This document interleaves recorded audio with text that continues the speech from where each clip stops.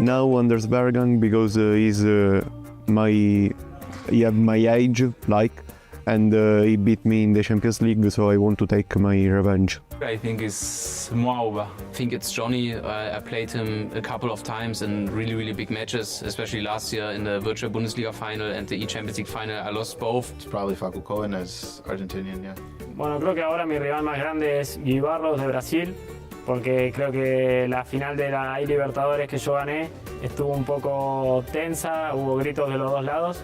I think Pietin just because I never spoke to him afterwards, and after he got his so important problem win, I think he never got out of groups in a World Cup ever again. So he's just overrated, and I will never speak to him again, and I'd see no reason to speak to him.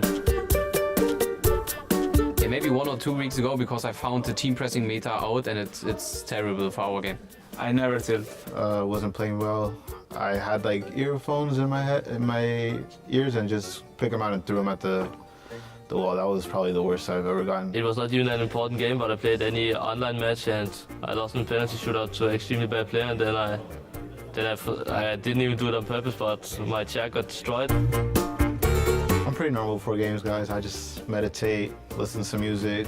Creo que la cosa más rara que hago antes de jugar es tomar agua de varias botellas distintas, no de una sola, sino que agarrar 4 o 5 e ir tomando de cada una. But I used to listen the same music in the same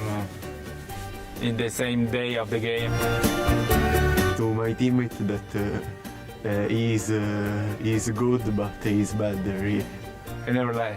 Last year, I had a coach and we agreed that I was going to play a certain team, and then 2 hours before a qualifier, I switched like half of it, and he didn't know. That was probably the biggest one. Creo que la mentira más grande que he dicho debe ser que capaz la conexión del partido iba mal y era que estaba jugando mal yo. The only lie I have is that I every time say before the game that I'm gonna lose, but it never happens. Yeah, I don't really have anyone. I'm going to say Umit then. Bueno, el contacto más famoso que tengo es el Kun Agüero, que es un jugador de la Premier League porque fue mi jefe y sin duda es el más famoso que tengo. The most famous contact in my phone is Luke Littler. On social media, I think Dani Pitbull. On Mercado is a player, like football player, but I don't know. A few football players follow me, but not like millions and millions. It's Anders again. Like I'm not like there are no famous person who follow me. But like Anders is famous, of course, but there are no one who's bigger. So, Andy, thank you for your follow.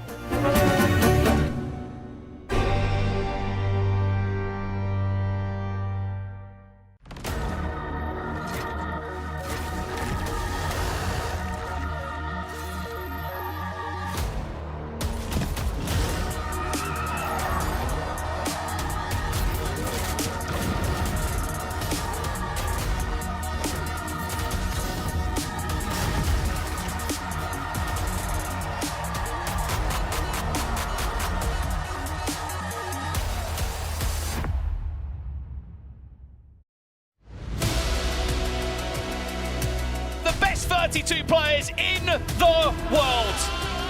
Fighting for the right to sit on the throne on top of FC. I cannot believe what I have just seen. This means so much more than you think. We could be watching something special here. It's all come down to this one. Your FC Pro World Champion.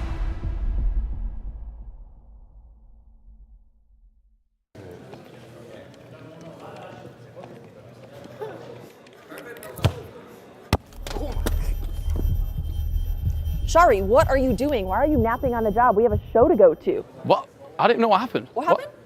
What happened? I don't know what happened, but we have to go. It is day 2 group stage. We gotta go. Come on. What? Okay. Well, welcome everyone to the FC Pro World Championship at the 2025 Esports World Cup. And don't worry about Shori, he is absolutely fine despite taking an absolute headshot there. I wonder what Rampazzo was doing, kicking the ball like that. But of course, you can see the beautiful Esports World Cup there live on your screens, live from Riyadh. and I cannot wait to get into today's action. My name is Dan Gaskin, I'll be your desk host for today, and of course, I cannot do this alone. I do have Shori and Tom Lees alongside me. Shori, I mean, how's the face? Is everything okay? Everything's fine, guys. I'm all good. It's great to be back, of course. Yeah, I don't really know what happened with that. I thought I was going to do some kick-ups, but he decided to He just decided to boot it at me. Absolutely so I was pelted you. Thanks for that, Rye. Cheers. Tom, you didn't take any soccer balls to the face, thankfully. How are you feeling today? No, I'm feeling really good. I mean, especially after yesterday's games as well. I haven't had anything to the face, so I'm bright, ready to go, and it's going to be big today. It's the elimination games. Yeah, this is where it starts to get serious. This is when players now, it's do or die, and we can kind of look back at what happened yesterday as well, because there was many up and down moments. There was lots of goals that should have gone in, didn't go in, and there was lots of drama as well. I mean, especially that goal as well was unbelievable. This was our final game yesterday. It ended up going down to penalties. Did you have a favourite moment from yesterday, Shori? I think, I don't want to be cliche, but right up there has got to be that 4-all goal, because I think I reached new decibels that I didn't know I could possibly reach. As we see a lovely goal going in there from Resende. He had a great performance yesterday. We had, of course, this Stingray Abimaka game was mental. Tom, favourite moment for you? I mean, it was on Stream A, but it was definitely part of the whole tournament. The Abimaka Stingray. We've got to talk about that. I mean, them two were going at each other, and, you know, a few words after Abimaka won on pens. I also think on our stream, I said it yesterday, Nicholas coming in and performing the way he does, and arguably, potentially, his last ever World Cup. I think they're the two highlights. But yeah, Abimaka Sting, you see the celebrations here. That was crazy. And obviously today we're going to have a lot of rematches really from the group stages. With how the GSL format works, often you get a team playing against another yet again because they weren't able to get through the bracket in that upper side. So in the lower side, they will be facing off against each other. And we've discussed that yesterday, and you know, how is that going to be? But I think after a night's sleep, it's a chance to just kind of refresh, isn't it, Shori? Yeah, I think obviously Tekkz is going to be one of the main talking points for that. Of course, rematching against Young. That first game, it was just one of the first games we did yesterday. It just seemed like he could never properly settle. In that game, a couple penalties given away, I remember, of course, for Tekkz. Like you said, though, Gaskin, it's a chance to reset and realise you can go and beat that player, but you've got to get that first game that you played against them out of your mind, or then you're just on the back foot straight away. I mean, the stakes are even higher today because yesterday they had the luxury of playing each other thinking if I lose, I'm still in. You've got to turn up right here, right now. First game of the day. We see Anders. I mean, he needs to turn up. He actually hit them on it. He did, but he's going to need a big performance. Obviously, losing to Obram. You can't be slow today. You can't wait around. You lose, you're going home. Simple as that. It's definitely going to be a scary situation for a lot of these players, knowing that as soon as you go a goal down, you have to get back into the game. There is no second chances, but a lot of tough moments that we're watching now. It's not just the glory, it's not just the celebrations, but you also see the other side of things, the punching of the monitors, the slamming of the desks. Were you a desk slammer when you were playing? Would you say? What a funny question to have brought up, Gaskin.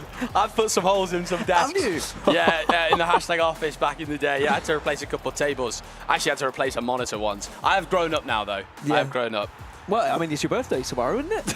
Oh, do we have to mention that? Well, maybe. I'm not going to get the chance tomorrow, so I thought I'd bring it up today, nice and early. Thanks, Gaskin. So happy early birthday. Thanks, Gaskin. If anyone in the chat wants to wish him happy birthday as well, he's not actually on stream tomorrow, so get him in now. The big man's turning 31. Congratulations. Well, thank you. Congratulations. I look good for 31, though. I like that that's an insult. Yeah, I'm 34. But we can take a look at the Club Championship and the prizing and how everything has been going down throughout the Esports World Cup. If you don't know what the Club Championship is all about, just look at the amount of prize money that is available here at the Esports World Cup. Of course, all of the competitors here, the FC Pro World Championship, are representing a team that can then be part of the Club Championship. And the club that wins $7 million, Shori. What would you do with that kind of money? I don't even know. Where would you even start with 7 mil? I'm not even sure. It shows what an amazing prize pool we have got on here. I just want to touch on as well, it's actually 27, not 31. He was rattled. For the 8. You got in my head there, Gaskin, big time. 7 million. I mean, I just buy everything. Yeah. Because you certainly could with that. You definitely could. There's a lot of money, and this is how many points you get if you win the game that you are playing and representing. You get 1,000 points, and the Club Championship just updates through the weeks here at the Esports World Cup. And I think Falcons were leading when we saw it yesterday. And of course, Falcons won it last year as well. It was actually during FC last year when Emis Dasari then came on the stage because Falcons had won it, and it was a great moment to see the fans just in jubilation as they had found victory. And actually, it's an update from yesterday. Obviously, there was a game that must have finished because now Falcons are on 3,500, just chased down by Liquid here. Well, I mean, FC is going to have a big part of this, because obviously Team Liquid have got a couple of players playing, Manu Bashore and Levi, and obviously Team Falcons with Abu Makar. Obviously, we know Anders is going to Team Falcons, but he's not representing them here. That is a big thing to note down as well, because obviously if he does win it, he won't be getting the points for Falcons. But FC is going to play a big part in that, you know. There's a lot of good players here that have potential to win it. Well, who is going to be the winner of this tournament? Who's going to be the winner of this day? Let's get ready. We've got more FC action. Check this out. Welcome to the Esports World Cup. It's the FC Pro World Championships.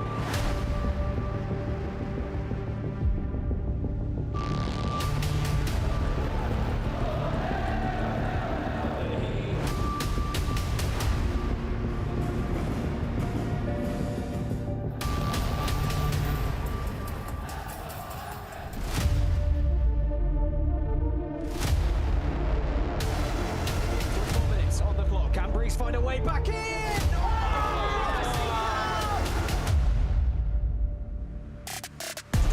O'Brien! We can't take our eyes off this game! You don't want to face me because I can study you better than you can. This for me is the group of death. This is the best group. أنت لا تريد مواجهتي لأن الجمهور راح ياكلك. Oh, chance! Abu Makar is not out of this one yet. Scores! Abu Makar! Yeah, that's Johnny. Oh, come on, take a bow.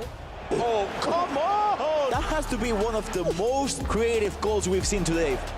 You don't want to face me because are we going to have a problem on both ends of the field? Insane goal from Tekkz. Round of applause. You don't want to face me because you know my history. Chance here, cuts it across the box. Lovely extra pass, and Jafonzo retakes the lead here in this match. Oh, really nice attack. Dani Pitbull. The feeling is good, but the tournament starts now.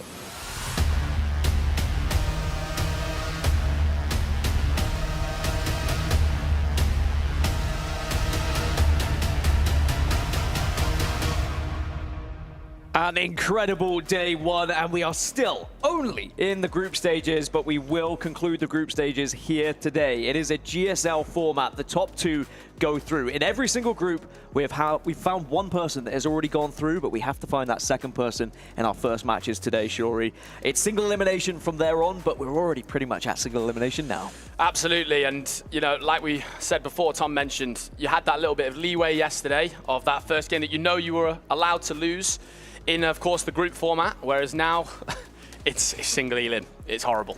It's one of the worst things to be a part of if you're a player, knowing that you don't have that fullback. But one of the good things to be a part of as a player is you can get into these top positions. You get a hell of a lot of money. $250,000 for first place. It is a $1 million prize pool for the FC Pro World Championship. And I'm sure players like Anders, for example, are eyeing this up as even more cheddar for their season. But that being said, Anders is going to be competing in one of these group stage games. He did not qualify through to the top 16 through the winners bracket. He's going to have to play in the lower bracket. But these are all of the players that are competing in this tournament. Of course, we did lose some of them yesterday, and of course, we are going to send some more home here. Absolutely. I think what I want to get into is potentially someone who we think could go all the way. And I've got a new one to tip to you guys in my head. I'm going to go Emre Yilmaz, which I know is not exactly controversial. It was one of our favourites that we looked at yesterday, but Emre Yilmaz, after his performance yesterday as well, Tom, just looked so comfortable. Yeah, he started really well. He's obviously one of the men to beat. I mean, we've also got to give a shout-out to the people that went out. We lost a few big names yesterday. Bonano at Man City went out. Fuma, we saw exit on penalties as well. There's been some big shocks, and I think we're going to see a few more, but I don't think Emre will be one of them. I think he will be going a very long way, and he's obviously already through the group, so we have to look out for him in knockouts. Well, we've got some big names, some big faces. Let's look at the Aramco power rankings and see who are the players to watch today. Favorites, underdogs, and dark horses. Shuri, talk me through some of these dark horses from what we saw yesterday. Yeah, I think Stingray, extremely unlucky to not get through against Abu Makar. Of course, we know that being quite a crazy matchup. Fuma, of course, again, that's another player who's actually gone out on penalties. Stingray, of course, still got the chance to stay in the tournament. So then they've got extremely unlucky. And then Johnny, someone who I did tip to win both of his matches, made it through, winning 4-3 in both games. And Johnny was someone I said from the start, I think he's got a serious chance after some, amazing performances at the ECL. Tom, was there anyone who kind of stood out to you yesterday, or maybe even disappointed you a little bit yesterday with their performance? I think standout, we mentioned him as player of the day yesterday, Dani Pitbull. He came back from 3-0 down and then went and beat Paulo Neto, who's obviously a massive name, really good player. So I think Dani Pitbull, in terms of surprising me, PH Sim went out pretty quickly. 2 losses, wouldn't expect that. I mean, we see the brackets here now. Anders in that lower bracket game, just to reiterate for the people at home, if Anders goes out and loses that game, he will be going home.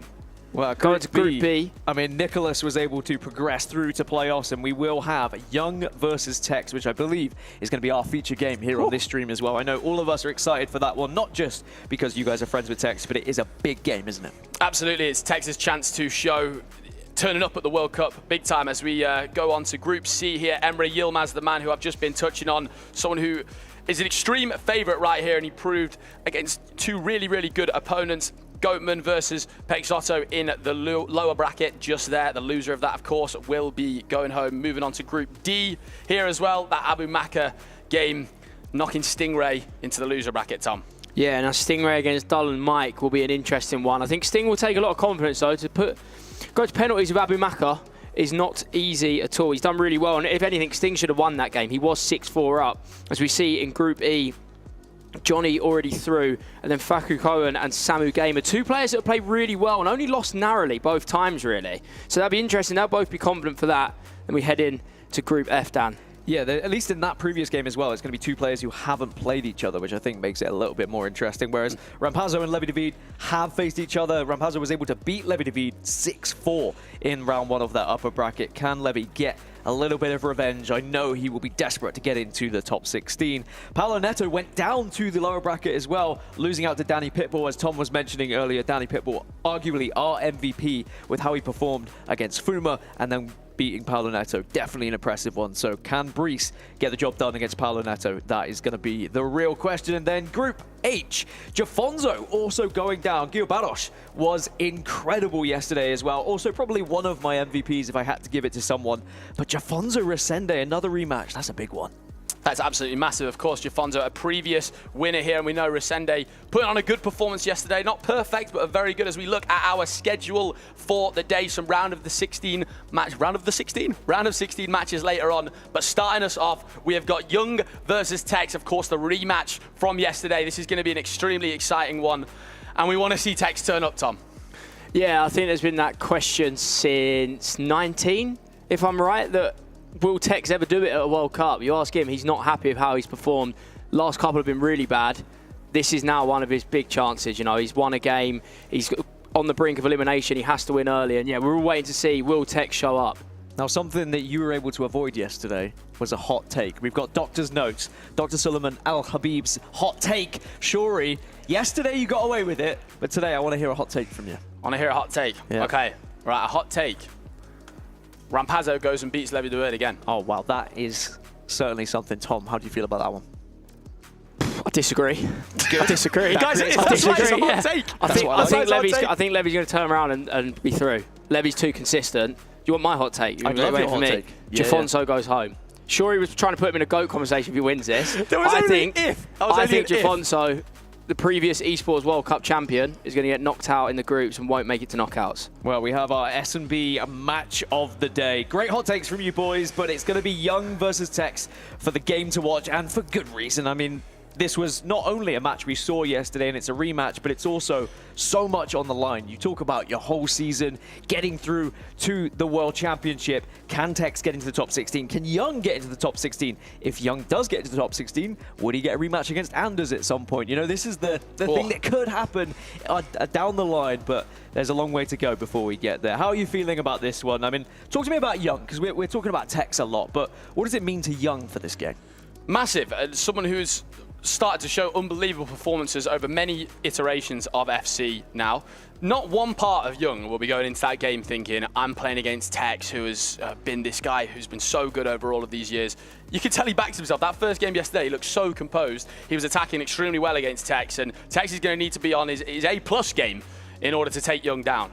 Yeah, I think Young, I mean, he's going to be full of confidence. He beat Tekkz yesterday, and he only lost to Nicholas, who's one of the best players to ever play the game. And I think Young also had a lot of home support last year when he beat Anders here. Maybe that's something for today. I'm not sure if they'll be supporting Tekkz. I don't think they will be supporting Tekkz here based on previous history. So I'd imagine Young might have a bit of home crowd with him.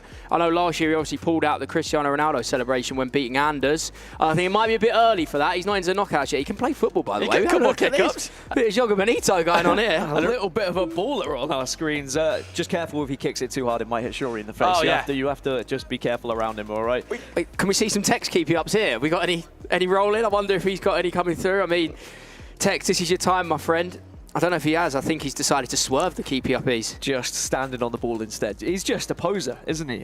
It's crazy being such a huge part of Tektz's career for me, because I remember when he first started playing, he was only 16 years old, and seeing how he came through, became one of the best players in the world.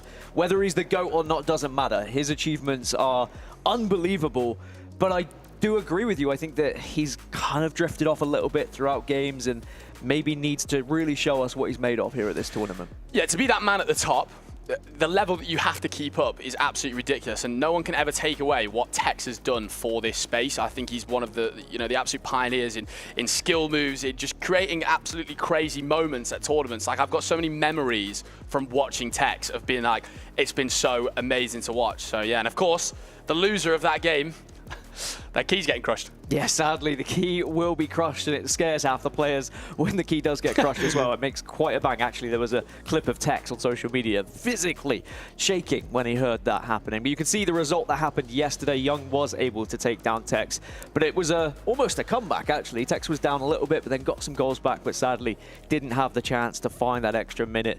Is that something he can learn from today? Does he need a better start, do you think? Yeah, I mean, he doesn't need any advice from me because I'm only watching from the outside. But if I had to say to Tekkz, he's trying to play the perfect game from what we saw. Like, every goal he scores, by the way, is amazing. But sometimes I think there's got to be an element of risk involved. I know he's going to be playing a really tight and cagey game today. It's people not wanting to lose rather than wanting to win necessarily. But I think for Tekkz, we've got to see a bit more risk. I think a lot of the build-up is a bit slow and patient. Every pass is 100%. I don't know, Shuri. Yeah, I think I was going to touch on this, Tom. I think something you were saying yesterday is it felt like when we were watching him, he's trying to score the perfect goal too many times. There's not enough risks being taken or just trying something a little bit different, which might catch Young off guard. It just always feels like Tekkz is going for the perfect goal, which is great when it goes in. We saw that second goal that he scored where he sort of ping-pong past it in the box, and it was absolutely lovely piece of play. We can see him, some shots of Tekkz here, sat extremely close to the monitor, Gaskin. Yeah, he definitely is locked in. Some handshakes from the players, which means that this game is probably close to getting underway. Also, Tom, do not undersell yourself. You were his teammate at one point. I'm sure he would love your advice, and especially in this moment, in what could be his biggest game of the year. Not his career, but the year, because we have seen Tekkz in these moments. We've seen him win these massive matches that allow him to go on further and get into these scenarios. But can he do it on the biggest stage here with FC 25? His opponent, Young, very competent, very aware of what he can achieve on this stage as well. But before we get into this match, we can check in with some of the other matches that are happening around the stage as well. Remember, 4 matches are happening at the same time, and what a time to join this one as well, as Peixoto takes the lead against Goatman. Good player, LJR. I'm telling you, keep your eyes on him. Bit of a dark horse. No one really speaks about him. And he's gone 1-0 up. I'm telling you, we see some good things from him today. You see Young early on in the game against Tekkz. Remember, Young in the orange kit, Tekkz in the blue. Whoever loses is going home, and whoever wins will be into the knockouts of the FC Pro World Championship. Shuri, this is it. I'm excited for this one. Grab your popcorn at home, ladies and gentlemen. It's popcorn time. And Tekkz needs a good start here in this one. As we're going to see another early goal, not another early goal, just the first goal of the game we had in the Peixoto game. I think we've already seen that goal, so you know he went 1-0 up in that one. Young with an early attack down the line here. Are we going to see an early goal in this game? I think we just might. Good tackle from Lukaku there. I mean, Tekkz, we were talking about yesterday, the quick starts. I know Santu pointed out Young doesn't necessarily start too quickly at times, so could be, you want to get your feet under the table. You want to get playing early on. Feet under the table, I like that. Get your feet under the table, get comfortable. Get yourself comfortable. Messi on the finesse. Oh. Need some green time in there. I don't want to see the traffic lights coming out from Tekkz. I just want to see green this game, okay? I've had enough of that. I saw too many reds yesterday. I didn't enjoy it. You like stopping at a red light? It was certainly good, as you should. I'd like to think so. Oh, remember, no, you better do. All 4 matches are happening, and we've just seen 1 goal go in for Stingray as well. as he does the crab celebration. But Dolomite, it's not going to fault him too much. He's happy to just take a little swig of water and lock back in. Remember, guys, all of these games on your screens are elimination games. You either go through to the round of 16 or you are out of the competition on a plane going home. We're on the second day of the FC Pro World Championship and it's this exciting already. Knockout games upon us. Of course, we lost a fair few players yesterday as well, and there's going to be a lot of keys being crushed today.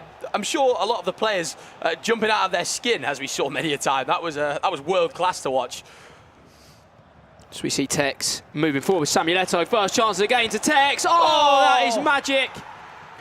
Ball roll into the low-driven Trivela.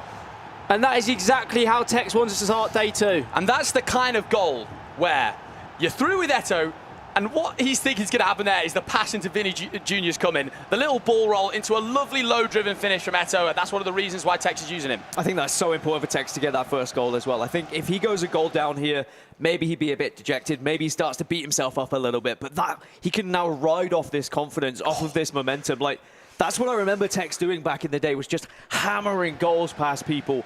Now Young has to respond. I find that finish so interesting because a lot of the time all year it's been ball roll and pass. Yeah. And now pros have worked out how to do that low-driven Trivela. We've seen quite a lot of it, haven't we? The ball roll into Trivela because the other person is expecting a through ball. You see Tekkz with a through ball here. Bit of a different Tekkz. Ooh. Tom, I mean, if he starts doing little things like that. I mean, it's a little change of play style, really. You see LJR here starting really well. About to go 2-0 up in 12 minutes. Nice finish from Harry Kane. Another low-driven. That is the finish of the day. Keep your eyes on that. Is Young looking to respond here? Never mind the popcorn. We're going to need a slush puppy too. Oh no! Collides with the post. What a moment that was for Young. And what I was going to say, remember, 2 penalties were given away by Tekkz yesterday. One of the key reasons why he lost this matchup. Oh, it's a defensive bad mistake. tackle. It's a very bad tackle. It's a mess at the back. Oh. From Tekkz, I don't think I've got a clue what's just happened there, Tom. I mean, 2 missed time. He gives the ball away, and then it's a really bad lunge, I think, with his Yap Stam that completely opened up the space. A very, very bad goal to give away. He won't be happy with that one. The keeper was on the other side of the galaxy. I mean, where was he going? He's tried to move him, hasn't he? He's tried to move him, anticipating a shot, and then Young's just played the extra pass. But that all comes away from the giveaway. That's a cheap giveaway from Tekkz in his own half. He won't want to be doing that again. That being said, we want to see Tekkz making risks, right? We want to see him taking those risks, something he wasn't doing as much yesterday. And as long as he doesn't get too disheartened by that, I think he's still doing the right thing from what we've seen in the opening stages of this game. Absolutely, and you know, we see that through ball that Tekkz tried before where he triggered the run through the middle and tried to play it through. We need to see more risks like that. We call it in Pro FC a free goal sometimes, where you score just basically out of something so simple. So, you know, you look at your opponent and think, oh, you definitely should be able to defend that. So I want to see Tekkz trying more of those kind of things. Again, who am I to tell Tekkz what to try? But just does seem sometimes like we're getting the perfect goal out of him, which are great to watch, Tom, when they do come off. Yeah, I think he'll be disappointed in that one because of the defending, really. As we see, he's trying to get himself back in. It's a red time, and this is not... Traffic lights are back. What sure he wants to see. We don't want to see the red and yellows from either player, only greens. Remember, we will only be seeing time finishes at this event because at FC 26, time finish is actually gone. What are your thoughts on that? I think it's going to add a whole new aspect to the game. Of course, we've got precision shooting taking something, you know, taking the front seat, should we say, in that kind of thing. I think green timing it's had a great place in FC, though, over all of the years. It's very satisfying to watch a green, but I'm sure the way the game evolves will be fantastic. Tekkz here looking dangerous. Fortunately for him, tackled that time. I think I wasn't great at time finishing, so I'm probably happy, yeah, on a pro end. You're a green machine. When you're focused properly, you're a green machine. Yeah, but you know, in big moments, sometimes that time finish can let you down. Now, Tekkz building down the right with Messi. You see this a lot in his gameplay. He likes to build up from here and then work his way inside. You can see he's doing it with Sesko into Cantona. Young is using that offside trap just to create pressure, just to make sure his players aren't stuck in his own box. As Tekkz, always dangerous out wide. This is a signature move of his. He's looking to recycle and find a pass in there, but there is no space, or is there? Harry Kane into Eto'o. He's going to get to the back post. It's Isak, one-on-one. He's trying some shot cancels there. Takes some really, really good build-up, but just could not find the way into Young's defence. course, we've got quite a few rematches going on from these brackets where players have already played each other and then playing the game, of course, to get out of the groups into the knockout stages. And both these players, you would imagine, mentally are thinking about that other game and think, you know, Young might be thinking to himself, I was up early against Tekkz yesterday and I'm not the same today. There's loads of aspects that can play a part in that. As we see Young in the box here with Messi, twisted and turning, but some good defending from Tekkz. Oh, he goes for another first time through, but I don't mind it, you know. I don't mind it. He's trying stuff. It's Young just looking to feel his way into the game, because credit to Young, he was very good yesterday. And he's responded well today as well. And obviously we are speaking about Tekkz quite a lot, seeing as it's another World Cup run for him. But Young was close last year at the Esports World Cup. You know, he's got something to say in this game. Defensively, Tekkz has looked a lot better today already. I know he had that mistake where he stepped out with Stam, but every other instance where he stepped out like that, he's been winning the ball. He's trying to be aggressive. He's trying to find that moment where he can win it back and then play those first time through balls and see if he can catch Young off guard here. Tom, do you think it's a lot harder to defend, as we see Tekkz here trying to bait the finesse? Do you think it's a lot harder to defend the way that Tekkz used to with this high press that I was just about to touch on? I'll interrupt myself here. Lovely bit of work, Vinny Jr. He's outstanding from Tekkz. Oh my gosh. The headset's off. Quick chat with the coach. You can see Tekkz looking absolutely gassed up there, Tom. Yeah, I mean, it's a real signature move from him with the dribbling around the box. Vinny just slaloming his way through two players. And Tekkz takes the lead in this one with a nice finish to top off some super dribbling, by the way. Vinny, little 1 and 2 in there. He's, look, whoa, see you later. I wonder if has he cancelled a skill move in there potentially? Yeah, that's what it looks like. I mean, it's the wry smile we saw from Tekkz as well in that replay when he has a little chat with his coach, a little laugh. You want to see him comfortable. You want to see him happy, enjoying himself. I think that's a big part of Tekkz's success. Tekkz is at cancelled castle, isn't he, Tom? After that one. Wow. You here all day, are you? I'm here all day, mate. You're going to have to deal with that. But yeah, going back to the high press, I think it is a little bit different from when Tekkz was dominating, maybe. Yeah. The way he used to pull out players, you can't really do it the exact same way now. There's a different style of pressing. So we see Tekkz looking to put his foot on the gas here. He's started to play really well at the minute. As we see the signature move, as I've been saying, he goes down the right and then works his space from here. Vinny looking for Lukaku on the overlap, but not that time. It's now up to Young, try and get a foothold in this game. Although he did score, and maybe that was a bit of a Tekkz mistake, I don't think we've seen the best of Young yet. I think he's still got a bit more to offer us in this game. Absolutely, and keep an eye on all these player locks a lot of these pros are doing here at the FC Pro World Championship. It's such a meta way of getting in behind. If you guys can try and learn the player lock at home, I'll tell you something, you will find yourself getting a lot more wins if you can use it effectively, as all these pros keep on using it. Tekkz down the left here now with Vinny Jr., trying to work an angle inside. Some really good defending from Young, and you can see Young, we keep touching on it, these high offside traps, pressing extremely high up. If you do get in behind it, Gaskin, you've got a free run at goal. Yeah, Young is taking the risk as well defensively, but it's worked out thus far. Just finds himself the goal behind. He's definitely still in this one at the moment, as Yaya Toure was causing a bit of carnage yesterday. But is it going to be maybe Harry Kane who gets the goal back for Young here? Eusebio the next. He's just trying to recycle play, similarly to what Tekkz was doing a little bit earlier. But Tekkz defending very well. Does give the ball away. There will be a second chance with Messi here, and it's time green. It's banged in. It's 2-2. It just feels like with Tekkz, in that situation again, there's just a little bit of a bite with the defender there as soon as the ball goes into Messi. I don't know, the Sesko, there's just a tackle straight away. As soon as he gets there, I don't know if there's a bit of nerves or anything like that. Of course, you can't blame if there's some nerves here playing on the biggest stage of all, of course. It doesn't look comfortable. The defending is really, I'll be honest, I don't mind saying this, it's really poor defending. Both times, he's jumped a second or two early.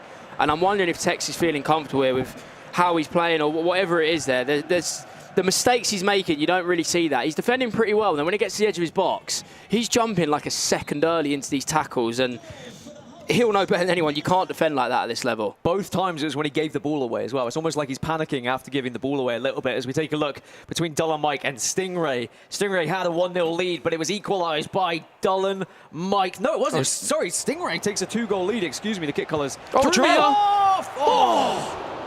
a chance that was for Tekkz.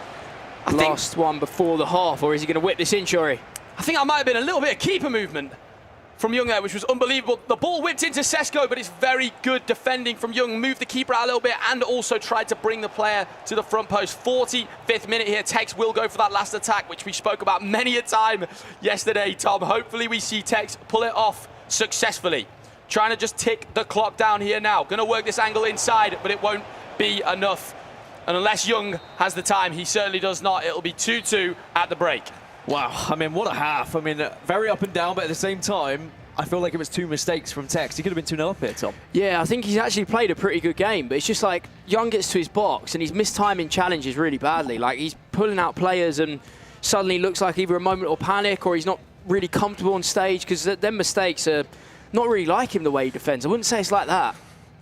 The second one was really surprising. That little jump in with Sesko after he got the ball. Obviously, he's just anticipating the turn back inside, which is difficult. I don't know why I'm doing this to you guys. I'm doing the motions like we're on the training pitch here. Of course, mistakes, but Tekkz will know, like you said, Tom, Tekkz will know exactly, you know, what's gone wrong there. You just hope to not see that again. Young looking very composed as well, of course. On the flip side, for Young, if you see those mistakes happening for Tekkz, surely you start to just ask the question over and over again. Get it onto the edge of his box, make him uncomfortable, see if he'll lash out again with his defender, and you might be able to take advantage of it. Yeah, I think strange situation, because he's looked pretty comfortable in possession and going forward, and in vast majority of the pitch he's looked okay, and then it gets to the edge of the box, it's a different game. But it leads to our entertainment here. I mean, it's been a great game. Young managing to find the equaliser just before half-time, and I think Young will want to play a bit better. Is he offside here? Yeah, I think it's just a step too far. But now we're going to see the stakes really rise. You know, these two going tit for tat at the minute, but it's soon going to play on their mind. You know, they're only 9 minutes away from potentially being eliminated from the FC Pro World Championship. We see Tekkz building up here with Samuel Eto'o. Good couple of player locks there from Tekkz as we see a couple of scores on the doors. Oh, wow, Stingray. Anders 1-0 down. Tekkz is in. Against Fakhr. Oh, he's in the post, top left. Sorry, Shuri. It's fine, Tom. There's too much going on. You can see Stingray 2-1 up. Anders losing 1-0, of course. And Peixoto 2-1 up against Guiobarros. It's all going off here at the FC Pro World Championships. It looks like Peixoto might be about to score himself. Does not in the end. I mean, Anders, that's got to be the most surprising result of the whole tournament. No one would be expecting him to go out of the groups, particularly not after yesterday. We only need to win that game. I mean, that would be a massive shock. We need to keep our eyes on that and our eyes on this, as Young is attacking down the right-hand side. It's normally been Tekkz doing this, but it's Young this time looking for a similar goal build-up, but Isak stops that one. I mean, yeah, we will try to update you across the board as much as possible, because there is some big results going on. Huge games at the moment, but a big chance here for Tekkz, as he is going to be able to attack on this left-hand side. Does have help in the middle. He's just going to slow it down and recycle. Doesn't want to maybe rush this one, but now Vinny Jr., can he twist and turn like he did before? It's a pass to Eto'o, but the second chance! And Tekkz takes the lead again. Lionel Messi buries it, but it's an easy one after it comes off the keeper. Of course, a little bit lucky there from Tekkz, but do not underrate what a lovely goal that is. Of course, he green-timed it as well there with Eto'o. The outside elastico was lovely there from Tekkz, and the bounce back, I'd say it's deserved, Tom, after opening him up like that. See, there's always a conundrum with the bounce backs, isn't there? People say, oh, the ball just bounced back, my keeper saved it. The way I view it, and maybe that's because I always blame myself, is that Young has given him a massive chance there to score anyway. Yeah, like, I know he's moved the keeper, but when you let someone in 12 yards away one-on-one with Samuel Eto'o, it is disappointing, and it shouldn't really be like that, and he's obviously going to be frustrated. I know they've mentioned it for FC 26 as well in their trailer. They mentioned that it won't be the same. But also, I would have the mentality that you've given away the chance. You've let him in like that 1v1. It happens. There's always going to be bounce backs, though. In real life, they happen. Yeah. I mean, I can understand restricting it so it doesn't happen as often, but that's how physics work. There is occasionally going to be a bounce back that goes in your favor, depending on where it hits the goalkeeper. Sure, sometimes you're fortunate. You get the rub of the green, but you put yourself in that opportunity. You take that chance, and now Tekkz has the lead. I don't think pros get as wound up about it, because they have similar mindset where it's like, well, I gave him a massive chance to score. Like, he probably felt a bit fortunate to even save it in the first place. You cannot give up that kind of chance at this level. Now, I understand how frustrating it is, and people at home are going to be saying about it, which I truly do get. I'm not going against that. I'm just saying you can't give up chances like that. You will concede, and Tekkz puts himself 3-2 up in the 55th minute. But I promise you there's going to be more goals in this one. And a couple of points about Tekkz. I just want to say, as we're going to see a chance through here, I've jinxed it once again, but Young misses. And now we actually do have the traffic light complete, because that was a yellow-timed finish. I was just about to say, Tekkz has actually been flawless in defence other than the two small mistakes, and I'm really impressed with Tekkz's mentality in this game. Hasn't gone down at one point and has just looked quite comfortable, other than, of course, the two mistakes. And as I was about to say that, Young gets right in behind there, Gaskin. That is Several he's in. chances That's now, but perfect. Tekkz can maybe punish him on the other side with Eric Cantona. It's simple, it's a ball roll, and it's an easy finish in the end. And Tekkz gains a 2-goal lead here. It's the risk we were asking for yesterday. Play a pass that might not go right. Go for something, and that is perfectly timed from Tekkz. I wouldn't say that's a big feature in his game. He's brought out the first time through ball, and there's your reward. Tom, we know how talented Tekkz is mechanically in terms of picking up new things that work in the game, new metas. Do you not think if Tekkz did this all the time, he'd be the best in the world at first time through balls? I mean, the thing is, it's something in him that isn't letting himself Doesn't do it. want him to do it. Yeah, whether Yeah. he can't do it or whether he has struggled to practice it. But this is something that's used amongst all pros at the top level. We don't really see it from Tekkz too often. But he's decided to let one fly, and this is exactly what we were asking for. 70% passes, something a bit riskier, something a bit different, and it can pay off. Could be the perfect tournament to suddenly start to do it, though. I mean, if Tekkz catches fire, we've seen historically what can happen, but how will Young respond here? We call that the on-the-floor flashbang right there from Tekkz. There's been a lot of first-time through balls happening in the air all year, and as the meta has sort of evolved, as the playstyles, of course, you've got more playstyles on a player. As we're going to see a replay, more playstyles on a player just means more of these. Sting's done it as well. Here, like you're going to see. And this, Stig making it 3-1 and giving himself a real advantage here to get through to the playoffs. Tekkz looking good, who nearly created another chance. So we see Stingray's winning, Tekkz is winning. If you're an English fan at home, you'll be very happy. As far as we know, the last time we've seen, Anders was also losing 1-0. This round is going absolutely crazy, and there's still 25 minutes left in all games. This is what the elimination bracket offers. This is going to be big. Samuel Eto'o with Tekkz tackled that time, and Young is going to need to step up here. Young, you've got 25 minutes to save your World Cup dreams. Let's see what he's got. Tekkz just playing some absolutely excellent FC, taking some risk like we touched on before, and defending extremely well in this one. It looks like the old Tekkz defensively. Apart from the 2 goals. Apart from the 2 goals, but we don't need to talk about that. We know they were mistakes. And we see a real counter-attacking opportunity here. Young committed a lot of players forward. Seems a little bit frantic from Young at the moment. There's a lot of players just progressing forward, a lot of offside traps, and Tekkz will absolutely lap that up. As we see Messi coming down the right. How many times have I said that already? Samuel Eto'o saved this time. Oh, he's won the ball back with Cantona. But not to be. I think when this pause comes, we're going to see a massive change from Young. We already know he's playing 95 depth. I mean, he's looking for that through ball, but Jaap Stam probably been the best centre-back of the tournament so far. I think Young is already on 95 depth, if I'm not mistaken, or he's just using a lot of offside traps. He's going to need to use all 5 substitutes when this come. As we see LJR 4-1 up, Stingray is also 4-1 up, Tekkz 4-2 up, and we are relying, or waiting, sorry, on the Anders result as Young is looking dangerous on the right. He's got it across the back post. Yaya Toure, it's a massive save from the keeper. Rebound, falls back to him. Harry Kane scores, and that is 4-3. And they look like they could be even on them kind of goals now. It's hard to call that one a massive mistake. That's one of them where you get the ball back in a really tight position and you're kind of just pressing any button on the controller to try and get the ball out. And you can see Tekkz' stamina gone here. That being said, impressed that Young, even in that moment, didn't panic, still saw the player, made the pass. You would have seen, I mean, an amateur player would have just shot then again. Got the ball, oh, the keeper's out, I'm going to shoot again. Right here, gets the ball, goal slightly open. I think if you shoot, the keeper still saves it, but he takes that extra pass, finds Harry Kane, and suddenly it's game on. It's danger zone for Tekkz. I was about to say, if you're Tekkz here, you see the pause, you probably you want to hold on to the ball a little bit, right? You want to restrict that pause from happening. But now not only do you give away the pause, you've given away a goal, you only have a goal lead, and this is going to be a nervy ending. Yeah, I mean, full credit to Young. That's a big goal. You know, he needs to take that kind of chance as it comes to him. As you say, the composure to get it back across the box. And he also managed to keep himself in the game. You know, that goal would have frustrated him at 4-2. I know we've been bigging Tekkz up quite a lot, but Young has also managed to keep his head when literally his World Cup spot is on the line, and they set up a grandstand finish for us. Now, if I'm Tekkz, personally, you have to go for another goal. You can't keep the ball like this. You're going to have to try and do something. You're going to have to take a few risks and just trust your defending here. You will not be able to just keep the ball. It's a shame. Tekkz did everything right in terms of not moving the keeper to the far post. Lukaku was blocking the shot, so he stayed front post, and it was just an unfortunate one. But credit to Young in waiting for that pass, as Gaskin said. I mean, that was a great bit of composure and, you know, shows why he's one of the best in the world, as we see. Rashford building up on the wing for Tekkz here. I'm really interested that they play 95 depth still. I think it's because they have 5 subs, and obviously at the end game now, A lot of players do have Relentless or good stamina. So I'm guessing if they've got Relentless Silver or Relentless Plus, they don't mind losing stamina in a few players. Because you see a lot of players now using 5 subs, which is very rare in the pro scene. For years, everyone's just kind of had 1 or 2 that they trust. But now we have 5, and everyone's using every player they can get. Tekkz looking to slowly build up to goal here. Wins the ball back high, which is exactly what he needs. And now Messi's down the right into Samueletto. He's 1v1 against Yapstam. It's nice footwork. He's looking for that cutback. He looks for the shot instead.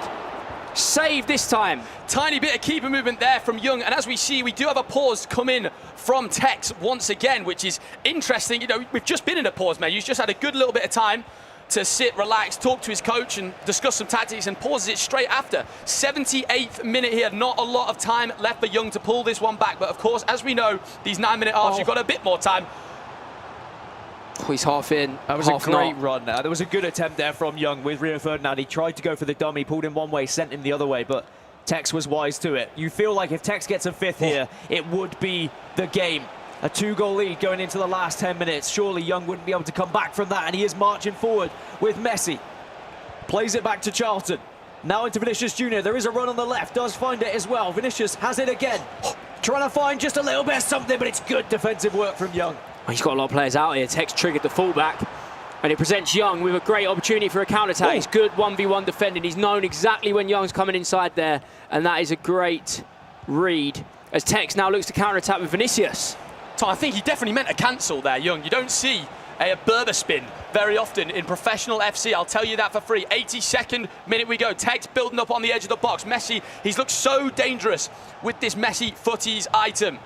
Young with a lot of offside traps. Can Tekkz find that in behind? Eto with a green time finish. It's so close.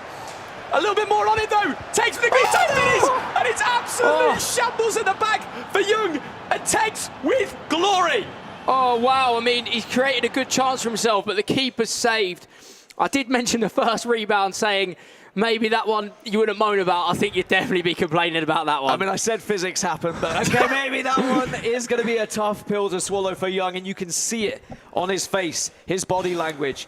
He kind of knows that that one hurts. That one could just rip his chances of top 16 away from him here. I mean, the Rice smile, it's that one. What can you do at that point? Even Tekkz's reaction, he's kind of saying, well, yeah, I know I got a bit fortunate there. But again, he did everything right. He got into the right areas. He green timed it. The ball was still alive, and he gave himself the chance.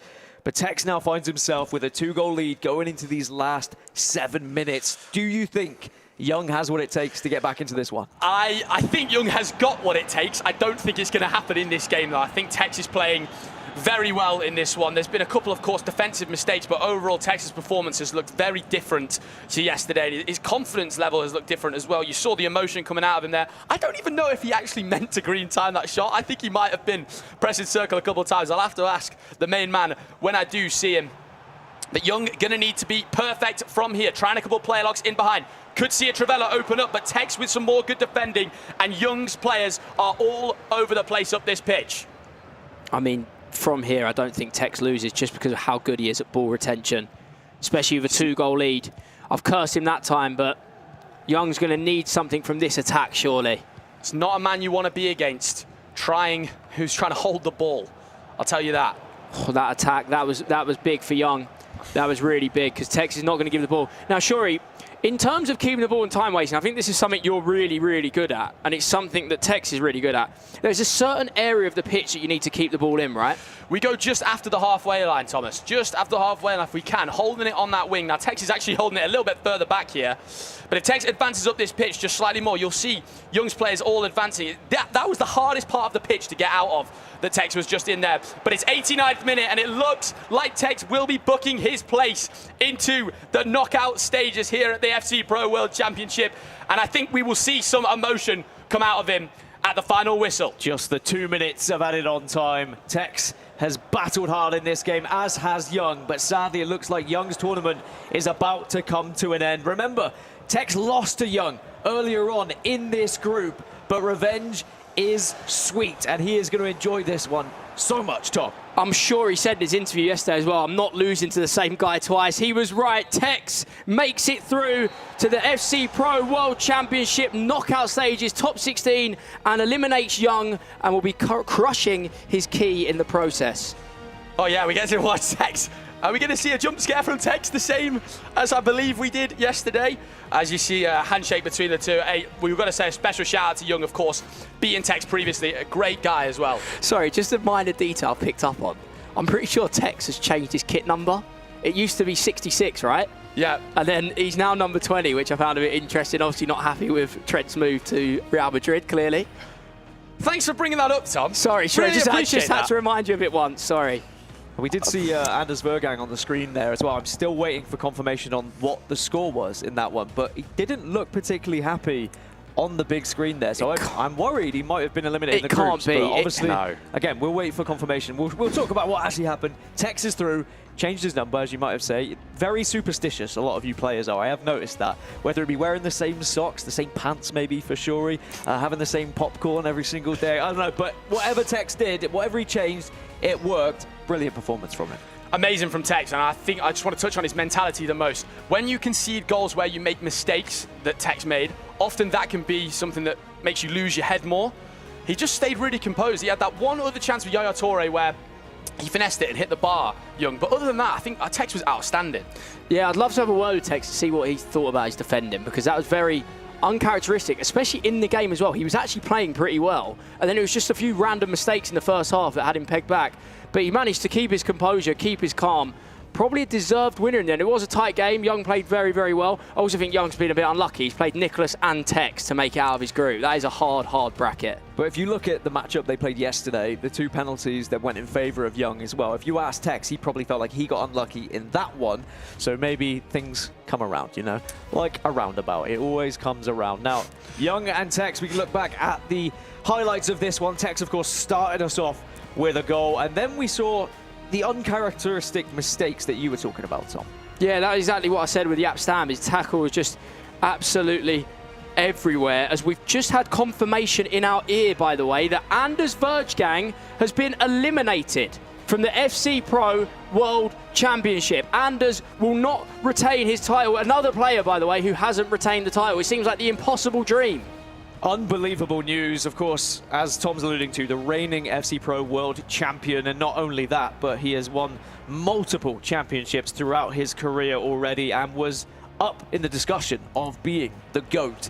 But sadly, as many have fallen before him, he's going to taste the bitterness of being eliminated early, especially when trying to go back-to-back. I mean, we've seen Dasari try and do it. We've seen all sorts of players be up there and not quite be able to make it back-to-back.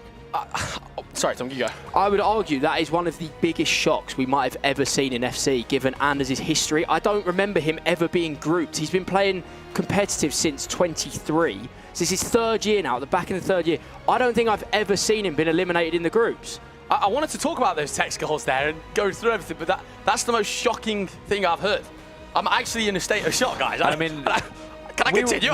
We were off camera, but when it happened, the news came in, and both these boys were, I mean, all of us were just absolutely in shock, because Anders, the expectation was that he would at least get kind of towards the final, get towards the latter stages. And I don't want to keep harping on about it and make him feel worse about the situation, but yeah, that is a huge shock result, as you are seeing on your screen, especially if you look at round one. Vergang slapped him around 10-2 and now has just gone out of the tournament.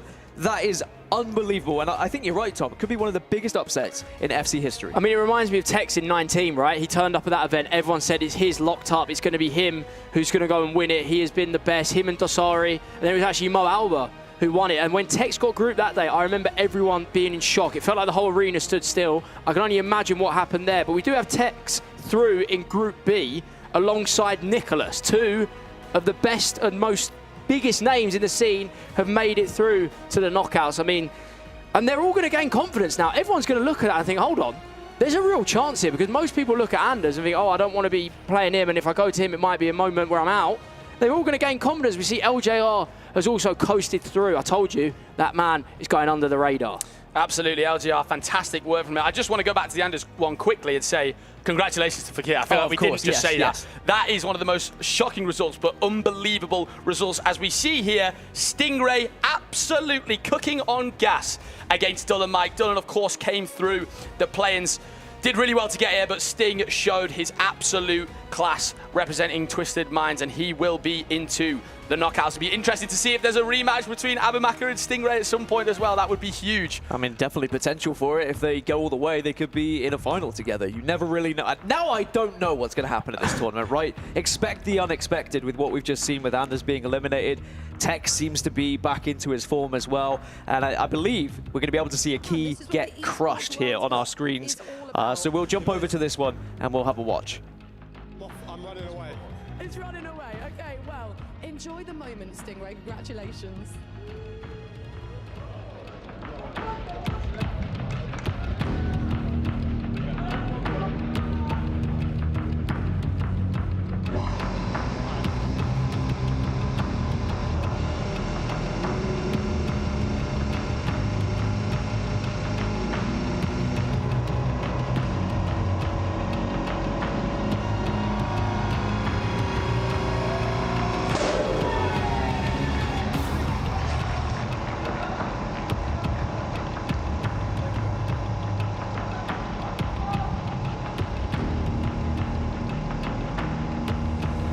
Two keys just got crushed on stage, and the third one is on the way as Picciotto won his match against his GOAT man. Picciotto, you've been doing great this whole season, but then you had some rocky start. So how do you feel right now playing in the World Championship? I play good actually. I'm feeling really good, so let's see. All right, absolutely. Well, you know what this means as you won an elimination match. This is your first key crush in the EWC. Are you excited to go and do it? Yeah, for sure. All right, absolutely. Let's go and do it right now as we prep you for the round of 16 match as you just qualified for the next knockout stage. Best of luck to you, and please enjoy this moment.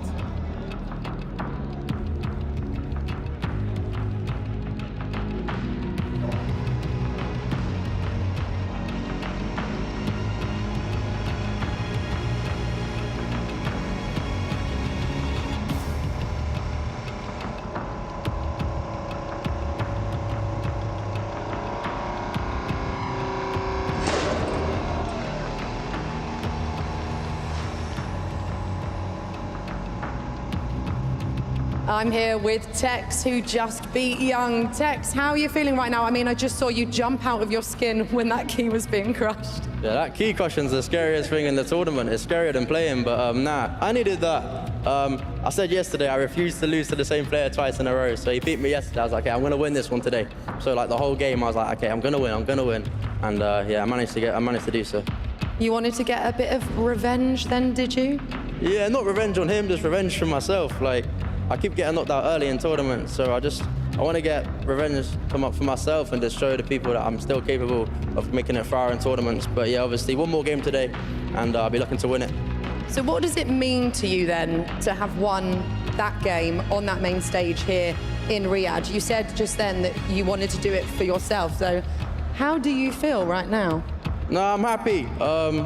Over the last couple of years, obviously you start doubting yourself, like, oh, I'm gonna lose this game, yeah, I'm gonna lose this game, because like, it's become a bit of a habit. So I'm doing everything I can to get out of it. And today's a big start, and hopefully later today, I can kick on and get another win. Okay, well, we're gonna head over and crush your opponent's key. I know you've already crushed one, haven't you? But we know what you can do, Tekkz. Everyone knows what you can do. It sounds like you need a bit more confidence in yourself. Has this given you the confidence that you can go all the way? We'll see how my next game goes, and if I do well, then obviously it's giving me confidence, but I don't know, we'll see. All right, well, enjoy the key crushing.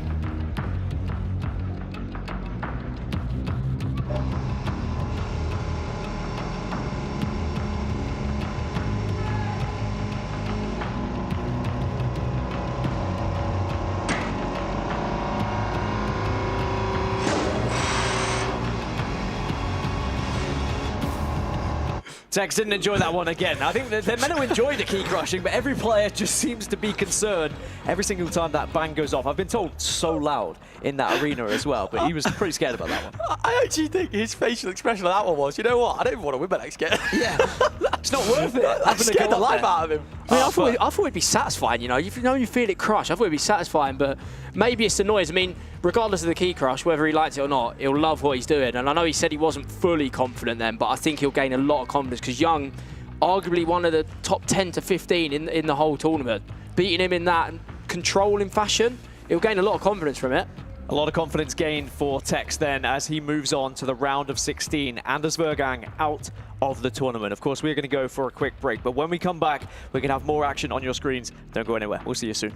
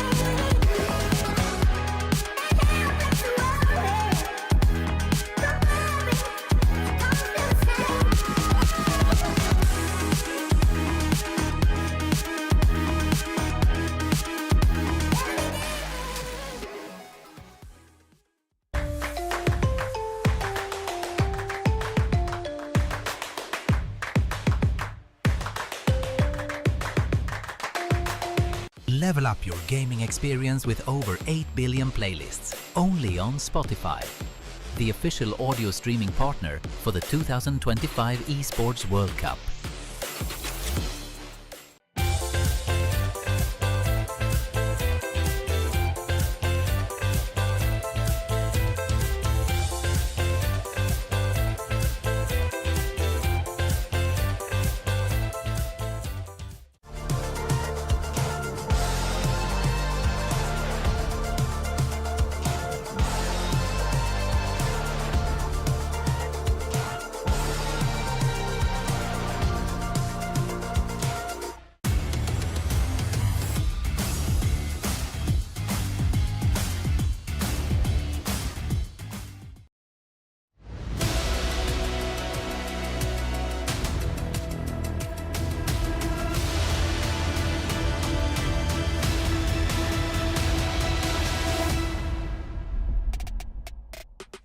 Welcome back, everyone, to the FC Pro World Championship. We have seen drama, we've seen expectations, we've seen some old guards find their way through to the top 16, but we still have to find out more players. They're going to find their way as well. We have Santu back on the desk. Santu, Anders Vergang out of the competition. Initial thoughts? What a way to come back with the news of Anders being kicked out of the tournament. Unbelievable. The favorite of for the win is out. And with a 90-minute goal, actually. I mean, that's the thing. That's the thing we found out afterwards, Tom. The 90th minute, just nail in the coffin. It's tough. I feel sorry for him, man. Dagger. I mean, the thing is, all the hype as well. Obviously, he's just signed for Falcons. He would have had the whole crowd supporting him. Everyone was saying Anders is the closest we've seen to seeing someone being a second-time world champion back-to-back. This is the first time that someone's ever really gone and thought, yeah, he's going to do it back-to-back. You hear everyone saying it. I mean, I just can't believe it. I'm still in a state of shock. Also, Tekkz playing the way he did, maybe a bit unexpected as well. I think a lot of people have kind of written off Tekkz at this point. He's come and shown up and started to play well.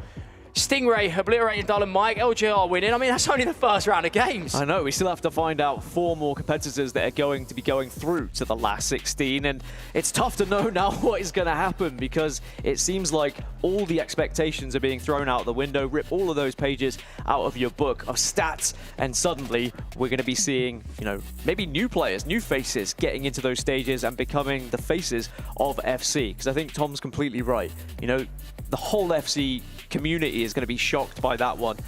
We can take a look at how the bracket is going to look right now. Obviously, Tekkz goes through. We just saw that game. He's going to play against Dani, Pitbull. We will not be seeing Anders Vergang. Instead, Fakhr is going to be playing against Guiobarros. Round 1, I mean, that is a big matchup as well. That is going to be a crazy one. And then we still have 4 more spots to fill here, Tom. And also, Tekkz and Guiobarros and Dani, Pitbull, they're going to be thinking, hold on, Anders was meant to be in our bracket. And now he's gone, and now suddenly everyone opens up and feel like they've got a massive chance. Obviously, we've got Tekkz versus Dani Pitbull coming up later on, but Rampazzo versus Levi the Weird is our next game. Also, Johnny versus Sting. I mean, these games are getting massive. How are you feeling, Santu?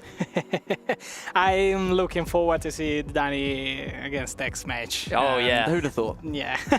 Oh, yeah. I mean, it's because Tekkz, of course, is going to win. Yes. Of course. But yeah, just focus on the Rampazzo and Levi the Weird match, which is the upcoming one. Levi, of course, he starts as a favorite of this match, but you know, we've seen the absolutely everything. So just like we've seen with Anders, everything can happen, anything can happen. I mean, Rampazzo, yeah, it's a rematch from yesterday, isn't it? We saw Tekkz rematch Young, came out and played really well and managed to turn him over. I mean, Levi will be looking to do the same. Levi will not be happy with his performance yesterday. I know he did beat Cristobal in the loser bracket, but Levi's going to be looking for revenge. I mean, Rampazzo, real mixed bag, come out and beat Levi, and you think, wow, he's turned up, but then Manu Bashore did put 10 past him.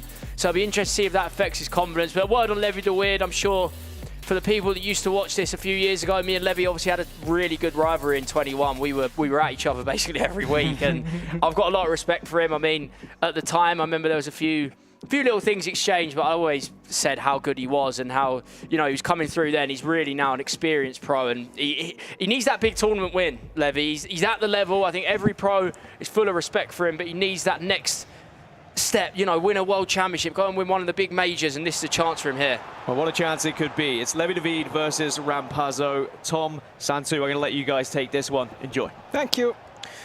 Well, Levi is in the black kit, kicking from right to left, and then Rampazzo in the white. You're joining us for a loser goes home game, Santu. Whoever wins this will be through to the knockout, and the loser will be having their key crushed, and their spot in the tournament will be no more.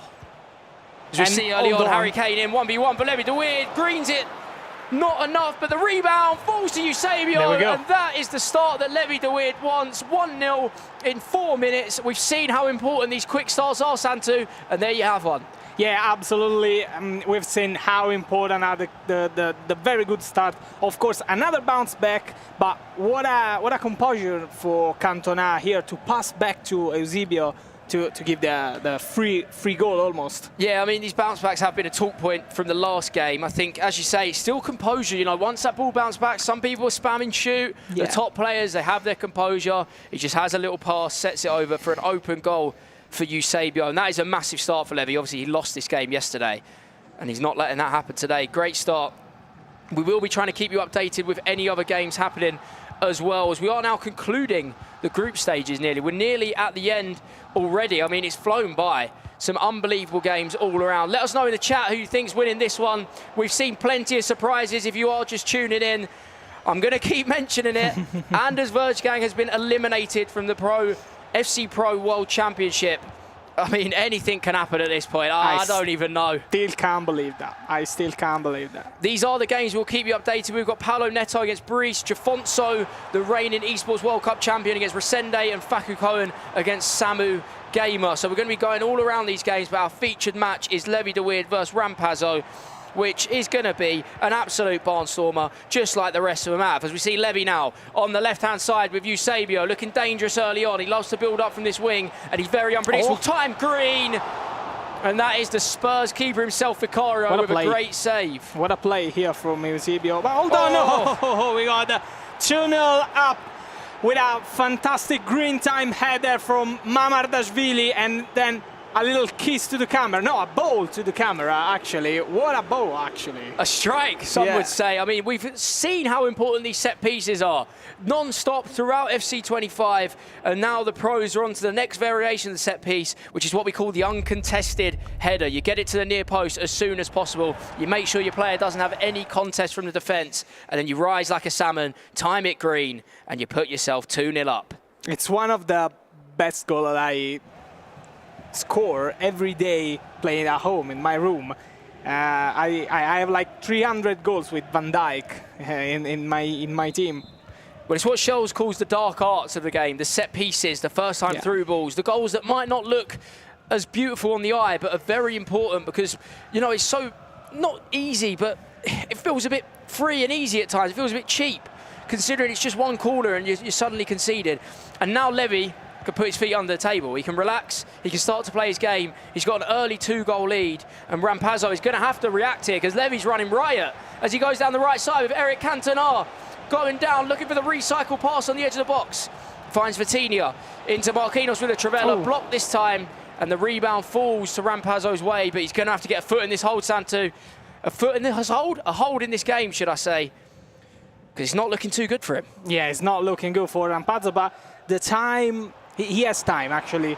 There is plenty of time to reset himself, to reset his mind, and to speak with his coach. Maybe he's offside right now. Yeah, he's offside.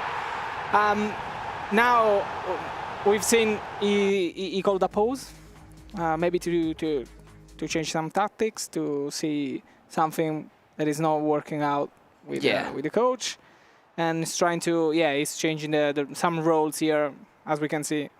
Yeah, he wouldn't be too happy with his start, would he? You know, I think we've seen that quite a lot from the pros throughout this. He's now changed from short passing to balanced. How much of a difference can a single role of a single player like change your?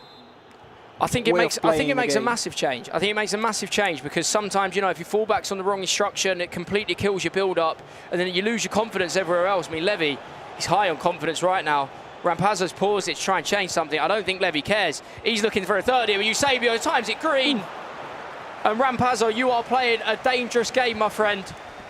Yeah, Rampazzo definitely is not into the game. He is not playing like we used to see him. Of course, he's playing against one of the best players ever. As you told, in 2021, he was your rival. Levi de Veer is playing very good this game. And just see a quick replay here in the match with Paulo Neto and Brice.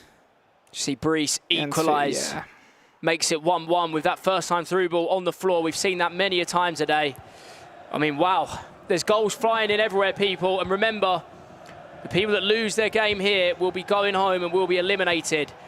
And the winners will be into the round of 16 and the knockouts of the FC Pro World Championship. Levi de Weerd looking really comfortable here. Great through ball to Cantona. He makes it 3 in 20 minutes. Where did the keeper go? How you can make those simple mistakes, Rampazzo? I don't want to blame, of course, everything to him, but, you know, he's giving too much space. Look at the keeper. Where did he go? You simply cannot do that at this level. You cannot be moving your keeper. I mean, you can't let Levi in like that. He's taken a touch of his cane into Cantona. His keeper's called walkies. I don't know where Vicario is. Yeah, look at Rampazzo's face. He's saying, I'm not playing like I can do. He knows that he can play better, and he knows that he's not performing like he used to. I think they're the ones that hurt for me when I play at a tournament and I know I haven't given it my 100%. I haven't played 100%. You know, if I play 100% and I lose, I go home and say, you know what, the better player beat me. But definitely. He's not showing up right now as we see Jofonso, the reigning Esports World Cup champion, put himself 1-0 up against Resende, which I'm sure is going to be a big goal, actually, because these two didn't score too many yesterday. In their game, it was only 3-2. So it's going to be very, very important, every goal in that game. Speaking of goals, we need one from Rampazzo, and he might get one now. He's looking for the comeback, and it started 24 minutes in. It's 3-1. We're treating you here. This is actually his first play, the first very offensive play that he did, because he didn't find any space at all until now, maybe the keeper could have done something better. I mean, we're speaking about keepers a lot, aren't we? Yeah. The keepers are not showing up right now. Not that I'm complaining. The amount of goals we're seeing, I don't mind it. But Levi and Rampazzo, they're going to want a bit more out of their goalkeepers. It's a good build-up from Rampazzo. He's done really well, especially to find the back post. We see Kane. He's been the playmaker of the day so far, honestly. I'm a bit biased, you know. As a Spurs fan, I do love Harry Kane. But he is a real playmaker. I think he's been playing either centre mid or centre attacking mid for a lot of players. And he finds that through ball every time. Yeah, he's one of the best players in this tournament, of course. Just as it should be, you know, one of the best players in the world showing up in the FC Pro World Championship. Don't mind if I do. And we'll see now if Rampazzo's got the momentum. He has here. Hansen gets behind Mendes. He's looking to cut his lead again. Hansen goes for the player lock, decides for the recycle instead into Vitinha. And now looking for a little bit of space. He finds it. Hansen dancing. Oh, he's got the bounce back. And again, and we've got a game on it. I mean, we've seen a couple of bounce backs today. Another one has happened. But Rampazzo will not be complaining. From 3-0 to 3-2 in the space of 7 minutes. The match is definitely 100% open right now. We, of course, a little bit of lucky, but nothing to, to regret to Rampazzo, because he played very good in the last goal with Eusebio, and now maybe he deserves that second goal. Yeah, I mean, Levi won't be happy with it, will he? But it happens. I'm sure Levi knows it's all part of the game. He's been playing now for 4 or 5 years at the top level. It's nothing that he hasn't seen before. He will be frustrated with that, but he knows, at 3-0, he's just going to have to regain. It's so hard to keep the 3 goals advantage that you have, to keep the focus on, to keep on playing. Let's see. I'm looking like, I've seen a lot of comebacks in this tournament, even in the Champions League a couple of months ago, where 3 or 4 goals, even 4-0 as a goal difference, and then we've seen a lot of comebacks in that sense. We have. I mean, a man that's just gone 2-0 up with using the aerial meta at the back post. I mean, it's an absolute mess back there. It's fallen to Harry Kane in the end. I wanted to see Resende's face after that goal. Yeah, I mean, we said goals are going to be important in that one. It was a very low-scoring affair yesterday, and that makes it 2 for Giofonso. Not quite sure how it fell to him, but Harry Kane did get there. And, of course, you can't give him that space in the box once it does arrive. I'm sure Resende will be very frustrated, but he's going to need something big here, because Giofonso loves a 2-goal lead. He's a man that thrives in that situation. I'd say the same about Levi normally, but, Rampazzo, he's gone up another gear since going 3-0 down. He's on a comeback charge as he looks to play, and Harry Kane could be an equaliser already. Woo. It's a great save. I'm looking at a bit of confidence retaken from Rampazzo. He's definitely trying to keep up his pace. Definitely is the case. A man looking to pick up the pace is Paolo Neto, as we're going to see an equaliser go in for him. Oh, it's great. It's just a signature Messi goal, isn't it? How many times have we seen Lionel Messi do that? And again, Messi here for Lucio. And now we have Lucio into Cantona. Cantona, nice step-overs. Unlucky that time, Santu. I mean, we're being treated here, aren't we? Yeah, a bit of unlucky. Goals flying in everywhere. Do not look away. If you have only just tuned in, if this is your first time being here today, we have Tekkz through to the knockouts. And I will say it again, Anders Verjgang has been eliminated.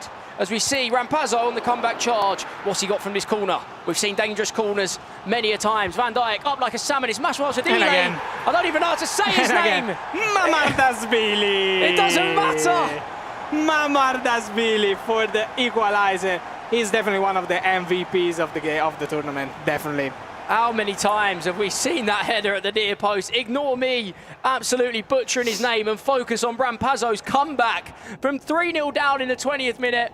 40th minute, it is 3-3, and we are being treated here. Wow, the signature corner. How many times have we seen that? Yeah. I don't want to be into Levi's head right now.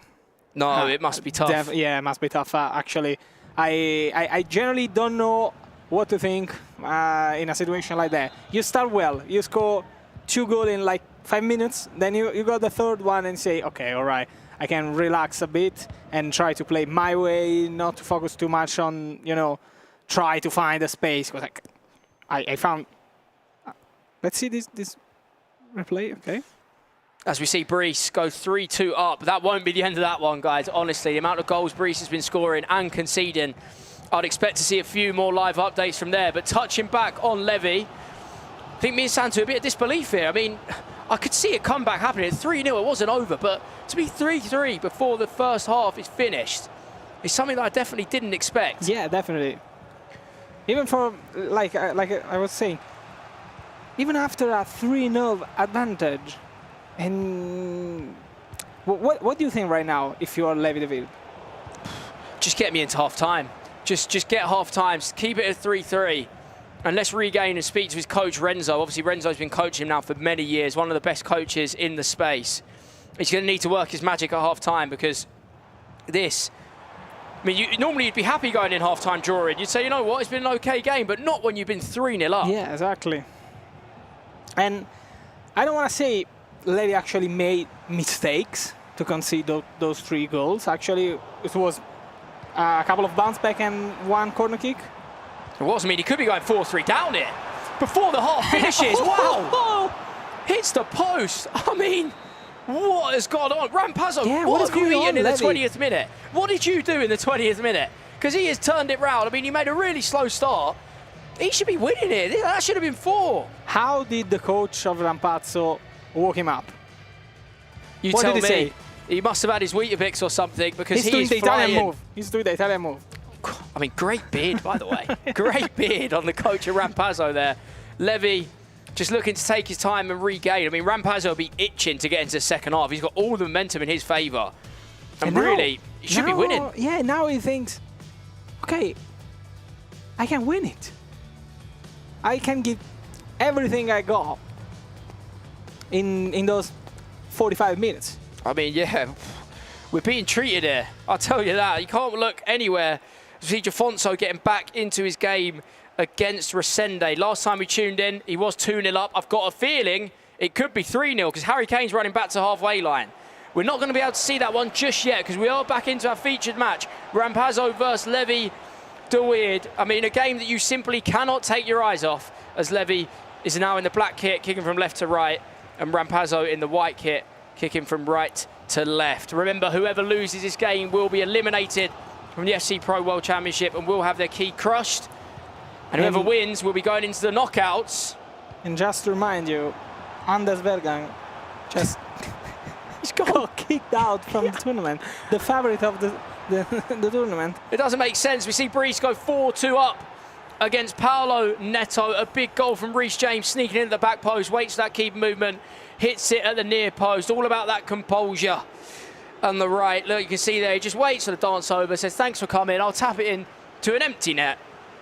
Don't know if that'll be enough, though. Brees is going to look to continue to score. Jafonso, your reigning Esports World Champion, is winning 4-0. Apparently, someone on the desk earlier said Jafonso's going to get knocked out to Resende. I'm not sure who said that, but they might have been wrong. Not me. That might have been me, and I might have been wrong. Reece James, you see another replay there of the 4-2 goal. Brees obviously knocking out Fuma yesterday, which I'm sure has given him a load of confidence, given that Fuma normally runs the French region. Hold As on. you see Rampazzo looking to finish the comeback. I don't know why sometimes those plays are so simple, so easy that they don't want to shoot. The king of the overthinking. Yeah, exactly. You just give it a go. Sometimes you just have to shoot. Rampazzo, that is a beautiful through ball. The worst that can happen, the keeper could deflect it into a corner kick, and we've seen how corner kick can be so important. So just shoot. Get your shots off is Santu's advice. Is Rampazzo going to do that? He's dancing with Messi, looking to create his way. Harry Kane, that is beautiful. Yeah, what a play. That's beautiful. Beautiful. As Rampazzo roars, he lets the whole of Riyadh know that he has made the comeback. I think I heard that shout from here. From 0 to hero. You said it, Santu. Losing 3-0 in the first half, and he made a huge comeback, and now Levi has to wake up. From 0 to hero, just like Lilian Thuram in that World Cup semi-final in 1998. I know a few of you will know exactly what I'm talking about there. Rampazzo has done it himself. I mean, wow. Listen to that roar. Knowledge. Tom, this is football knowledge. I love a Lilian Thuram fact. I love a Lilian Thuram fact. I had to drop one in. Levi, raising the eyebrows. He keeps his composure, but he's going to have to bring something here. Yeah, he can't believe himself. He can't believe himself. He's been well and truly rocked. How bad is to be the favorite of a game? Yeah. How bad, like we've seen with Anders, how bad it is to be the favorite of the tournament, of the or maybe just for the game. You definitely feel that pressure, yeah, you know. I feel Everyone's, the pressure. Especially in the players' lounge, you know, the way that other pros speak to you, they'll let you know, they'll tell you, they'll say, look, you're going to win. You're obviously going to win. It can start playing with your head if you're not quite at it. I mean, Levi, this could be his second loss to Rampazzo. He obviously lost to him yesterday to go into the losers bracket. And he won't be happy, especially after throwing a 3-0 lead. But he does have 30 minutes to bring this back. Levi DeWeerd, plenty of time. We're going to need to see something from you here. And Rampazzo will now be thinking, I need to go again. He's been absolutely flying since minute 20. The last 40 minutes have been some beautiful, beautiful gameplay. The man from Brazil. And I want to see a shout from one of them as well. Rampazzo's obviously ramped it up with that last goal. Be interested to see how Levi responds if he does get the next one. I feel Levi freezed. You know what I mean? Just hold on. Cantona on the right-hand side, trying to find the recycled ball. A bit of step over. Faking. There we go. Eusebio with a driven shot, and there we go. He melted from the ice, and he went for the 4-4 for the equalizer. Let's see if this goal can wake Levi DeWeerd up. That's exactly it. I think he might have just woken up. I mean, a seriously good mentality from Levi. He was 3-0 up. It's gone to 4-3. He nearly messed it all up, but he's had a great goal there. Really good player lock from Hansen. Nice little set Eusebio. And Levi does, in fact, know the low-drivens. We've seen that many a times. People loving the low-driven finish here. So consistent. And it's the consistent finish, isn't it? You just know. You just know. It's just like butter on bread.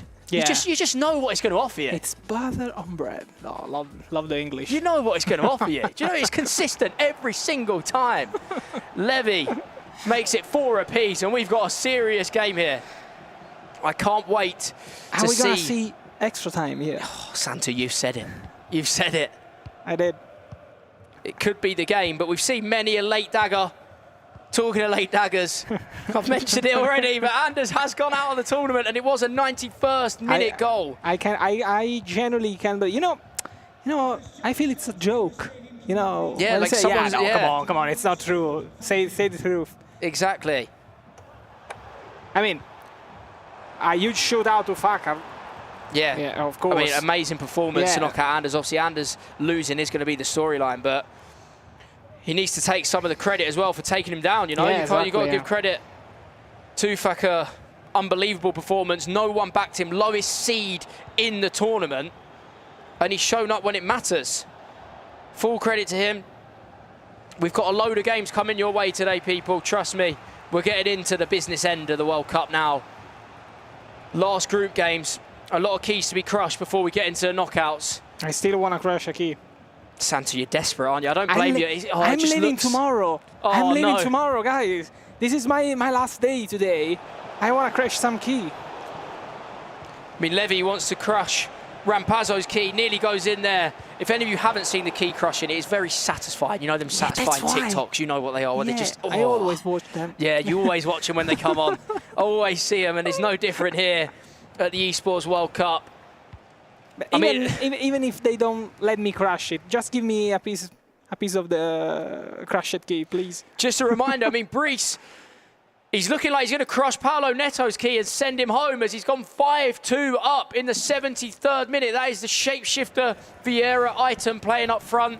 I know a few of you watching might be a bit confused. Why is Patrick Vieira up front? Why is Harry Kane in centre midfield? There was a promo in the game, Shapeshifters, where EA decide certain players and their positions are now going to be shifted. They're going to play elsewhere, and they give them the stats to play in that position. So now Harry Kane is one of the best centre midfielders in the game. And Mamardashvili is one of the best top goal scorers of headers. Exactly. in the exactly. game. People might be thinking, hold on, he normally wears goalie gloves. Well, not in FC 25. He knows how to stop goals. And he's he knows how to score them. Exactly. He's now scoring goals from headers. and they've given him the stats to be one of the best centre-backs in the game. Levi looking for his 5th goal. Harry Kane stopped that time. It's going to be a grandstand finish here. 15 to go. Who's going to take it? Rampazzo or Levi the Weird? You tell me, Santu. You got any prediction? If you asked me that in the first half of the game, I would have said 100% Levi. But now I'm going to say penalties. Penalties, I like it. I like it. And I genuinely, you know, when it comes to penalties, there's no winner or loser. You just have to pray. It might not go penalties here. Eusebio's in one-on-one, but Levi low driven. This is the commentary course. Through the goalkeeper's legs. We see the Levi the Weird celebration. He's been throwing a load of bowling balls down that lane. And that's his 5th of the game. Eusebio hat-trick coming in from the left side. Low driven, waits for the keeper to commit, sends it under, and Levi, fair play to you. Unbelievable composure from going 4-3 down. He sat forward and said, I'm not going to let the game end like this. And it's now 5-4, really well worked on the left. Composure on the finish as well. We are set for a final 12 minutes here. Levi has to keep the ball, and it's that common question here. A lot of you think, right, do you keep the ball or do you go for another goal? My advice, you have to go for another goal. You can't just keep possession now for 12 minutes. Actually, because it's very hard to keep the ball for 10 minutes from the 80 to the 90 at this level, where you know that now Rampazzo is going to give everything he has and put some pressure on, hide the depth, making some changes in the formation, making some substitutions. Hold on. Hansen trying to find the tackle ball. And again, Eusebio just outside of the box. But now Messi intercepted. And now let's see if Levi the Weird will keep the ball or try to find another goal. I mean, Santu, what we say in England, Rampazzo is throwing the kitchen sink at it. Everything is going. He has to throw absolutely everything. I remember it. I remember me saying that. Yeah. It is kitchen sink time here for Rampazzo. He's got 7 minutes to stay alive in the FC Pro World Championship. Or Levi is looking for the dagger here to get the 6th and wrap up the game. It's Lionel Messi on the ball roll. Red timed, unfortunately, blocked. Rampazzo's only got a couple of attacks left here. He's going to have to play perfectly. So we see Kane going for Hansen. Has Hansen got the legs? Burns, the centre-back, she's in 1v1. Could be an equaliser, Messi! I love that nutmeg, that actual nutmeg interrupted. Oh, cancelled. It was nearly perfect. It was nearly perfect. Now, Levi, what do you do? Do you keep the ball? Skill move. Oh, yeah, we love the half-drag pass. Half-drag back into a pass. If any of you don't know how to do that at home, make sure you look it up. Half-drag back, and then you cancel it by passing before it's finished. I promise you. It's one of the best skills of the move. Yeah, it actually takes 5 minutes to learn it. Just put yourself into the arena. Yeah, he's just done it there. It could be enough for an equaliser. It's not. It's a great interception from Levi, and now all he needs to do is keep this ball and book himself in the knockouts. You see Paolo Neto get one back against Brees. No, he doesn't. It's saved. And that is 5-2 still in the Brees game. And we'd hope or expect Brees to be through from there. I mean, I don't even know anymore. The amount of things I've seen today, I really don't know what's going to happen. Levi has to look after the ball here for 2 minutes to make sure he goes through into knockouts. He's in. Could this be the goal to send Rampazzo packing back post into Rashford? Oh, and Levi lets him know as well. Wow, Levi has got up there with a big celebration as he sends himself into the knockouts. And Rampazzo certainly knows about that one. That was a massive roar, Santu. Yeah, absolutely. And Levi let himself go with that celebration. And yeah, like we are seeing right now. Does he deserve it? He was keeping it in. We said Levi looked composed the whole game. He didn't really move. He didn't really do anything. And he said, you know what, I'm going to let you know, Rampazzo, I'm crushing your key, I'm sending you home, and I'm going in to the knockouts. Levi has played unbelievably well, what a composure especially here in the last 20 minutes.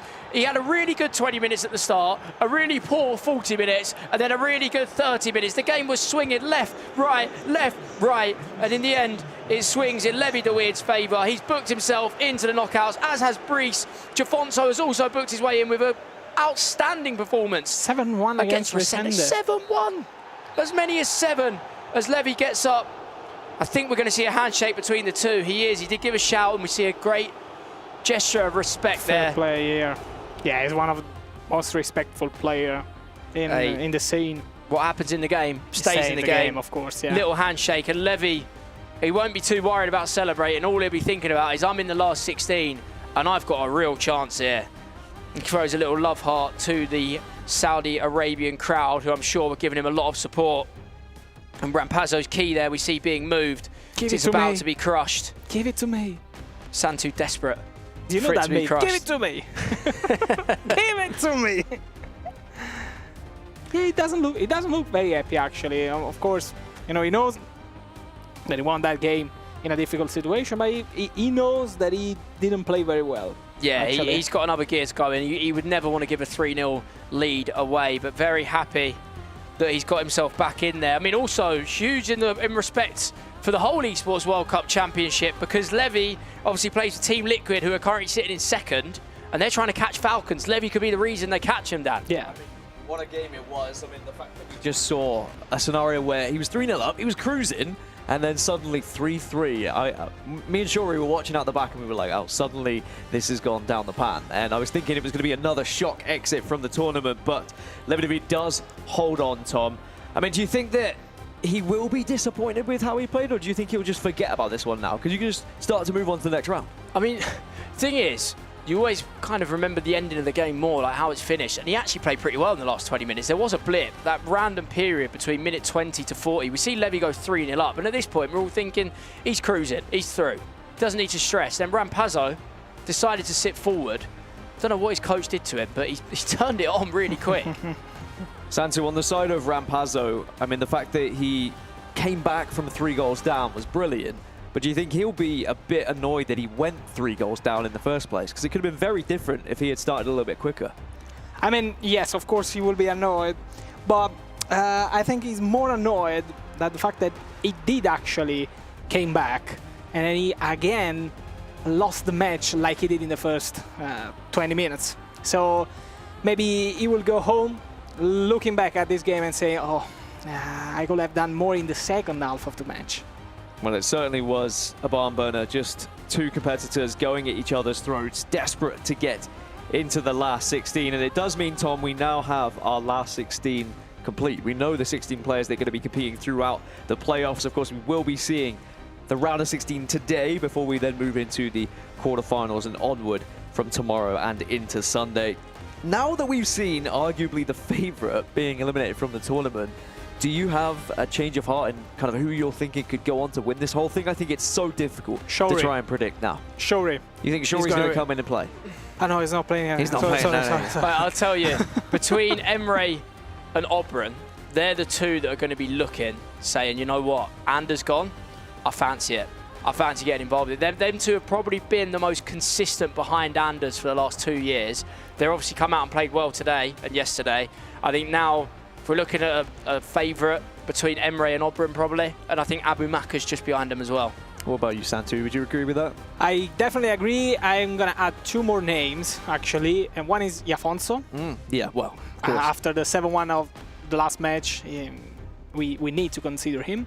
And Samu Gamer, because his mentality at his age, he has, not because he's Italian, because we got Oberon as well, but because his mentality is like, I don't care if I lose, I need to win every single ball that I play. So I can't say he will win, but I'm sure he will fight until the very, very end. Tom, now getting to this stage in a tournament is always going to be a relief for players. You've made it to the playoffs, right? You've got through the group stages. That can sometimes be the hardest part of it all. But you've been in this kind of scenario before. What's the kind of thought process going into that next round? Do you feel at all relieved, or do the nerves just start to kick in a little bit? I think it kind of depends on the player you are. I mean, half you think, right, tournament starts now. Yeah. This is where we're really deciding who's playing and who's not. I think also a lot of the players, when you first speak to them on the first day, they say, just get me through the groups and then we'll talk. You say, what are you going to do in this tournament? They say, just get me through the groups. So I think that's like stage 1 of the tournament is done now. They can say, all right, I've got to this part. Now, I think a lot of players feel more comfortable. They think, you know what, I am here where I'm supposed to be. You know, for Emre, for Tekkz, for Oberon, they're supposed to be in the knockout games. This is what they do. This is how they do it.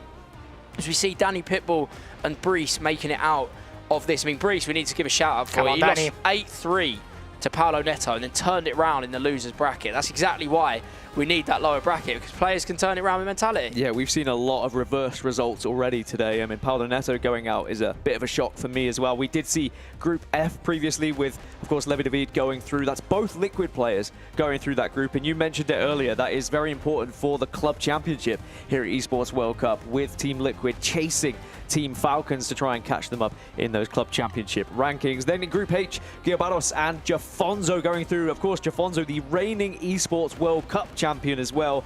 Obviously, Santu was saying, you know, he could be a potential favorite here, not just for that, but also a 7-1 victory over Resende is quite a commanding victory, like an unbelievable result to go against a player like that and just bang 7 goals against him. Yeah, I mean, that's my hot take out the window, isn't it? Because I came on and said, yeah, Resende's going to knock him out. I said, Jafonzo's done today. He's proven me wrong.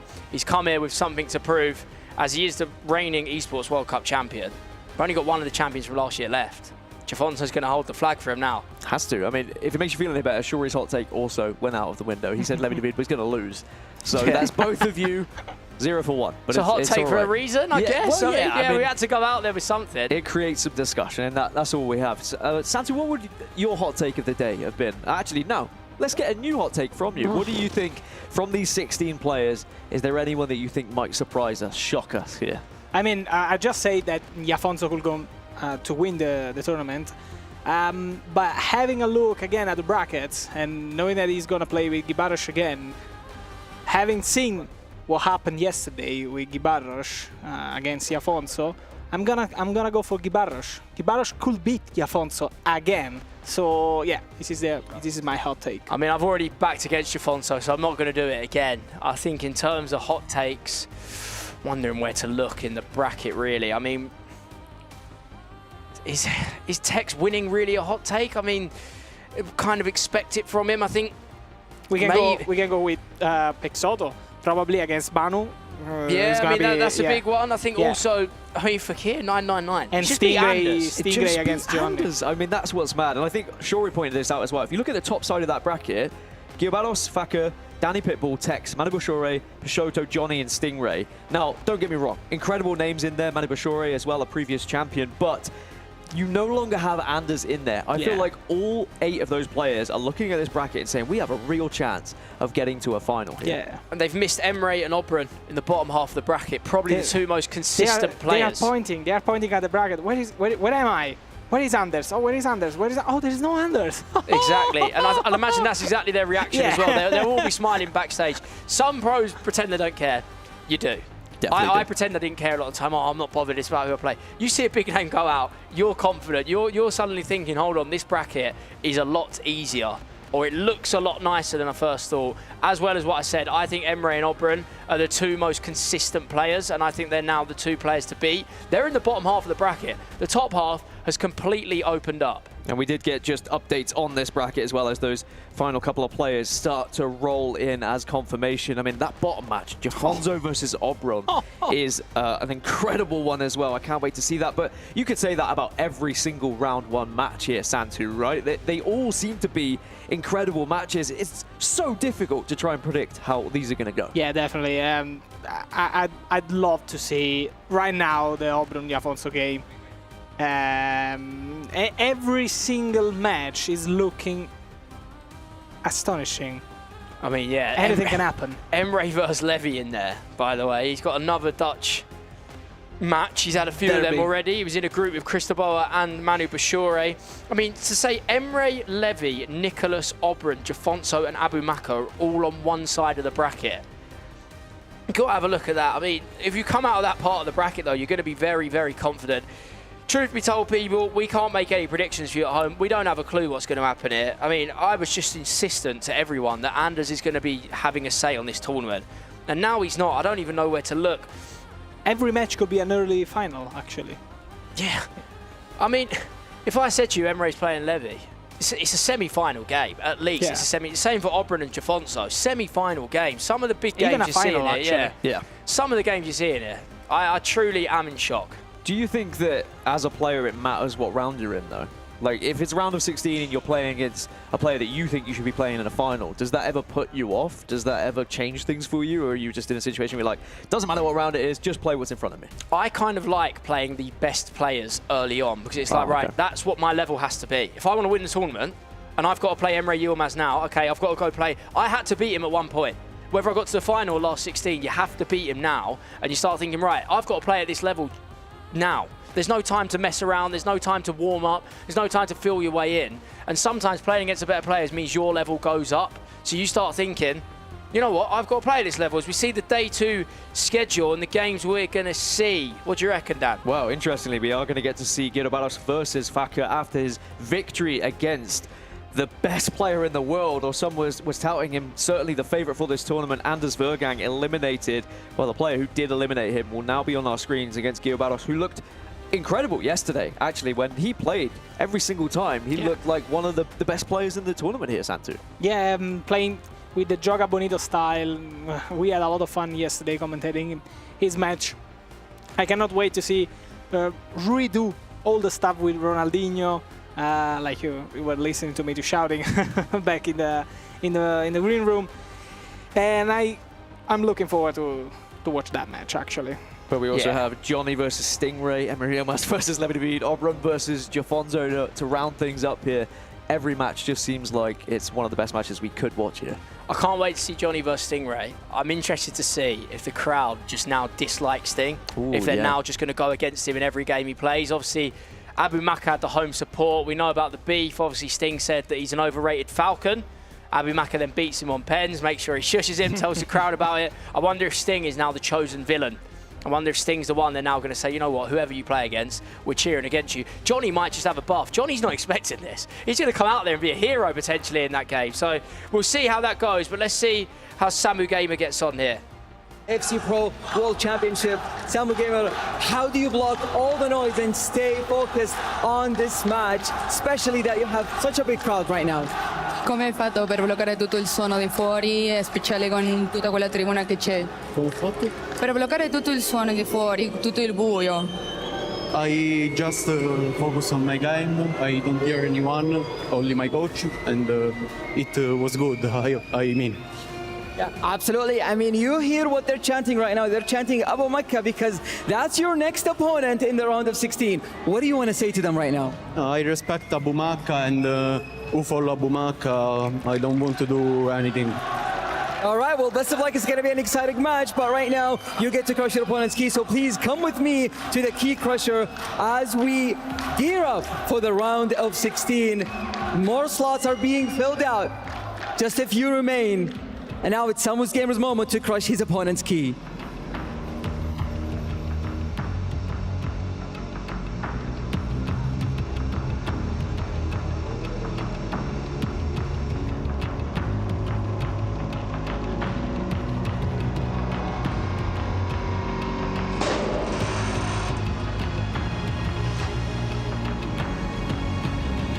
I'm here with Bryce.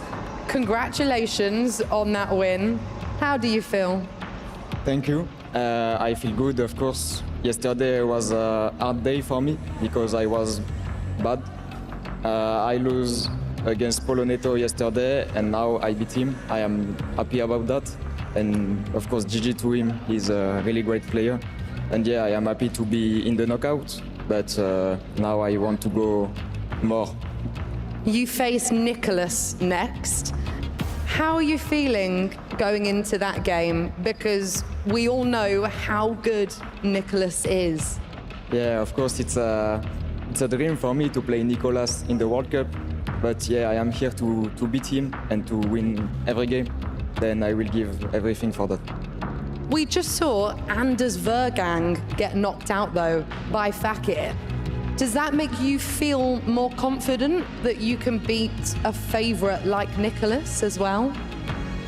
Yeah, but for me it's the same. Even without this game, I think if I play at my best, I can do something good, and I will need this win.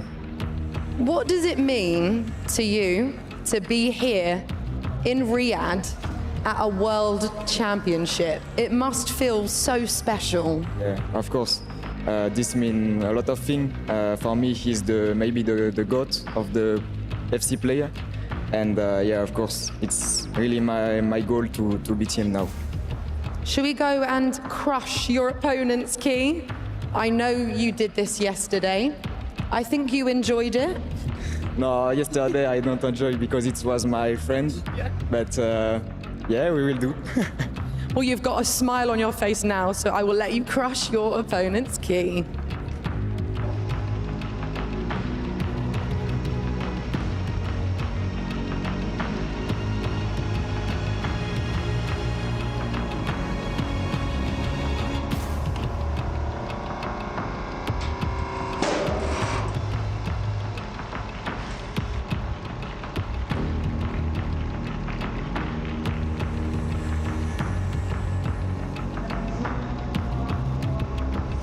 A huge win in the group decider match. You are now one of the top 16 players from around the world. So just tell me, how do you feel? What does it mean to you to be part of the best of the best? Obviously, top 16 is good, but we're looking for more. Gonna get a really tough matchup right now in Emre, another teammate. Seems to be a crazy coincidence. But yeah, I'm looking forward. I'm feeling confident, and yeah, just buzzing to play the next game. Absolutely. I mean, do you think it's an advantage that you're playing against a teammate that you know that his play style and you know how he thinks about the game? We know each other quite well. I think we've played over 50 games this year against each other, so it should be advantage for both. So on the other side, also disadvantage for both. I think it's in my favor that I already played one game, so I warmed up a bit. Although there's still 2 hours that we have to wait. I'm just looking forward to it. Emre is one of the best, if not the best player in the world. So yeah, let's see what's going to happen. Absolutely, you're one of the best 16 players around the world. You said it yourself, but now that you won an elimination match, you get to crush your opponent's key. So let's go and do that right now as you head into your next match. Yes, it's against your teammate, but it's going to be an exciting one nonetheless. So please enjoy this moment and crush your opponent's key.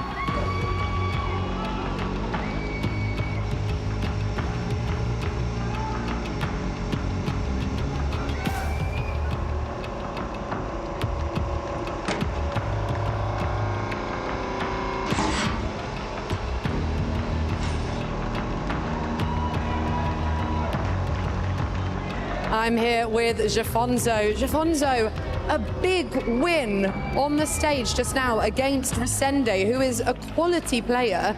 Talk me through that game. Yeah, I think it was the best game I played during the group stage. I felt confidence. I was playing really well, so yeah, hope to keep the momentum. You won it all here at the Esports World Cup in Riyadh last year. Firstly, what did that mean to you, and what would it mean to do it all again this time? Yeah, it will mean a lot. Nobody did a back-to-back, so yeah, I'm still here. Let's try to do it, but it will mean a lot. How are you feeling ahead of your next game? Yeah, I know I'll play Obrun. He's playing really well, but yeah, let's see. What is it like for you to be back here in Riyadh, though? Because it must bring back such fond memories. Yeah, I have really good memories from last year and also from the Saudi fans. So yeah, this year I hope to win again. And yeah, with this amazing crowd, let's go. Oh, I love that. They are cheering you on. But walk with me, Jafonzo, because you are now going to crush your opponent's key. Are you ready? This is what we love to see here at the Esports World Cup. Enjoy the moment, Jafonzo.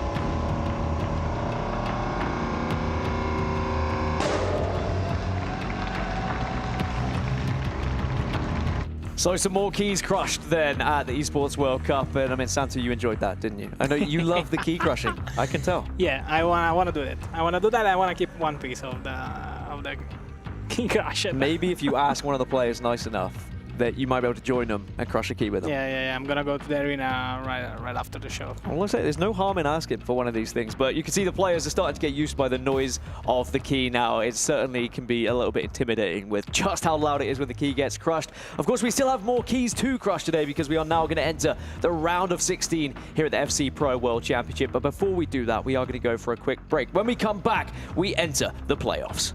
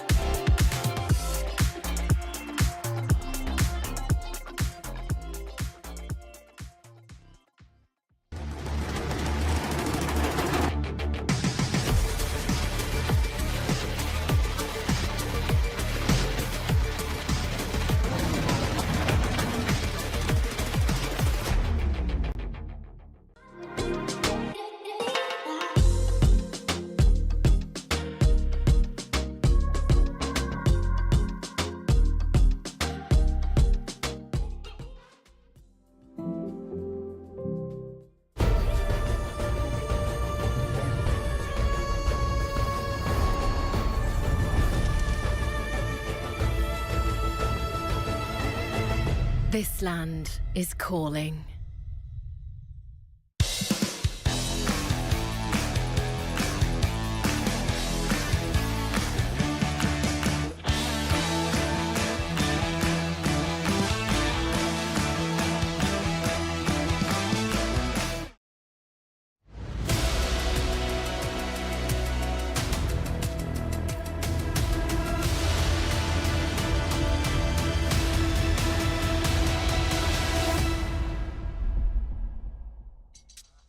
Welcome back over to the FC Pro World Championship at the 2025 Esports World Cup, and it is playoffs time. This is what we've been waiting for.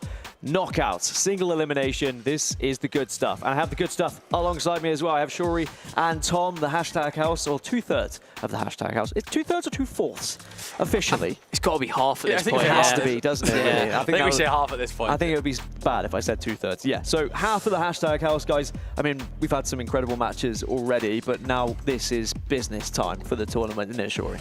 This is where all the marbles are on the line. This is who's going to turn up here. This is the part that makes it the most exciting. Of course, we've had the group stages, which are a little bit cutthroat at the same time as well. It's very difficult with those, but this is a whole nother level now. This is, I mean, mentally, you've got so much to do in order to complete the trophy. The job. complete the job That at sounded like hand. popcorn we'll say. time, that one. I mean, the thing is, a lot of these players are used to it. A lot of them have already played elimination game. Some have cruised through.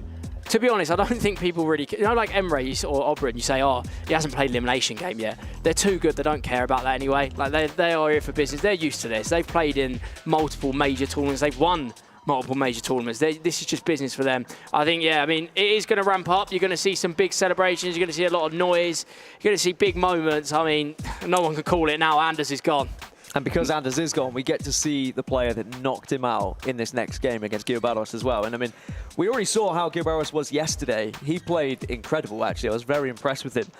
How far do you think he can go, realistically? Do you think that from what you saw on the previous day, he could go all the way?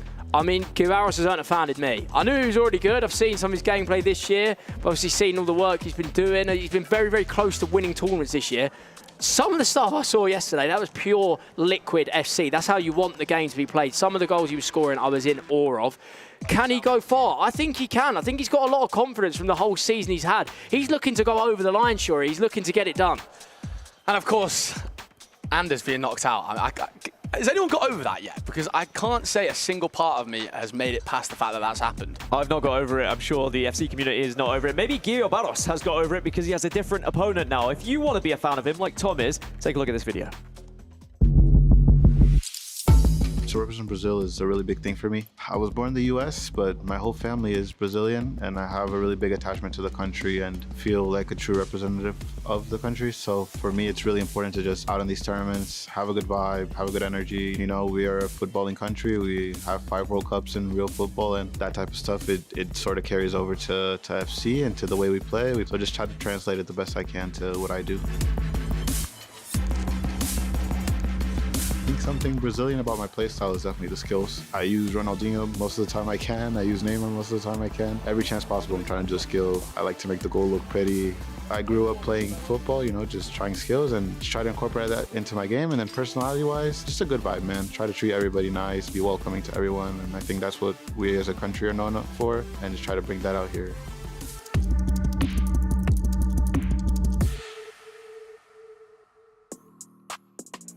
Well, I'm a fan. Tom's a fan. You a fan, Shuri? Of course I'm a fan. How could I not be? He's made a fan of us three, and for good reason. Not only just because he seems like a good personality, but I think his gameplay spoke enough for him as well yesterday. I think he caught me a little bit by surprise, Tom. I mean, he's got a fan in us, but we've got to mention who he's playing as well. Fakhr is knocked out Anders. So, I mean, 2 players. Guiobarros be high in confidence because the way he beat Jafonso yesterday. I think he beat him 3-1 after winning like 7-3. We got to watch him beat Gio Bundy. But then beating Anders, that's got to be the ultimate confidence booster. No, there's not a single part of you that you've not got anyone else harder to take down in your head. I think Anders, for us going out, he's the only person who I actually was shocked, like to the point where I actually couldn't speak for a little bit. So we've got to say a massive fair play to him winning that game. And this will be a really interesting one, as you touched on, Gassi. Like, he played some fantastic stuff with Guiobarros yesterday, like really, really top-level FC. And he's got to see this as an opportunity now, not only just in this next round. Regardless, yes, Fakhr did take down Anders Vergang, but he is the lowest seed in this tournament. It is a real chance now to move further on, get to the quarterfinals, then maybe the semi-finals, who knows? Maybe you even get to the grand final of the biggest stage of them all. And I think he has to seize this opportunity now. I mean, we've spoken about the top half of the bracket. It's completely open. A lot of the big names and the big players are on the bottom half. Everyone's going to fancy their chances now. You're going to be having a look at that thinking, yeah, if I can get off to a good start here, I could go all the way. Tekkz in that bracket as well. I think Tekkz will be looking at it and thinking, if he can take down Dani Pitbull, he's got a real chance of making a run here. And I think for Tekkz, if he could just get through this next round and be into tomorrow, be into the next part of the tournament, making it through, as we touched on, another night where you just get to have a little chance to reset, think about your next game. Could Tekkz go all the way? I mean, that would really be rolling back the years, wouldn't it? That being said, Manu Bashore is in that side of the bracket as well, a previous world champion, and is like, I mean, yeah, he is a previous world champion, and that is a fact. He maybe becomes one of the favourites in the top side. I mean, this is what Manu Bashore does. He kind of goes under the radar. People don't like to talk about him too much. He probably gets outshone a little bit by Emre, his Dutch counterpart. I think a lot of the chat is always about Emre, rightly so. Won the Champions League, deserves it. Manu flies in under the radar, very similar to what he did in 23. He was consistent then. No one fancied him to win the World Cup. Very similar to this year. No one's speaking about him yet. Probably the first time he's been mentioned by one of us as one of the favourites. could sneak his way in. And maybe we'll get into the GOAT conversation that we were Don't having you start, Shuri. yesterday. Don't start. I've warned you. I've warned you. I mean, Anders Vergang, GOAT discussion just went out. Just in the gone group out, stages. yeah. I mean, how does that affect it? Like, genuinely, like, jokes Yeah. aside, does that affect it? Well, that's the thing. This is now something, and this is unfortunately what happens for a player when you play in these biggest tournaments. That's going to be remembered for forever now, like forever. Anders got grouped at a World Cup. You never thought you were going to hear those words. I mean, it was a big stain on Tekkz's career as well. It's something that they always say. He's never showed up in a World Cup. Luckily for Anders, he has before. He's won one. So I don't think this group will be remembered the same way as Tekkz is, because Tekkz has actually never made it that far. Pretty sure his best performance against PH Zin, which was maybe top 16, whereas Anders could just say, yeah, well, I've won one. Obviously, we do expect him to win another one soon. But yeah, it's still a stain for him. I think there's a way to go out. That's not it. The group stage is never it. As I said before, we haven't actually seen Anders go out in the groups at all. Manu Bashore, GOAT conversation, 2 World Cups. I mean, he's got a chance, but I just don't like to throw it out. I think Shore's obviously putting heavy emphasis on the World Cup. You can't argue, though, 2 World Cups, but we have to get there first. We would have to get there. I mean, for me, it's still MS Dasari, Tekkz, like this. And you can go even further back if you really want to, but there's some FC players that some might not even remember the names that were winning championships back then. But it is at least a new beginning for Anders. He is going to be leaving Red Bull Leipzig. He is going to be instead playing for Team Falcons for the following year. Now, you obviously are remembered for your most recent tournament often, but he could quickly wipe away that stain by going into the first FC Pro Open or whatever, winning that one, and people will be like, all right, Anders is back, Team Falcons Anders, and then he'll suddenly become the favorite again, right? For sure, like, any player can have a bad tournament. I think we would be so naive, any of us, to doubt Anders at this point and say, oh, he's not got the mentality or anything like that. He's already won an FC Pro World Championship, so honestly, look, we can't doubt him for a single second. And we are going to throw over to the host now on the main stage.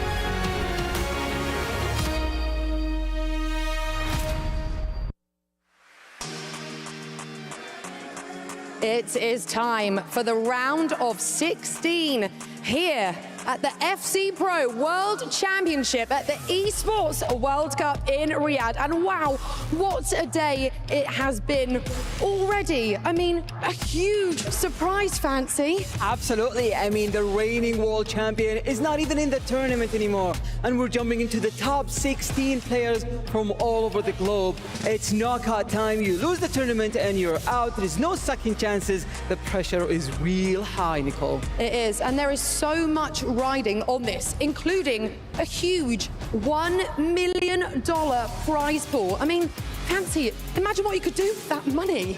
Absolutely. I mean, there's no second chances for any of these players, and they've definitely worked to get here. We got so many upsets and so much drama happening in the group deciders, but now it's time for a round of 16. What about the key crushes as well? I feel like the players have been really enjoying it, but also they've been a bit scared, right? And some of them have had to crush keys of their teammates. Yeah, and some of them are still going to do that in the round of 16, so how about we do not waste any more time and welcome the players on stage, starting with, please give it up for Guiobarros.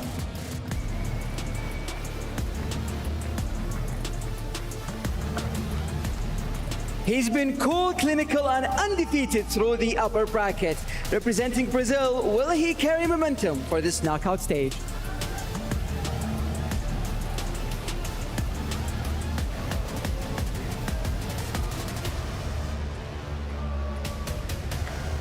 And he will be facing Fakhr, the Moroccan sensation who just stunned the defending champion and sent him home. He's carrying the hopes of his hometown, confident as ever to win it all.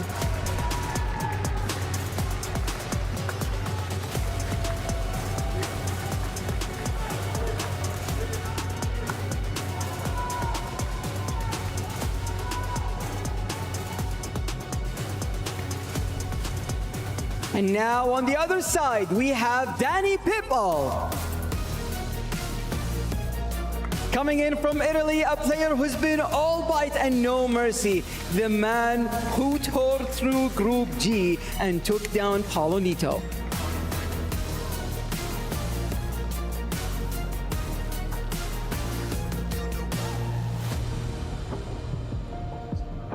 And he is facing Tekkz, one of the most decorated names in FC history, a 3-time E-Premier League champion, still hunting the one trophy that's eluded him for years.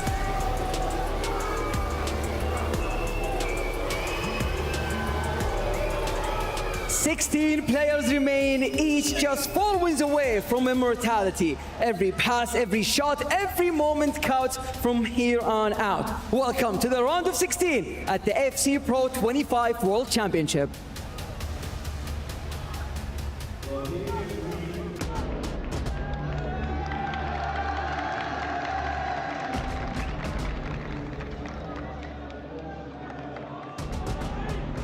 So the players have made their way to the stage, and their chances now to try and stay alive in the competition all comes down to this. Will you move forward into the quarterfinals, or will you be saying goodbye in the round of 16?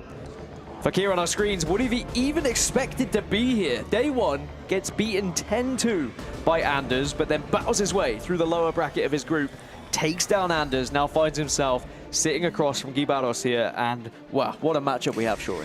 My question, guys, is what did Fakhr do when he went back to his hotel room last night to reset and go into that Anders game after, you know, having double digits put past you? I think to come back and win 2-1 against Anders, like go from 10 goals to 1 is, you don't really hear of it, Tom. Yeah, I just watched his interview of the game, actually. And he said he studied Anders, and he said he didn't really believe in himself yesterday. Don't know how he managed to turn that non-belief into belief, but he's obviously had a word with himself overnight. I'd imagine his coach next to him has been a big part of that as well. And you can tell the atmosphere even from the walkouts. He's going up a level. We saw Tekkz getting a few boos there as well on the way out. He's a bit of a villain. Obviously, his rivalry with MS Desari all them years ago, the Saudi fans have not forgotten about that. But I'll tell you what, it contributes to a great, great atmosphere. It really does. I mean, it's nothing quite like it in that arena. We were able to walk in there a little bit earlier, just soak in some of that atmosphere before the fans came in. I can only imagine how these players feel now. There's bums on seats. People are starting to actually get in and watch and just want to see their favorite players get a victory here. Of course, the matchup we will be focusing on is Fakhr versus Guiobarros, and I don't know which way this is going to go. I think I was always going to be thinking Guiobarros just dominates this one if it was on paper, but now that he's going up against someone who's just beating Anders, I think we have to give Fakhr the respect that he deserves for being here and how he got here. Getting here, being Anders Verjgang, I mean, you don't have a harder matchup than that in order to make it into the group stages. Guiobarros, though, as you were just mentioning, Gaskin, been just so consistent, been consistently playing well for many years of FC now, and played this tournament getting straight through the winners bracket in the group. So I don't think either player in this game is going to be lacking any sort of confidence, which should mean a really good attacking match of FC as we see both the players shaking hands before the game, which is lovely to see, Tom, before the match. Yeah, Guiobarros, real nice guy as well. You ever get to catch him backstage, I'm telling you, he's one of the nice guys in the scene.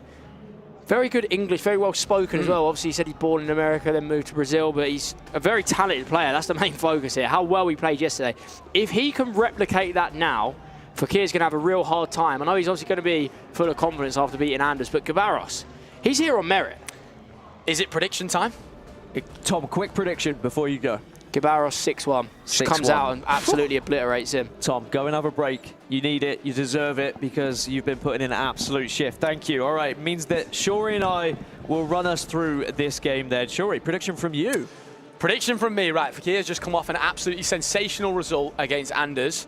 2-1, which is really surprising. I mean, the fact Anders not scoring, but also 2 goals is quite little to score in a game as well. I think Guiobarros will take this one. I just feel like it could be one step too far for Fakhr, but I don't want to underrate him for a single second. I just think his level has been so good. You've come through the winners bracket, you're feeling really confident, and mentally for him, you're thinking, I'm going to be playing against Anders, and then you go, I'm playing against Fakhr, which, no disrespect to him at all, the lowest ranked player at this tournament, and he doesn't deserve to be that at all now after beating Anders. But I just think Guiobarros has got that mental capability to take it all the way in this one. I mean, technically, with how these tournaments work, he takes Anders' seed going into this and becomes one of the favourites for the tournament. In theory, just by purely seed number. Is he the GOAT? Suddenly, he enters the GOAT conversation. I tell you what, if he goes on to win the whole thing, we might just have to... No, I'm joking.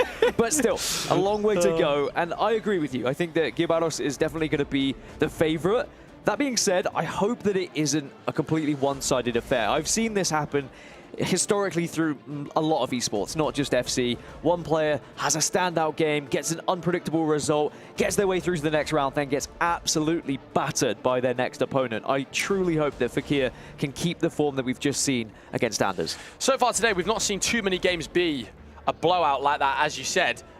You're right, though. This could be the first one that we see. But of course, as you get into these later knockout rounds, guys, there's a little bit more pressure. You tend to see potentially less goals because people are trying to shore up in defense a little bit. They're not taking as many risks going forward. But saying that, that being said, of course, the Tekkz game, we saw a basically flawless defensive performance from Tekkz, except for 3 just blips in defense, you would have to call them, which you can just put down to nerves, Gaskin, purely. Like, a player could be playing really, really well, and then all of a sudden a couple nerves come in there, you start thinking about the extra prize money you might be earning, getting closer to that trophy, and then you just see mistakes in defense. And speaking of nerves, I mean, Fakhr must be feeling them now. It's an unexpected position for him, perhaps, but at the same time, you have to seize this opportunity as well. You've been given a chance to play on the biggest stage in the round of 16 after beating the reigning champion. Suddenly, there's going to be a lot of eyes on you, a lot of pressure as well. And I think the opening 10-15 minutes are going to tell us a lot about this game and who is going to be more confident. Are we going to see Guiobarros just carry on from yesterday? Because that being said, I mean, I know we're talking a lot about Fakhr and how he's played today. Yesterday, Guiobarros looked unbelievable. He looked flawless at times, whether it be his defense, whether it was how he was going forward. He had the whole package. Absolutely, and he touched on his attacking style, of course. Say he's got that sort of Brazilian flow in his game, and I look forward to seeing that in this one, as we can see both players talking to their coaches, just getting a couple words in before the match begins here. Obviously a huge game here in the round of 16 between the two of these players. I mean, this conversation is always interesting that you have with your coach now, because this now feels like it's been slightly longer, like, okay, I'm ready to go now. Like, you've probably had your pre-match words. Remember all the things that you go through with your coach. You know, I used to have these rules with Tom, of course, who's just been casting with us, where we'd go through a couple rules of, like, remember these things, you know, like a couple little bits and bobs to take into the game. But you don't want to take too many of those things, or then your mind's just all over the place. It's like a golf swing. You just have to remember a few things when you're setting up. But if you start to overthink it, it gets a little bit complicated. It goes out the window. Shanked it. No, it goes, yeah, it does go out the window, or into a window, depending on what course you're playing on. Into a window. I mean, some of the courses I've played on in Vegas, it could go into a window. Really? There's houses along the fairway. It's mental. Anyway, that's golf. This is, of course, FC. But I'm excited for it, and I think I agree with you. I mean, the extra time that the players now they're taking, waiting for this game to start, is going to add to the pressure, is going to add to the nerves. Would this annoy you as a player? Potentially. Because some players, they thrive in this environment, right? But some actually start to get more nervous. Potentially, yes, but we do talk about, I said this yesterday, taking the fact you're at the FC Pro World Championship, you're at a massive tournament. It looks like the players are sort of G'ing themselves up, getting ready here. I'm sure we will be kicking off any second now. Of course, it is mentally something. I'm sure they've got potentially music playing as well, though. Just so getting into the groove. I'd be playing a bit of Travis Scott in this moment right now, just getting things moving and grooving.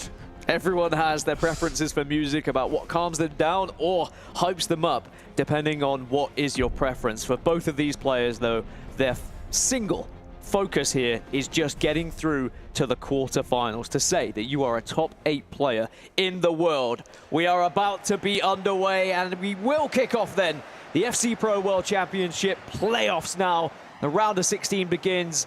Guiobarros kicking from left to right in the red, and Fakhr from the right to left in the white. And already Guiobarros takes a shot, scores, and what a way to start here in the round of 16. And that could be the earliest goal we've seen, Gaskin, of the entire tournament. I absolutely love that kickoff. He fakes a play along on the wing, which is absolutely lovely. Gets in Fakhir's head potentially there. A nice heel to ball roll skill move into a lovely low-driven finish. Of course, the brand new playstyle in FC 25. And that is just how you want to start the round of 16, Guiobarros. And I remember day one, you told me Harry Kane is going to be the man. He's going to be the player that everyone's going to use up top, and for good reason. Absolute brilliant goals we've seen from him. You could just trust him to finish in those kind of positions. Absolutely, and I don't think you get the same roar of emotion that you just saw there. Say he scored 5, 6, 7 minutes into the game. I think you get a celebration. I don't think you get one like that, though. You've just G'd yourself up getting into this game. 1 minute in, you already find yourself 1-0 up. And again, we're going to have to call that an absolute flashbang into Fakhr there, because you've not even started the game and you find yourself 1-0 down. You didn't even win the ball, Gaskin. You're just straight away down. Such a confidence booster for Guiobarros, but for Fakhr, that is the worst thing that could have happened for his confidence. But maybe he can have an instant reply here. Does actually have an opportunity on the left-hand side, but it goes near post. Still has the ball, though. Still an opportunity. Hasn't gone out, but he does put out of play. Small mistake there. I thought he was going to try the Trivela to the far post there. Now, he might have mistimed that. And sometimes, of course, guys, remember, with the precision shooting that these players are using at these tournaments, the tighter angles are much more difficult to deal with, as we see the first time through ball trying to be settled there. Keep your eye out from that with Guiobarros. Already been triggering quite a few of those runs and getting in behind there. We've touched on Gaskin, of course. If you get in on the halfway line there, it's just a free run at goal. If I'm Fakhr here, I want to take control of this game's possession. Slow this game down a little bit. You don't want to go at Guiobarros and just try and give him counter-attack after counter-attack. Otherwise, you might find yourself a few goals down just purely from how good we've seen Guiobarros being throughout yesterday. As it is going to be a free kick. I mean, it's a bit far out, but I have seen him go in. It's not impossible from here. We'll see what he tries. Is he going to go for a dig? No, just plays it short. Trivela, though, is saved. Unsure if there was a bit of keep movement there, as we see the ball going to get whipped in quick. We've seen loads of these quick corners being played over the FC Pro World Championship so far, as Fakhr is going to try and build up again here on the edge of the box. Graham out on the wing. Does have help as well, as Fakhr is having possession. Doesn't seem like he's been too stunned by the early goal here, and not been particularly rattled, has had chances, but this is the worry. Every single time that Guiobarros gets that ball back, he is instantly looking to launch that counter-attack, find those first-time through balls that can be so deadly if you time them right. Yeah, and just looking at Guiobarros' gameplay, as we see a clean through chance almost here, trying the skill move. He said he was going to do the skill moves, and we're getting delivered with those, of course. We know, of course, from watching Guiobarros, as we see straight up the other end for Fakhr here, trying the L1R1 double square. He's got loads of things in his arsenal. I can already see from watching 12 minutes of his gameplay, there's loads of different tricks, the ways he can get forward, ways he can score goals, and that makes it so difficult for Fakhr to defend. I mean, in terms of players, we've got a very different base of items that are coming across the board for these two. Of course, Hansen playing out on the wing for Fakhr. I saw Tekkz as well, also featuring, but on the flip side for Guiobarros, of course, we saw Harry Kane is going to be up there, where it's Rio Ferdinand for Fakhr that's going to be hoping to put goals in the back of the net. But Mendes, great challenge. Guiobarros wins it back. I have to say, Gaston, so far at the FC Pro World Championship, I think Harry Kane could be like the overall MVP for every. If you ask every player, I think he could be the most common answer. Just in terms of how good he is for your budget. Of course, we've got a 15 million coin budget here, guys, and Harry Kane, that item, it just makes it, it's a free card up front, essentially. He has just scored so many goals as well. And whilst Ferdinand has often been second to that, or sometimes even been subbed on, Harry Kane has been the name screamed around the arena. Yeah, here in Riyadh, but that's not really the shot you want to go for. Again, though, don't blame him for going for it. Just wasn't really timed to perfection. I thought you were going to come out there with Rio in Riyadh. Thought that sounded quite flowy. That sounds like a TV show. Guiobarros trying to find an angle. A lovely speed boost from Messi there. That's outstanding. His green time finished that. And Gaskin, honestly, that is just a slight bit of aim just missed with the precision shooting, but it's not missed that time. And Pedro Neto absolutely strikes it from outside the box there into the top corner. Green timed, Gaskin, that is fantastic. Slams it home, and Guiobarros again erupts in the arena as well. And I'm sure giving the fans something to scream and shout about, but for Fakhr, sadly, he's now going to really have to come back and try and climb a mountain here. I thought after the first one, maybe he wouldn't get a second chance, but he saw that maybe the keeper was just slightly off his line, timed green, and look at that reaction from him as well. You could see what it means to him. For sure, and look, there can only be one winner at this tournament, of course, but these rounds that you're winning now, you get into the top 8 of an FC Pro World Championship. That's an achievement you can take with you forever in your career. That is such an amazing achievement. Every round that you go through from this stage is so massive. Of course, adding to your prize money as well, your overall prize earnings as a player is absolutely massive. And Guiobarros, you can see the emotion from him, as Tom was touching on before getting off the desk there. An amazing guy as well. And these are the kind of people we want in the scene. Lovely people who play some lovely FC. We want passion. We want people that are passionate about it and are not scared to show emotion when they're behind or ahead, because then that's what the fans come to see, and that's what we like to see on our screens as well. It's entertainment at the end of the day. But for these players, it is also and mainly about the competition ahead and trying to get as far as possible for prize money, for pride, and maybe for a trophy. But this is the kind of football we saw from him yesterday. This is when you know you're playing your best FC. You get on the edge of the box and you don't feel like you've got to rush it at all for a single second there from Guiobarros. The L1 stop that he did with Ronaldinho on the edge there, some people look at home and think, why is he stopping still like that? Just looks so simple. It opens up the pass straight away. When you're defending that, I tell you, it's one of the hardest things, and it's something that Tekkz, of course, Donovan Hunt, he has been doing for so many years. That L1 dead stop, it's more effective than a skill move sometimes, Gaskin. As we see here, Fakhr with a chance, though. The shot cancel is absolutely lovely, but she will be offside. Salma is showing some warning signs, though, Fakhr. He is at least showing to Guiobarros that he is going to be in this game. He is going to put chances into the box, and he is certainly going to be a threat when he is in and around those kind of areas. So Guiobarros needs to make sure he stays on top of things here. You don't want to allow Fakhr to get back into this game. But certainly, I've enjoyed watching Guiobarros. I love the way he plays FC, and that ball might just be perfect, just offside. Gaskin, I tell you what, that is ridiculously skillful. When you're right along the line there and you pull that player forward, you've got more chance of being offside, of course, because you're playing with so little time. They're the kind of goals that we want to be seeing from Guiobarros. That's the skill I've been talking about. I've been speaking about the player lock a lot here at the FC Pro World Championship. These players, they're so good at using it. And as we see going down the line now, trying the L1, R1, double square cross, that's something else that the top players use. And we've got top players here. They're top 32, in fact. Well, we're not left with 32 anymore, as we see a crazy tackle in from Guiobarros there. Not far away from red card territory, Gaskin. Yeah, that would certainly be a dangerous situation to find yourself in at 2-0 up, and it is just going to be the yellow for Saliba.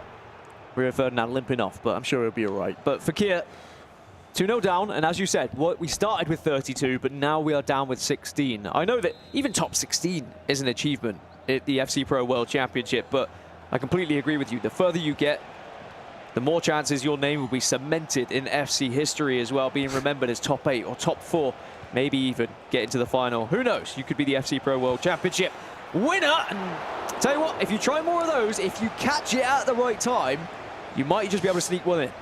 As a player, I can say, in the middle of the goal, when you're faced in the middle of the goal like that, it's the hardest to move the keeper for, because you expect the Trivela the least. Of course, when you're at the sort of diagonal angles on the wing, on the edge of the box, you know a Trivela's coming. But I think Guiobarros, his keeper movement has been absolutely exemplary, is the word I'm going to have to use in this situation so far. Attacking really, really well, and not going forward too quickly, Gaskin. And like I said, that's when you're playing your best FC. You know these players, when they're just taking their time, chilling on the edge of the box a little bit. That's what we like to see the most. I will say, I was worried this might have been a one-sided game. I don't feel like it is that way. 2-0 just before halftime here. Even though it looked like maybe Guiobarros was going to run away with this one with the early goal, he's only been able to find the second, and Fakhr actually has been defending pretty successfully since that moment. As I say, that does give the ball away. Maybe a chance to strike. Great save, though, from Buffon. Absolutely, and as you mentioned, Gaskin, it does feel like this game has got chances coming both ways. Of course, we saw in the Levi de Weird game, 3-0 up and Rampazzo pulled it back to 3-all. So we know comebacks can happen in these long games of FC. Of course, guys, remember at home, these games are not 12 minutes total, 6-minute halves that you're used to playing at home in champs or rivals. These are 18-minute games in total, as we see some lovely work from Guiobarros, trying the skill moves in the box, as he mentioned he would, but some good defending from Fakhr. Yeah, Fakhr has been wise to it every single time he's tried to go for the skill moves in the box. And he's defending a little bit more comfortably than he was in the opening stages of this game. A goal before halftime would be massive for his chances, for his confidence and his belief in himself. As Bobby Charlton just waiting to try and find that pass, but intercepted by Cantona. And now here's the counter-attack launched, sent all the way up to Harry Kane. Not going to shoot from here, probably needs a little bit of assistance. He's going to see it out to Ronaldinho. Bobby Charlton and Harry Kane both waiting on the edge. Guiobarros being patient here, knows that he could maybe hold on to the ball for this last attack of the half. Doesn't need to rush it, has the lead here. And if Tom Lees was on the casting desk right now, he would be absolutely buzzing here, Gaskin, because it's the curse of the commentator again. I was going to say Guiobarros waiting really well for the last attack, which is so important, especially within these knockout rounds where you know it's all single elimination at this point. You have got no chances to fall back on. Guiobarros will now have the last attack unless he somehow messes this up. Notice he paused for a second there. He waited to see how much extra time, how much added on time there was going to be before he took that free kick, because now he can launch the last attack of the half. It's Harry Kane. It's 3-0, and Guiobarros is absolutely cruising in the round of 16. I tell you, as a player, sometimes you lose a little bit of focus when there's a quick little free kick. Throw-ins, I know it used to happen all the time playing pro. You lose a little bit of lapse of concentration. Guiobarros just recycles. Fakhr probably thinks it's 45 on the clock. There's 15 seconds left of the half. There's not enough time. Surely not. He goes forward really well and he tries the offside trap, Gaskin, and it's just not enough. And that is the risk versus reward of an offside trap. You get it right, it's half-time, 2-0, you go in. You get it wrong like that, it's a clean through chance. You give yourself no opportunity to go back and win the ball, and that's 3-0 at half-time. And as we tipped Guiobarros might before this game, Gaskin just had control really mostly over it. And he is locked in. Again, I just want to mention it. The free kick was about to be taken. We hadn't seen how much added on time there was going to be. And I could see from his player cam, he was staring at that clock. He wanted to know, is it +1, is it +2? Because that makes a difference about how you plan your attack here. If it's +2, you maybe hold on to it for the extra few moments so that you do guarantee that last attack. But as soon as he saw +1, he said, all right, that gives me permission just to launch something here, take a risk. He took the risk of the through ball, and he was rewarded, finds himself 3-0 up, and now this is going to be such a difficult second half for Fakhr here. I touch on many times, Gaskin, mentality and everything like that. Scoring or conceding a goal just before half-time it crushes you massively. You've already got in your head, right, I'm going into half-time 2-0 down. That's what he's thinking in his head. Now to have the sucker blow of being 3-0 down, Guiobarros attacking the way he is, and you can see there's a look of despair on his face here. You can see the emotion. And of course, that doesn't necessarily mean he's down and out at all, but it is how you let these emotions get to you. Are you someone who can be a little bit animated? You know, a player like Anders, for example, he's extremely animated, but then when he does lock back into the game, you know that that previous bit of animation from him isn't affecting his gameplay.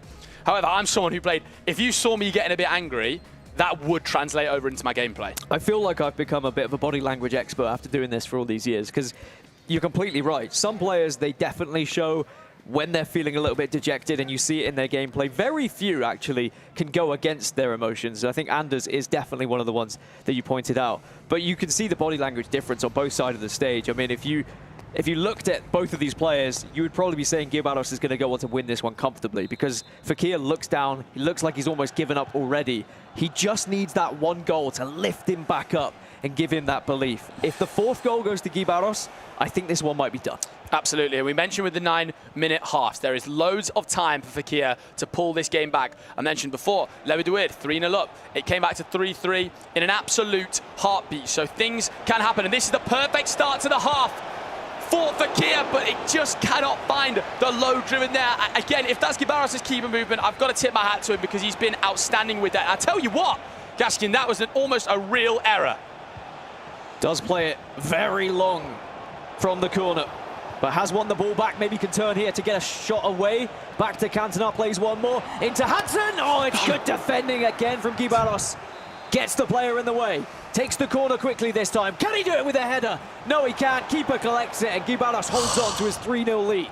When you have a start to the half as good as Fakhr has there, you have got to make the most of your chances. The near post completely opened up. Gaskin, I cannot believe he hasn't shot there. But again, Guiobarros' keeper movement has been nothing short of flawless. It's an aspect, if you add it to your game well, you can do wonders with it and save yourself many a goal, as we see Fakhr in the box here, but it's some good defending from Guiobarros once again. It does go out for a goal kick, and if I'm Guiobarros, I probably want to slow this one down, to be honest. He tried to go for a quick attack, was almost punished on the counter, but maybe that's just not his game. Is a little mistake there. Perhaps that was just some buttons being pressed the wrong way, but still has been rewarded, but it's going to be offside, so Fakhr wins the ball back. Guiobarros 3-0 up, 52 minutes in here, and you think to yourself, the longer you don't score a goal, the longer you see 0 next to your name, some would call it a donut next to your name, Gaskin, it just gets mentally more difficult to deal with. But I can't doubt Fakhr. He started this half absolutely excellently, if that is even a word. It is. It is. It Yes. is. Don't you worry, Sunshine. Your vocabulary Sunshine, is on point. That's the nicest, that's a lovely thing you said there, Gaskin. Thank you. I think he needs one goal here, and it would just change the dynamic of this game completely. I know that's a cliche thing to say, but he just needs that belief.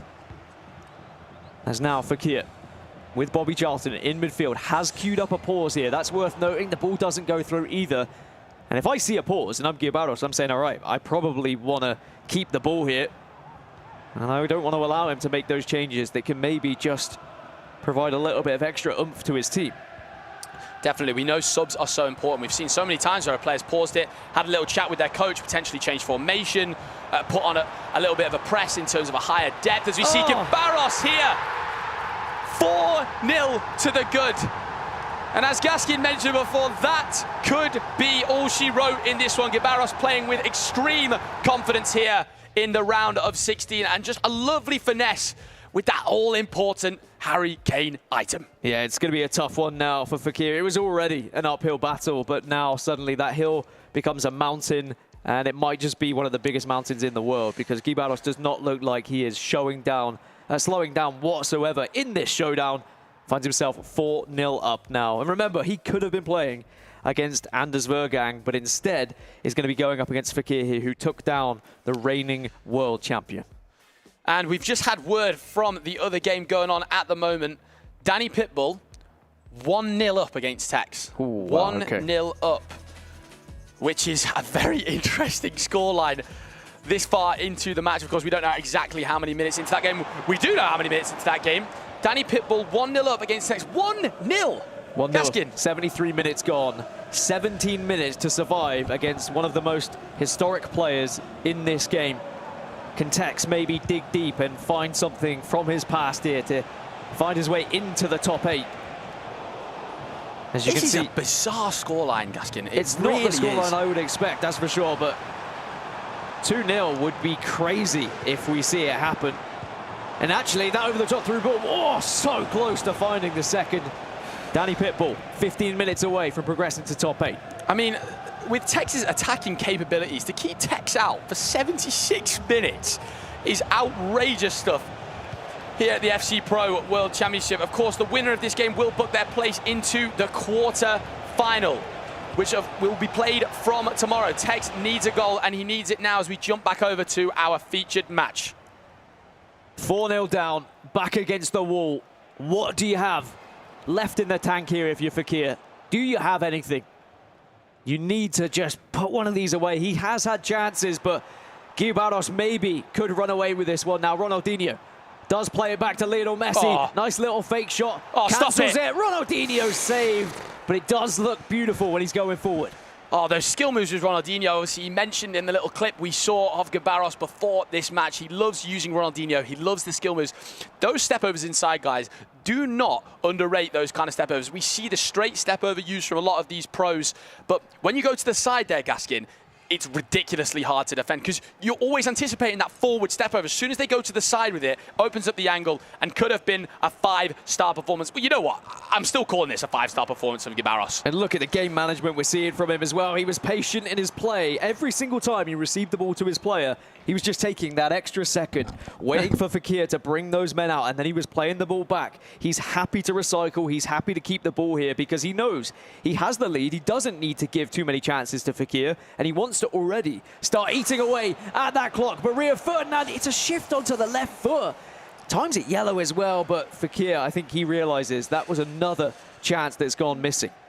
That's a real good chance there. It's really surprising that he went for the ball roll there. I think in that kind of situation, you want to just attack that space, sprint forward, and then give yourself a shot opportunity. And this would be an absolute sucker blow. Ronaldinho, once again, the shot cancels are beautiful from Guiobarros, and it just seems like everything is sort of going his way. I was so happy when shot cancels came into the game because I was always a fake shot merchant. Yeah. They were never really that good, but shot cancels, boy, can they send your opponent just cross-eyed when they try and defend you. Gaskin, you ever been to Shot Cancel Avenue? I have not, but I feel like I should. It's a destination that's quite satisfying, actually. A lot of the players here at the FC Pro World Championship loving the shot cancel. I think when we see a goal go in like that, it fills me with joy. Then I know they've attended the location. Another classic Shuri joke. Anyway, will moving to Guiobarros take us to Shot Cancel Avenue? I mean, at the moment, he can go wherever he wants. He's 4-0 up in the round of 16. It looks like he's going to be cruising to the quarterfinals, and he might just be putting cherry on top of the icing on top of the cake at this point. As Bobby Charlton plays one to Ronaldinho. He's twisting, he's turning, and you can see he's trying to put on a little bit of a show for us here. He's toying with Fakhr at this point. I mean, there's nothing more satisfying than being in your opponent's final third, being this many goals up. Can Fakhr get one back and somehow start the comeback? Oh, look, there's sometimes you just know it's not your day. And it's a terrible day for it to not be your day here in the knockout stages. But Guiobarros has just ended up doing everything right. I was going to say a little bit of luck, but he's more than earned this win, more than earned it. He's been fantastic. Tough pill to swallow for Fakhr for sure, as another chance over the top is easily collected by Guiobarros, and I believe he's going to start to go on a little bit of a victory lap at this point. 4-0 up, 15 minutes left, and this was something Tom said yesterday. I asked him, what do you do when you're in these moments, when you know the game is won? And he said, I just try and enjoy myself. I just want to play the game that's in front of me. It's a video game at the end of the day, and that's when you start to do a few different things, a few more skill moves come out. There's not enough times as a pro where you get to enjoy in the middle of a game. Of course, you get to enjoy all the winning moments after a game, which are absolutely fantastic, and of course, the most important part.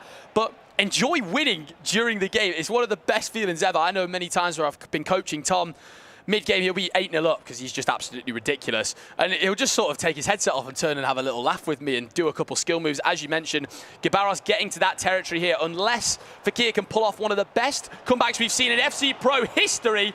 But every single chance he gets, it's just not falling to him. There's definitely been chances here for Fakhr. Do not get me wrong. It may be 4-0. It looks very one-sided, but there is a world where he could have scored 3 or 4 goals. Yeah, I was going to say 2 or 3, but honestly, had things gone a little bit his way, maybe 4 could have gone in his favour.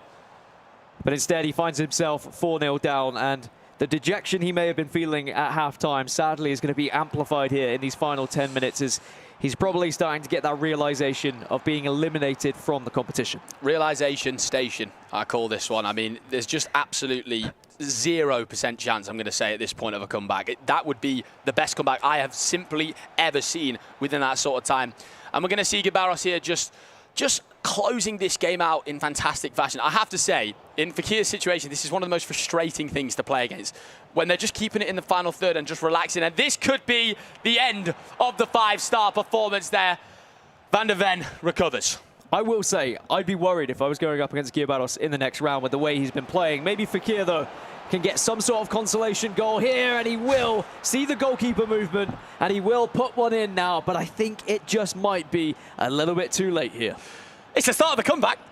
We've been waiting a while for it. It's the 85th minute now. Fakhr, I tip my hat to you, my friend. He still played a fantastic game. Of course, knocked Anders out of the competition. We cannot forget that. It's probably, I was going to say, the biggest shock result of the tournament so far. I think it's undoubtedly going to just be the biggest shock regardless. Unless we have a player who we didn't expect at all to go and win the whole tournament. I think one of the favourites is quite likely does go on to win it. He's had the biggest shock result of the whole tournament, and he's done fantastically well. It does just feel, though, Gaskin, too little, too late here. Regardless of what happens, and you know, if he does get a comeback, hold on a second! Oh my!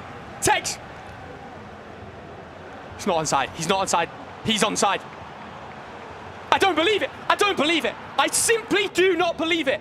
That was a replay then of Dani Pitbull finding an equalizer in the last moment, the last kick of the game perhaps, against Tekkz. And it looks like the game on the mainstream is going to be going to extra time. Tekkz mere minutes, moments, seconds away from going through to the round of 8, but now is going to have to battle his way through extra time, it looks like, as we check back on the replay of Fakhir's first goal here. But oh my goodness, it looks like we've got a very dramatic game over there. I'm sure we will get over to that game at the end of this one between Guiobarros and Fakhr. Of course, I can't talk, guys, sorry, after seeing that. That has blown me away. To see Tekkz 1-0 down, then 2-1 up. And that first time through ball there from Dani Pitbull was just unbelievable. We'll keep focusing on this matchup while we've got the rest of it here. Guiobarros looking to close it out and score his 5th of the game. Are we going to see a bit more magic from him? Surely a penalty. Ref. I think the ref said, you know what, he's had a couple of unlucky chances. We're not giving you that one. And maybe a second for Fakhr. I still think it's a little bit too late, but it does maybe raise the eyebrows of Guiobarros if he scores a second one here. Guiobarros defending with everything that he can. All the players trying to cut off those angles. And he is just slowing this one down. He forces Fakhr back. And that window of the unbelievable, miraculous comeback, I think, has passed at this point. There's just not enough time in the game. But we have to give Fakhr his moment. He got here by beating the best player in the world, the player that was touted to win this whole event, the reigning champion. And we will take our hat off and we will remember that victory for quite some time. But this result goes to Guiobarros, who wins it 4-1 and is looking like a dominant force in this tournament. And he moves on to the quarterfinals. Congratulations, Guiobarros. You have just booked your place into the quarterfinals being played tomorrow, of course. An outstanding performance. And, of course, Gaskin there, he continued his form from the group stage. 3 wins out of 3 for Guiobarros now and got a real chance. He just needs 3 more. 3 more, he can be crowned the champion of the world, which is just absolutely unbelievable. Shout out to Fakhr once again, knocking Anders out. I'm going to keep mentioning it because it's the biggest shock we have had. Maybe just taking a bit of time here, looking at the monitor, looking through a couple of clips, maybe a couple of chances that have been missed, of course, there. But an extremely good performance, Gaskin. Yeah, an amazing performance. And I feel sad for Fakhr after having the crazy moment of taking down Anders Vergang, but the ups and downs of FC do happen that way, sadly. You have to go through these moments to experience the good ones. You have to experience the bad. Now remember, elsewhere, we still have another matchup happening at the moment. We have Tekkz versus Dani Pitbull, and as we rejoined here, Shori, it's 3-2 to Tekkz. Tekkz 3-2 up, which is absolutely amazing. Tekkz, of course, 1-0 down till very, very late in that game. Pulled back 2 goals. Then Dani Pitbull with an extremely late goal himself. And hopefully we're going to see a grand slam finish between the 2 players here. Tekkz, can he find a 4th goal? And just get that extra little cushion that he's so desperately searching for here. Bobby Charlton does create a little bit of space. Shifts it onto his left! And it is going to be a 4th. It is going to be a 2-goal cushion. And Tekkz maybe has 1 step into that doorway of the top 8. I want to touch on right there, the composure there from Tekkz. He gets the ball in the box with Bobby Charlton and he lines up the keeper. He sees the keeper movement. Just keep an eye on this, ladies and gentlemen. Just keep an eye on this, because this is top-level FC. Makes it through a lovely little ball roll, waits for the keeper movement, the green time finish, near post, and Tekkz gets 2 goals ahead here in extra time. Must be so difficult to play against Tekkz when he is in this kind of flow state. When he's in those areas, you know how dangerous he is, and you just don't know what he's going to do. You know what he has up his sleeve. He is a player who has always been known for his skill moves, to be able to bring out the unpredictable moments. I take my mind back to the 4 Elasticos in a row, all the way back when Tekkz was finding so much success year after year. but are we starting to see vintage Tekkz begin to emerge again at this tournament? 4-2 up in extra time and closing in on top 8. And something I want to touch on with Tekkz's goal there, I thought we were maybe going to see a bit of a roar, but I think because he's conceded that goal in the 90th minute, just before winning the game, I think he might be saying to himself there, you know what? Nothing is done yet. Like 2 goals up in extra time is huge. Nothing's done yet. There's loads of time left. And Dani Pitbull, of course, has got that clutch in him. He can go through all the gears. Never celebrate too early. Dani Pitbull has already come back from many a deficit already this tournament as Tekkz again comes forward. Free kick. Vieira. Does he take the free kick? Ooh, I tell you what. I tell you, Gaskin, if he's been doing his homework, this has every chance of going in. Tekkz, it's a good amount of power. Can he green time it? It's just not enough. If it's a good save, it's a tough angle to have it from. Slightly more central and you've got a lot more chance. Tekkz, however, dancing here with Messi. Vieira, I can imagine, on as a super sub. Tekkz playing some outstanding stuff. This looks like vintage Tekkz, as you were saying, Gaskin. Just needs to hold on to this 2-goal lead going into half-time. You don't want to give Dani Pitbull a chance here. Have to focus up and defend well, which he does. And now I think this is where you just try and calm it down a little bit. As Tom Lees would say, play for that last attack. It's something that is an age-old thing in FC history. You don't want to give away the ball. You want to have a free attack almost. 2 minutes of added on time as now Tekkz begins to march forward again. Rashford on the right wing, trying to maybe see if he can find the pass to Messi, but again, he's just biding his time here. Doesn't need to rush it. Waiting for that last attack as now we tick into the last minute. Messi with a little 1-2. Bobby Charlton, who scored the 4th. Maybe he could score the 5th as well. Tekkz is just looking for that opening at the moment. Goes left. Looking to see if someone will maybe be there to receive it as well. You can see Dani Pitbull scrambling to try and cover every single angle. Bobby Charlton, can he get through? He can indeed! As Tekkz finds his 5th. It's a 3-goal lead going into half-time of extra time. That is unbelievable from Tekkz. I celebrated before when it was about 106-20 on the edge of the box and he didn't pounce into the striker. He waited for the last attack in perfect fashion there and now finds himself 5-2 up. We still don't see too much of a celebration from Tekkz. He's completely locked in. We're seeing OG Tekkz here at the FC Pro World Championship and I'm buzzing to see it. I'm wondering what Nightwatch was signalling in the audience. What was the I don't know. Oh, he was signalling 5-2 to someone. I think he was just letting someone else know what the scoreline was. Great to see Nightwatch on our screens, by the way. The Doctor, as he is formerly known. The scariest version of Tekkz that you play against is when he lines you up on the edge of the box like that, and it's like he's doing nothing. And then it's like Tekkz is just waiting for everything to open up in front of him. When he's passing that fluently on the edge of the box, Dani Pitbull, there's nothing you can do. It's so difficult to defend. Tekkz now so close to making it into the quarter-finals. It's almost like he's sizing you up when he's in the moment like that. He's saying, all right, where's the opening in this defense? Where are you going to crack and allow me to have an opportunity to break through? It genuinely, I haven't commentated FC too much on this stage in the last few years, but it's like I'm going back to when Tekkz was once more on the main stage, was dominating every single time he was on our screens. This is the Tekkz of old, and perhaps, you know, it's difficult not to say when you see him playing like this, could he go all the way? Of course he can. Of course he can go all the way. He's got way too much experience. He's too good at the game to be doubted of going all the way. We've got so many fantastic players in this tournament, but the same way you could, some people might doubt Tekkz in some ways, no one was doubting Anders. And he's gone out of the tournament to Fakhr, of course, who just, of course, missed out in that last game against Guiobarros. Dani Pitbull, though, needs 3 goals here in extra time, and it needs to be perfect. Here's Messi. Can he find one of those goals to give him a chance? Yes, he can. Game on. Dani Pitbull, focused, locked in. And he finds that goal that suddenly makes this a bit more manageable. Don't get me wrong, 2 goals in 15 minutes is still difficult, but it is very doable. It is possible. We've got Santu back in the building, just joined us back. Of course, the Italian man himself. Santu, what are you thinking of Dani's performance here? Oh, okay, sorry guys. We're straight back into the mix here. Tekkz, focused as possible. 5-3 up here, 108 minutes into this game. And honestly, Gaskin, I mean, my heart simply cannot take the idea of this going to penalties. This would be ridiculous. So here is Messi for Tekkz. Can he, a sixth goal, I think, does it. Tekkz cannot afford, though, to concede another. He needs to put this game to bed.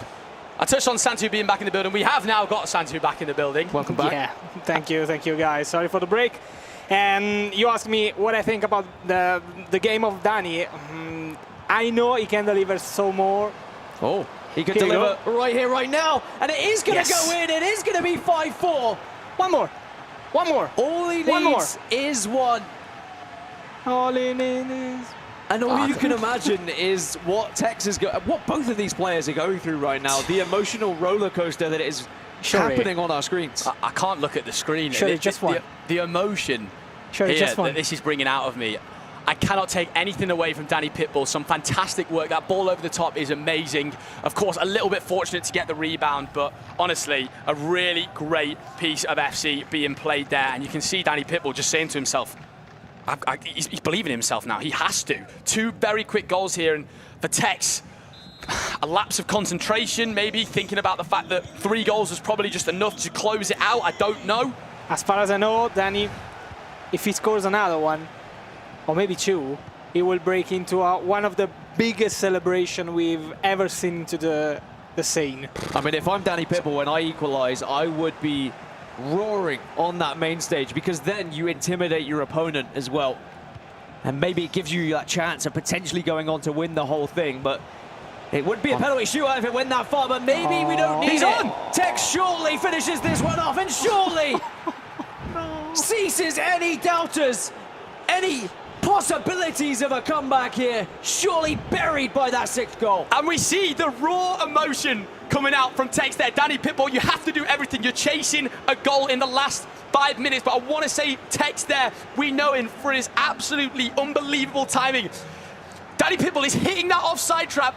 Tekkz just says, yeah, you're not marking my Vieira properly.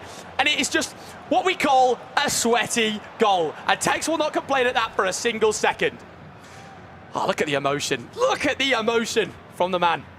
What a moment it is for Tekkz. It may just be that goal that sends him into the quarterfinals of the FC Pro World Championship. I feel so sorry for Dani. It's just not his year. He lost the Serie A final against a wonderful Samu Gamer, and now he's not looking very good. And he would have had to have scored from that attack, you feel, as well, to realistically get a chance of equalising here, because as Shori and Tom have been saying over and over again about Tekkz's game, when he does have the lead in these final moments, he's usually very good at holding on to the ball. Yeah, and you can't see Tekkz messing this one up from now. It was a little blip there. You say that. It's the commentator, because I should just start saying the opposite of what... the absolute opposite. There we go. Tekkz there, the 120th minute now, got the ball. Dani's got to send everybody forward. I'm surprised the keeper's not on his way out at this point.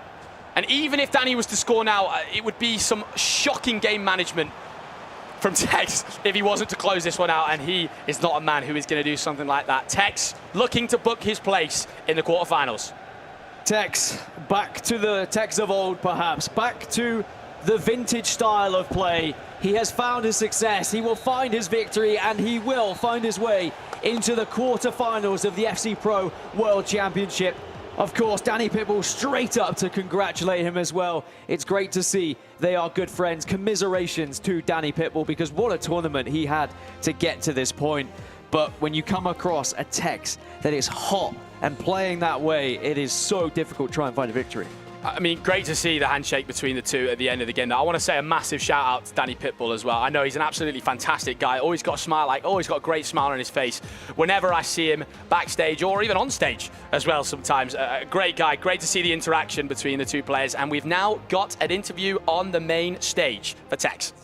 Nothing. I got nothing for you. I don't know what happened in that game, genuinely. I don't know what happened. He weren't leaving me alone. I kept going up, and he weren't leaving me alone.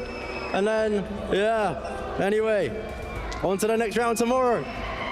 How did you keep your cool? Because obviously you're really emotional right now, understandably. In those moments, how difficult is it to just be able to kind of calm your thoughts and feelings and carry on playing and put any worries out of your head? I'm used to this nonsense right now. Every time I play, it's like 90th minute equalizers, like I'm choking 2-goal leads, 3-goal leads. So I'm used to it. So I go into extra time and I thought, nothing new. This is it for me. And no way I was going to lose that game after being 2 goals up, and what happened. But listen, all is good. I'm through, and on to tomorrow. You are through. Do you want to go and crush your opponent's key? Feel bad. He feels bad. Well, it's got to be done here at the Esports World Cup. Tekkz, congratulations on that win. Enjoy the moment.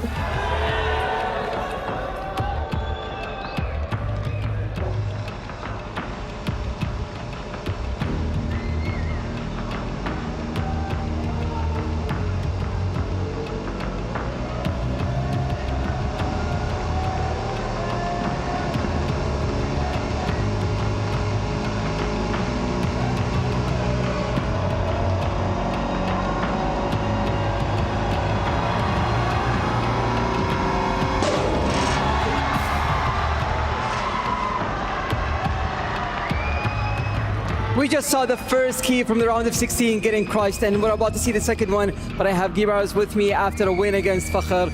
You're the one who stopped Fakhr's miracle run. He was dreaming to be here. He got to the top 16, but you get to be the one crushing his key. So just how do you feel right now? No, I feel really good. Did really good preparation for the game, and just happy that was able to execute and win the game. Yeah, absolutely. I mean, you're heading to the quarterfinals now. What's the mindset? Keep winning, hopefully. Just survive another day, get to Sunday, and then we'll see where we go from there. Absolutely. I mean, a lot of people called you the underdog coming into this tournament, but now you're in the top 8. Do you feel like you proved them wrong? Nah.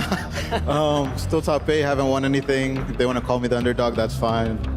Hopefully I prove them wrong. All right, you're going to prove them wrong. We're going to see how it's going to go tomorrow, but for now, let's go to the key crusher and head to make it official and crush Fakhr's key, as you're the one who got to stop his miracle run. And this is a big moment for you, as it's your first key that you get to crush in the tournament. So we'll let you enjoy this moment.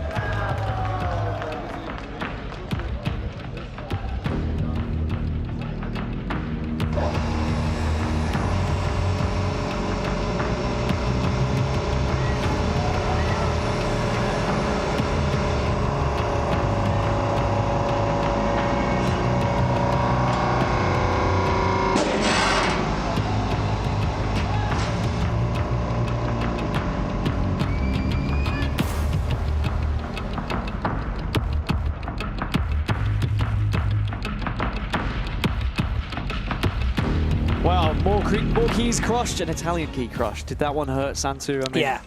You've been wanting to cut a few keys, but sadly, you see one of yours go. It hurt a lot because Dani is firstly a friend of mine, but seeing how he played, knowing what he's capable of to do, I felt so bad for him. You know, I felt so sorry. But yeah, compliments and huge shout out to Tekkz, because he again showed what he can do. Because Tekkz, I mean, it looks like he's back to the Tekkz of old here, Shori, and I know we keep saying it, but we'll look back at the highlights instead from Guiobarros and Fakhr, because we have to give the flowers here to Guiobarros. He is into the top 8 in a dominant fashion. Absolutely. We know Fakhr had so many great chances throughout this game, but we had this chance here from Guiobarros where he just waited for the last attack really, really well, and at this point was playing with full confidence. A nice open up the body finesse with Harry Kane there. Of course, we got this 1 goal back from the first time through ball into Pitbull.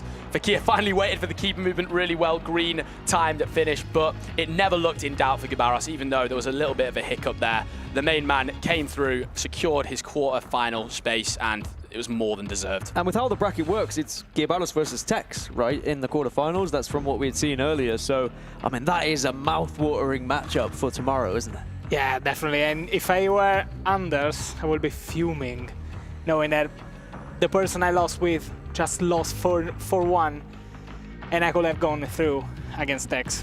Yeah, I mean, it's a tough pill to swallow, but that's how it is sometimes. What's the meme that, like, he died for this to happen? But sadly, that's how the cookie crumbles. You can go out to any competitor at any time, whether they're an underdog, whether they're not an underdog, and then you find yourself watching on, and they may just go on to the next round. They may get eliminated right there and have their key crushed here at the Esports World Cup. Of course, it is the FC Pro World Championship 25, and I cannot wait to see what is going to happen in these remaining games. But before we get there, we're going to go for a quick break. We'll be right back after this.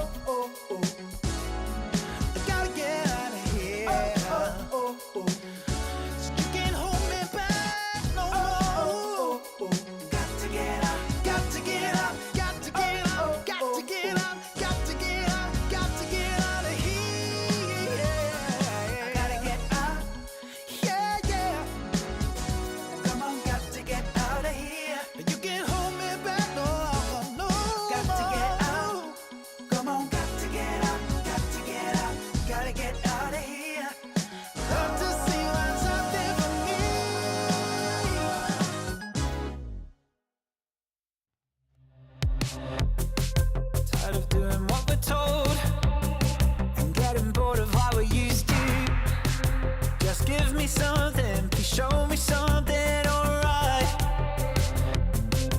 As I'm scared of getting old, and I'm more tired than I'm used to. Just give me something, please show me something alright. Let's start in. 4, 3, 1, 0.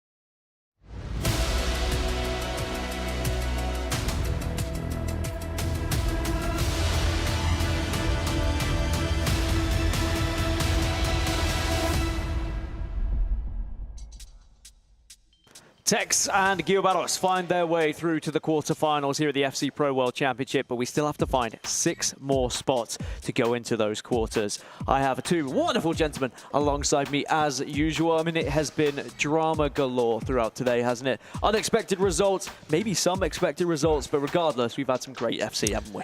It's been fantastic. Of course, I think the shock result of the day, we're going to keep talking about it, is, of course, Anders crashing out of the competition. We want to talk about there. Tekkz making it through, rolling back the years, as we said before. He has got himself a top 8 spot along with Guiobarros, which will be a matchup happening tomorrow between those two. And we've got more exciting games on the way here. I believe next up on this stream, Manu Bashore versus LJR. Yeah, what a match. What a fixtures. Yeah, as you correctly said, we've got a couple of days of great FC. What a way to start and keep on going, and can look forward to watch the matches of today, but also of tomorrow. Well, we get to see a previous historic player in Tekkz, a champion in his own right, but now we'll get to see an actual world champion going on our screens in Manu Bashore. I mean, I think that maybe that's gone under the radar a little bit, the fact, I know it was a couple of years ago, but still, a world champion. He has to be respected, surely, in this moment. He has to be massively respected, Manu Bashore. Tom was saying before, I think he is someone who goes under the radar a little bit sometimes. His achievements are ridiculous so far in his, what you would say, short FC career compared to a lot of other players like Tekkz, for example. We're going to get the bracket up for you guys up here in a second. But yeah, Manu Bashore, if he was to go on and win this tournament, again, we're talking about this whole GOAT conversation. I don't think it could be a joke if you win 2 world titles, but we can see the bracket right here. Guiobarros versus Tekkz. Then, of course, the next couple of games we're going to be looking at here, LJR against Manu Bashore would then be playing against either Johnny or Stingray. I mean, just so many good games across the board. Then later we'll see Abumaka and Samu Gamer going head-to-head. Emre Yilmaz versus Levi David. 2 current teammates, going up against each other. It just seems like Levi has to play a teammate every single time he's on our screens. Then Nicholas 99 FC, Brees, and then Oberon versus Jafonzo. Just big names across the board. I genuinely look at this list and I think anyone could go on to win this entire tournament. And Santu, that is what FC is all about, right? Coming from the depths of whether it be a last chance qualifier, whether it be through players, whether it be dominating throughout the season, it's just the unexpected, isn't it, when we get to a point like this? I love everything that is unexpected. But remember, as we said yesterday, we need to enjoy. Guys here are here to enjoy, of course, also to win, and it's the main reason, but they need to enjoy, firstly. Shuri, does it make you want to play a bit more? Because I know you played in the E-Premier League, and that was your main focus, but outside of that, you've been commentator, you've been a lot of content creation. Does it give you the itch, just seeing an event like this? Of course it does. Watch it. The only problem is, I can't do what these guys do. On this level, of course, seeing the goals they're scoring, the performance they're putting in. I think the part that makes me miss playing the most is that winning feeling of emotion at the end. And the crowd, of course, here in Saudi Arabia is just amazing. I can't say I've played in front of a crowd maybe as amazing as that. And that's got to give you the feel. I think the adrenaline rush you get off winning a game, scoring a last-minute winner, those kind of things, that's the part that gives me the itch the most, I would say, yeah. Yeah, I mean, I agree with you. There's nothing quite like it, and I think that, you know, people grow up and they dream of scoring goals in Arsenal Stadium, Liverpool Stadium, whatever. This is the closest It's the next best thing. That non-footballers, or maybe people who aren't quite as talented as real footballers, but instead, you put your talent somewhere else, on the sticks, and some would argue equally as talented because it takes so much dedication, so much skill. I think that's, when people ask me, you know, why are these kids so good? And like, oh, they just play video games. I'm like, you don't understand how much training goes into it, and it's not just training and playing the game, but it's also nutrition as well. It's also staying focused. It's the mental battle that you have to go through here, Santu, and these are the best of the best players in the world, and I'm excited to see what goes up in the next one. I mean, Manu Bashore, talk to me about Bashore, because he is an incredible player, as we've said, a world champion. Yeah, as you say, he's an incredible player, our next world champion, former world champion. But yeah, come back to you. Yeah, come back to me just because we are going to go straight to the stage, guys, and see what happens over there. I loved seeing how emotional Tekkz was, you know, how much it meant to him. Yeah, it was a nail-biter of a match. I mean, everyone thought that Dani is going to take it, but then at the last second, he was able to take it from him. But we also saw Guiobarros versus Fakhr. Fakhr, the guy that knocked down the world champion out of the tournament, is no longer with us. Should we get the next games going? I think we should. Let's not waste any more time and let's welcome the first player. Please give it up for Manu Bashore.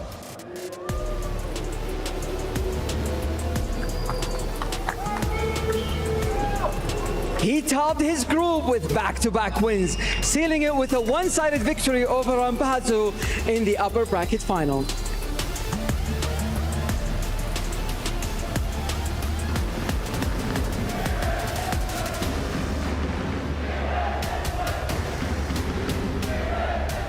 And he's facing LJR Peixoto, who battled through the lower bracket, taking out Bonanno and is Goatman, but lost against his current opponent in FC Pro Open. Will history repeat itself here in Riyadh?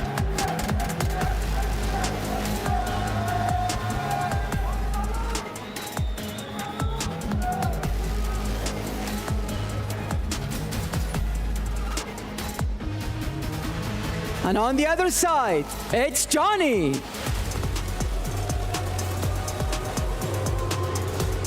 He survived a nail biter against Samu Gamer, then knocked out Fakhr Cohen to claim his spot at the top.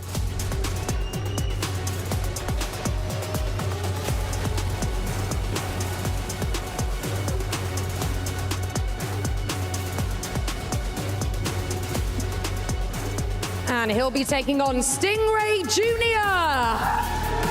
He upset PH Din, pushed Abu Makka to a single goal and closed out the lower bracket against Dullen Mike. What will he do next? 4 players, 1 shot at the quarterfinals. Let's get this underway.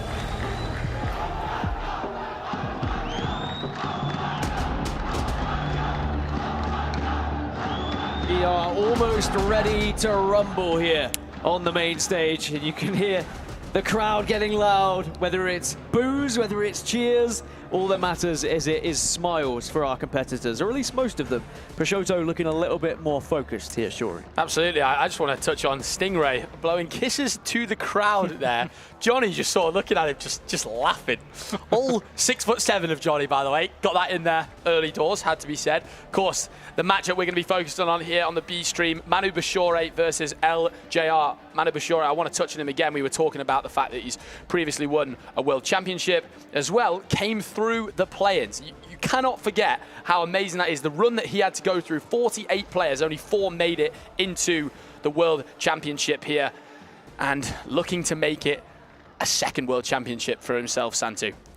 Yeah, I see the confidence in his eyes. I see the calmness in his eyes, actually. He knows that he can deliver. He knows what he can do. And I feel Peixoto is not that calm as him. Yeah, maybe trying to hide some emotions, just down to the ground, staying focused and making sure that he is locking in for this one. All right, it looks like the players are just about ready, so I will pass it off to our casters for this game. You have Shori and Santu. Guys, take it away. Well, thank you very much, Gaskian, the absolute main man himself. LJR versus Manu Bashore here, Santu. This is a huge matchup. Of course, LJR came through the loser's bracket in his group with some fantastic results. Looks like he's listened to a couple of tunes here, just G'ing himself up before the game here, Santu. I'd love to be in that situation where I can listen to some tunes. But you gotta listen to my voice. Yeah, no, of course no. Your voice is my favorite song. Don't worry. But yeah, actually, I know that some music can calm you, can relax yourself, can put yourself into the right concentration, and maybe to unfocus from even the crowd that is very noisy here. And of course, we want to thank all the people that came here in that spectacular arena. But yeah, actually, from the two guys, I'm gonna see Manu Bashore a little bit calmer and calmer, softer. we think. Yeah, absolutely. I mean, both players absolutely more prepared to that big stage. Of course, nothing to delete from Fakhr, of course. Yeah, for sure. These two players fighting for a massive, massive chance into the quarterfinals here. As you can see, behind LJR is his brother, which is just crazy. The ability that these two have in Diogo Peixoto and LJR is just outrageous. To be brothers and both be this good at FC, as I think we're going to be getting into our featured match very soon here. The last couple fist bumps between the two players. One thing I'll touch on quickly, you mentioned about the music and what players do before the game. I believe Samu yesterday just had no headset on, no earphones. He just played completely just listening to the crowd. I don't know if you ever spoke to him, but I spoke with him, like even having lunch together, and he's off. He just focuses on the game. He's off. Yeah. I don't know. You look at people and say, are we having that conversation? Yeah. Are you even listening to me? Is he in the room? Yeah, are you here? But not because he's stupid or whatever. It's just because he's very focused on the game. In an interview, he said, I don't care, I just want to play. I want to play, I don't care. I like that though, that's the focus that we've got coming in from these players. Well, Santu, I want to say, before this match kicks off, which I believe we are just about to hear a prediction from you. Manu Bashore versus LJR, as I think we are just kicking off this second. You got a prediction for me, Santu? I don't want to give you a prediction this time. I want to give you a result. Oh, okay. Not saying for who. Okay. I'm going to go for a 5-4. A 5-4, as Santu predicts our game here. We have got a round of 16 matchup between Manu Bashore and LJR kicking off right here, and an uncharacteristic start there from Manu Bashore. LJR wins it very high up the pitch, trying to create a chance early doors here. Look out for these through balls into the player locks coming in from Manu Bashore. You're going to see a load of them throughout this game. As Vitinha building up on the edge of the box here. A lovely turn straight away. The green time finish from Manu Bashore is fantastic. Yeah, absolutely. And we know how important it is to start the game in that perfect way with a low-driven, was he green-timed? Green-timed indeed. Yeah, always. My man, the traffic light man. The traffic lights are back. Hopefully we don't see any amber, aka yellow, or red time finishes in this game. A very early goal in this one for Manu Bashore, and LJR. He still looks locked in as ever though. Of course, like I mentioned, got his brother behind him, an amazing duo at FC. I find that so fantastic. But here at the FC Pro World Championship, Manu Bashore starts off this game in fantastic fashion. And you think in LJR's situation now, you just want to try and relax here, Santu. You don't want anything too frantic to happen at this part of the game, or things can go south very quickly. Yeah, as we've seen a lot of times, one goal is literally nothing. Anything can happen in any moment. The match is very long, and every set piece, every situation here can change the sort of the game. Like, yeah. Exactly. So we see almost a real chance there for LJR. I thought he was going to try and win himself a corner there, Santu, because like shooting from a free kick in that kind of situation, I mean, it's not too likely of scoring a goal. We know Manu Bashore, a previous world champion, and he'll be looking to retain his title here in Saudi Arabia. LJR trying to find the pass inside, though, doing a couple first-time through balls, of course, into that Harry Kane, the team of the season item himself. Someone a lot of players have used. If you're a former world champion and you're going through into a match like this one, are you saying to yourself, do you tell to yourself, I am a world champion, I need to perform? Or you just don't care anymore about your previous results? Previous accolades. I know what you're saying, absolutely. I think it's something you've got to take in mentally, because you can only ever use that, Santu, as a mental positive, as we see trying the double tap triangle through ball there, but Manu Bashore has got the answers in defense, absolutely. Boost your confidence, you know. Boost your confidence completely. If you've already got a previous world championship, there's never going to be a moment where knowing you're a previous world champion works to your detriment. It works against you, if you like. Manu Bashore trying to find a chance down the wing here. Messi, you imagine he'll come back inside and try and recycle the ball on the edge of the box. He does indeed, but it's some good defending from LJR. 13 minutes into this one, and it's already been a bit of a nail-biter, to be honest with you, Santu. Yeah, definitely. Pexoto is trying to find his way, and he's trying something different every time. Hold on. Yeah, there it is. Because with a very simple recycling ball and a low-driven, he just found the equalizer. I think he really caught Manu Bashore off guard there. Just a nice little pass inside. The next one into Harry Kane and a low-driven finish. Maybe can be slightly disappointed that Kanate doesn't save that one, but we know how effective the low-driven finish is in FC 25. And if you guys at home haven't started using it, I tell you, you're missing out on something extremely beneficial in your game. As we see the replay once again here, I just want to touch on the way he uses the player lock, pulls Reece James off, triggers the run of Harry Kane inside, and it's a fantastic goal, Santu. Yeah, you say, well, he caught Manu off guard because he played so simple that maybe not even Manu was expecting a play that simple. It was just a simple ball roll, a simple pass with the cross, a simple triangle and a simple driven shot. Well, how many times have we touched on, Santu, about players sometimes feeling like they overplay chances, trying to do one extra skill move too much, trying to be flashy for the cameras, of course, here on the biggest stage. A simple goal like that is very effective sometimes. It's exactly what you need, as Manu Bashore has got himself a corner here. We're going to see it whipped in very quickly, but some very good players switching from LJR. Keeps Mamardashvili at the front post, as he's just going to look to recycle this ball here, Manu Bashore. Yeah, the play is not over yet because Messi, now it's over. Commentator curse once again. How many times have we had that happen here at the FC Pro World Championship? I've just done it way too many times. Mendes down the line here. Is he going to look for a finesse? He doesn't. He looks for the pass inside, and it's a good interception there from LJR Pexoto himself. I see that a lot of finesses are tried just to find a deflection from the keeper to find a corner, not even to score a goal anymore. Because now the keeper are so good that the finesses just don't go inside the back of the net. Yeah, of course, the keepers have got loads more play styles on these items later on into the game title. As we see there, a real good chance from Manu Bashore. Keep an eye out, of course, like I mentioned again, guys, for the through balls.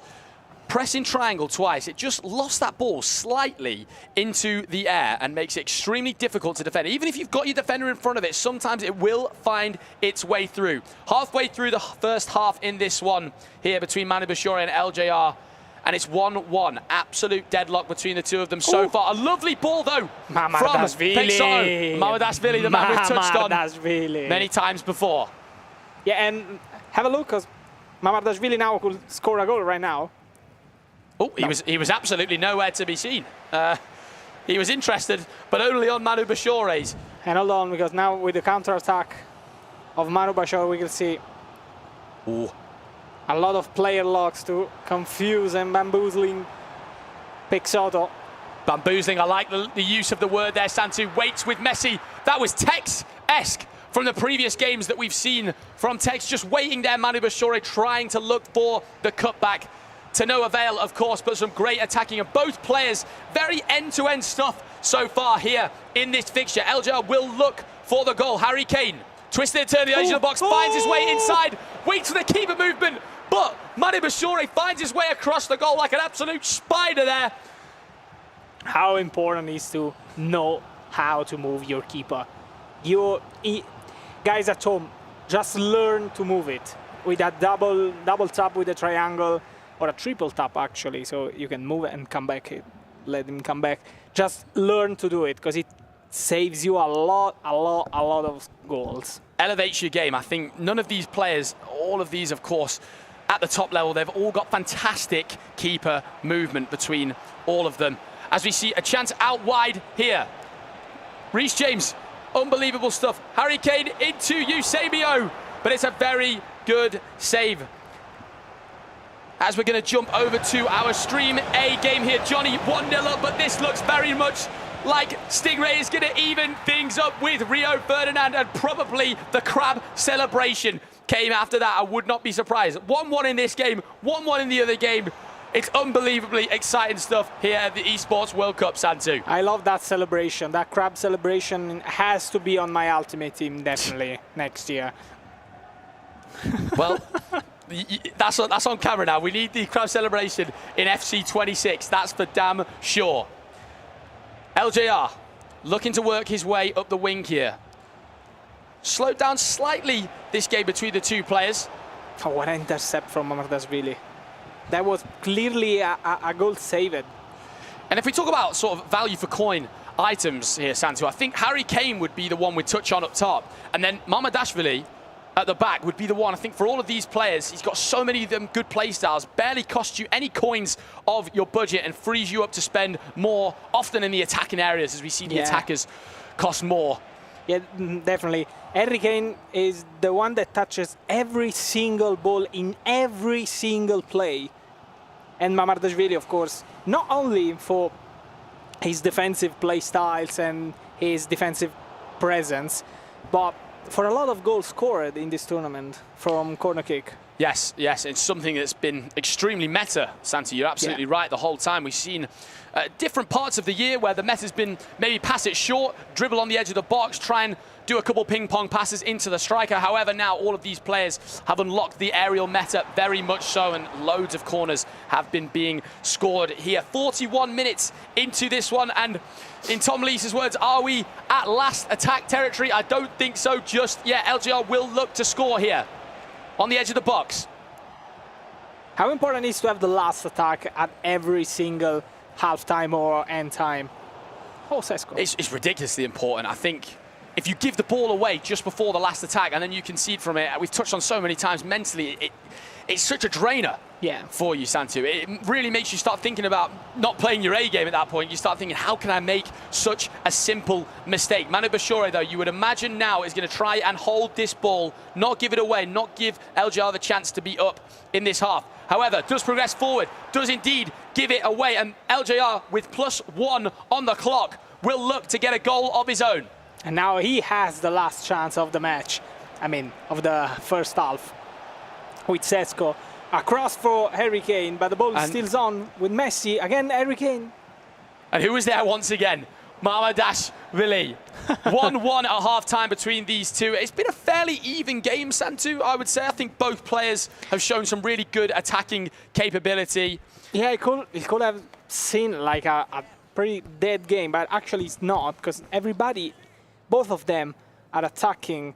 I attack, you attack, Mamardashvili defend, I attack, Mamardashvili defend. So, always Mamardashvili. And sometimes, guys, you're not seeing too many shots potentially from either player, but sometimes they're getting right into the box, almost creating that perfect opportunity, and then it'll be a last chance tackle from the defender, and then you don't put a shot on the board, but it still was classed as a really good chance indeed, Santo, as we can see some words between the coach and player on both sides here. Just, even if it's just a bit of a mental reset, remembering where you are, and you're there for a great reason. You're in the top 32 players in the world at this point, top 16, even less than that now. We've had a couple more players eliminated from the tournament. Of course, by the end of today, guys, we're going to see our final 8 players remaining in the tournament. We know, of course, Tekkz booked his spot. Guiobarros also booked his spot, along with some more players throughout the day.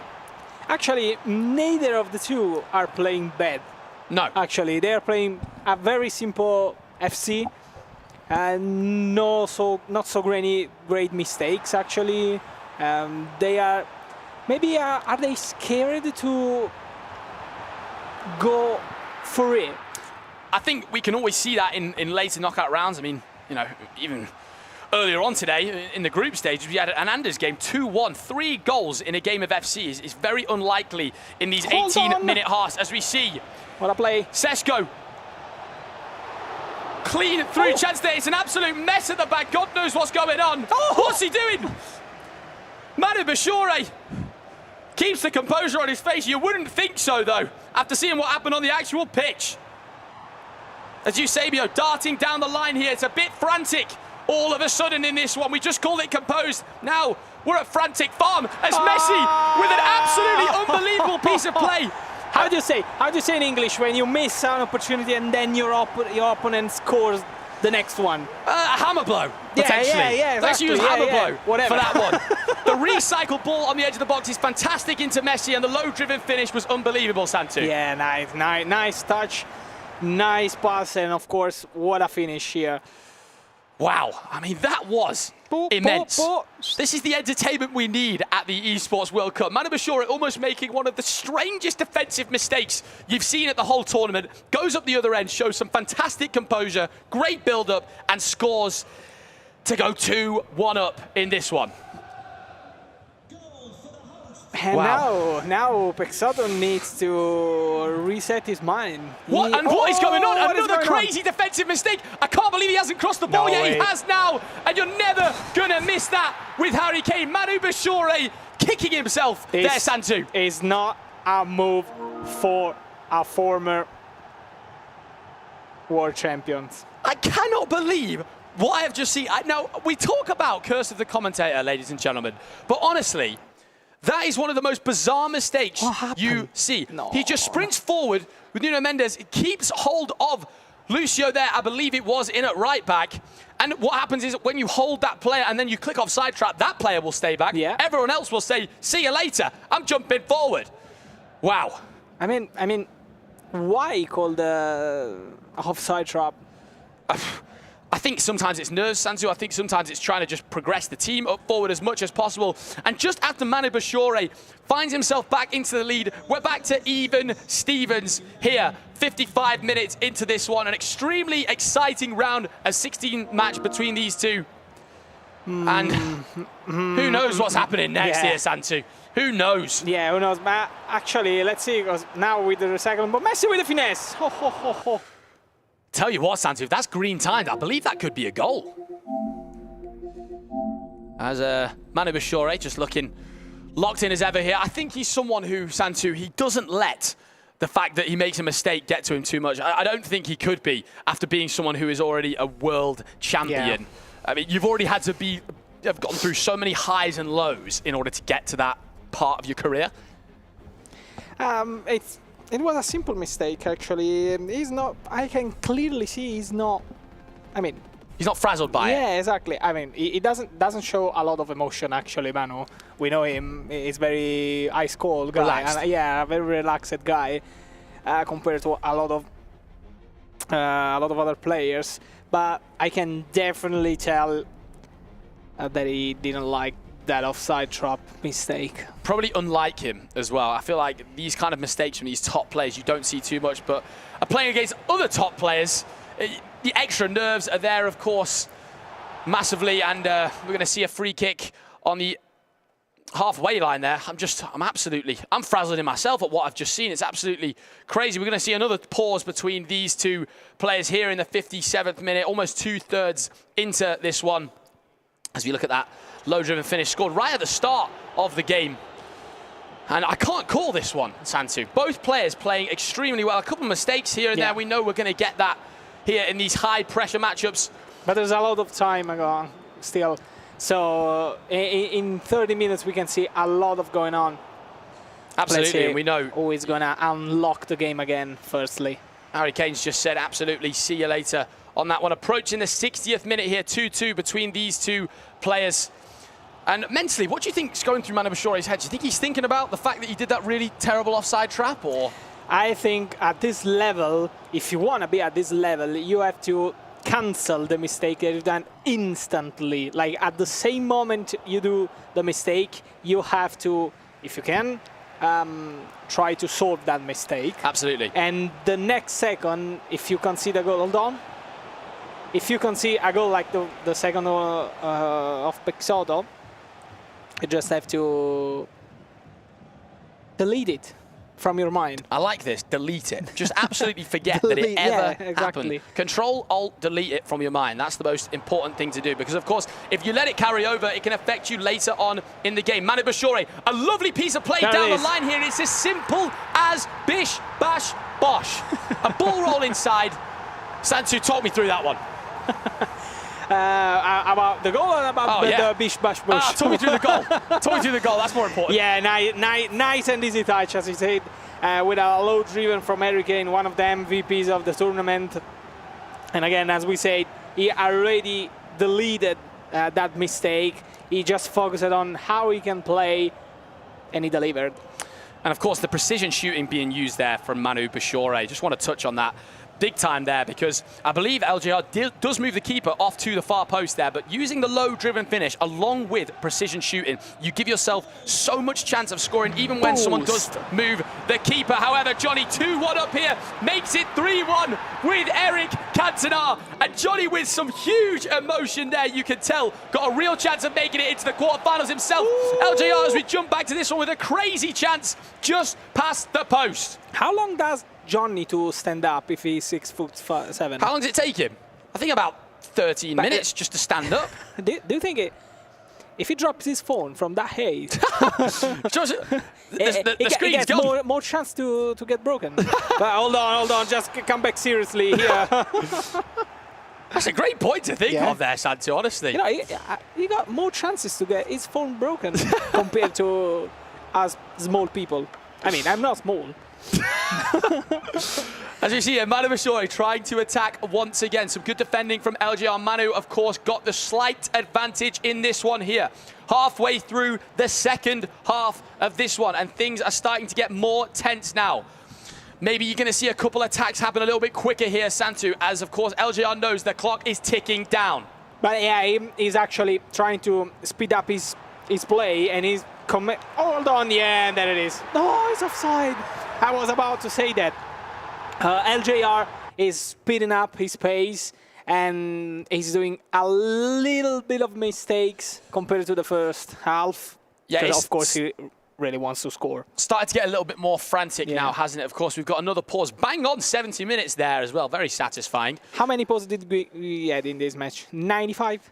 Yeah, feels like, hey, talking about depth here, are we? So many players, of course, using 95 depth. That was a terrible joke from me. Moving swiftly. I didn't get it, sorry. Hey, that's all good, Santu. Don't you worry. Don't you worry. Some of the jokes are terrible. Can you explain that? Yeah, loads of the players using 95 depth, basically, and you use the 95 as a joke in terms of pauses. Moving swiftly on. Let's move on from that one, shall we? Manu Bashore, that is an unbelievable player lock. Surely the chance, the goal was wide open. I cannot believe it, Santu. The goal was as wide open as can be. Yeah, he had a chip shot. He had a finesse shot on the first post. He had a power shot. He had a trivela. He had, I don't know, take the ball with his hand and throw it in the in the back of the net. And he chooses the worst possible choice. You're kicking yourself there. You're absolutely kicking yourself, and he's going to be doing even more. The precision header coming in from LJR is not accurate enough, though, and that's why we keep touching on the precision shooting. These pros, they're so good at it, but it will catch you out at times, and that was one. Vitinha is not the man that you want to find for a header, actually. You're not looking for heading accuracy from Vitinha, are you, Santu? Yeah, I'm not. And if I'm not, I guess neither LJR does. Carpenter trying to work some space in the edge of the box. Vitinha, the man who just missed that header, however, could compose a lovely pass into Harry Kane there, and does. You had a fantastic joke with Carpenter Oh yes, thank you in for front that. of your eyes. As we saw Johnny 4-1 up there, and that's the celebration, as if to say, I've made it into the quarterfinals of the FC Pro World Championship, laying out that emotion. And Stingray with a great run himself, but it looks like it's too much to deal with. The sheer size of Johnny, I don't mention the height once again, 4-1 up there, Johnny, and showing why he is a previous E-Champions League winner. Let's see what happens in the last 10 minutes of the game, because Pexoto wants a pose right now, and Manu is trying to keep the ball in every single way he knows. And keep an eye on that Sesko run on the wing. He's going to go for it. It switches over to the other player, which was not his intention, but he won't mind it if he scores from this. A lovely near post finish there from Manu Bashore. Did he close the match now with that fourth goal? What's that ball for? That run of Sesko's? I am almost 100% confident. After playing this game for many years, he has meant that for Sesko. However, Lauren James was there to take it, and it's a lovely piece of play inside. And look, this is what these FC players are very good at, adapting to a situation extremely quickly. The ball inside from Harry Kane. I believe LGR with a slight bit of keeper movement down to the bottom of the goal there. Manu Bashore slots it in near post, and that is breathing space here in the last 10 minutes. Santu, as LJR in this situation, have you just got to go absolutely all guns blazing? Because I think you have. What do you think? Do you think you just got to absolutely go for it? You have to go for it. In fact, we've seen that he changed his tactic and his formation with the 95 depth. So he, of course, wants to do anything he can do to try to find the third and the fourth goal to equalize and maybe to bring this match at the extra time. Let's see if LJR can keep up. And we see players out of position. LJR, things getting slightly desperate. Manu Bashore looking to build up. Can he get one more? Looks for the low driven with Harry Kane. Wins it high up the pitch with Messi. This is where you want to be as Manu Bashore, almost advancing into the quarterfinals. Marquinhos on the edge of the box here, and he will just calm this game down. This is exactly what you want to do. And this is Tom Lees 101 game management for Manu Bashore. Look at his players, Santu. They're absolutely all over the place. They're anywhere but the ball. Yeah, this is what happens when you just put team press, 95 depth. People will run all over the pitch and not following the ball. But yeah, let's see what happens in the last 5 minutes. 5 minutes to go in this one. 5 minutes away, Manu Bashore, from booking his place into the quarterfinals being played tomorrow, of course, ladies and gentlemen. We are seeing so many players make it through and so many get eliminated now. We're getting down to our last 8 players here today. Oh, it's not a corner kick. LJR, you need 2 absolutely perfect attacks here in order to take this game into extra time. Can he do so? Lukaku down the line. See how Carpenter builds up the play? Yes. Because she's a carpenter, you know? Absolutely, yeah. I love that from you, Santu, so much. Keep an eye on that Lauren James run on the wing, though, there. Bad joke. Manu Bashore is fine. I've done plenty of them, Santu. Don't you worry. Approaching the 90th minute here in this one, and you can only imagine this is going to be Manu Bashore taking his place, should I say. I mean, after this crazy game, I can barely even speak. Yeah. Plus 3 minutes, but it just will not be enough time, I don't think, here, Santu. I don't think there is enough time in those 2 stoppage time for LJR. And looking at the cameras, I see LJR a bit disappointed of himself. Disappointed, of course. There's always going to be disappointment when you've made it this far into a tournament. You've been building up all year to play in this massive tournament. You can see the controller ready to go down there. Manu Bashore books his place into the quarterfinals. Both players get up now. They know that is game, set, and match. The nice handshake between the 2 players there is always great to see between these fantastic FC players. LGR, who'd be absolutely gutted, but can have his head held very high, should I say there, as I can get my words out. These games, sorry, they just get me. They get me absolutely going. Manu Bashore, of course, getting into the quarter-finals there. I mean, Santu, what a match that was. Yeah, what a match. Actually, the match was, at the start, it was a bit kind of a dead game. You know, nothing was happening. But, yeah, let's see what an interview of Johnny says. for this EWC?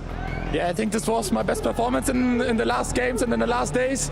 I played very well. Of course, defensively, so I conceded only one goal, so it was a very good performance. Absolutely. I mean, you're now heading to the top 8. You're going to face so many hard opponents. So what's the mindset going into the quarterfinals? I think when I can play my best, I will beat everyone. I mean, we witnessed that just now when you did amazing against this match, but you know what this means? You get to crush Stingray's key. Want to join me and go to the key crush? Yeah, of course. All right, let's go. One more key for Johnny to crush. And what a wave of emotions that was, and the keys are about to feel it. As we say goodbye to you, Stingray, for this tournament. Please, Johnny, enjoy it.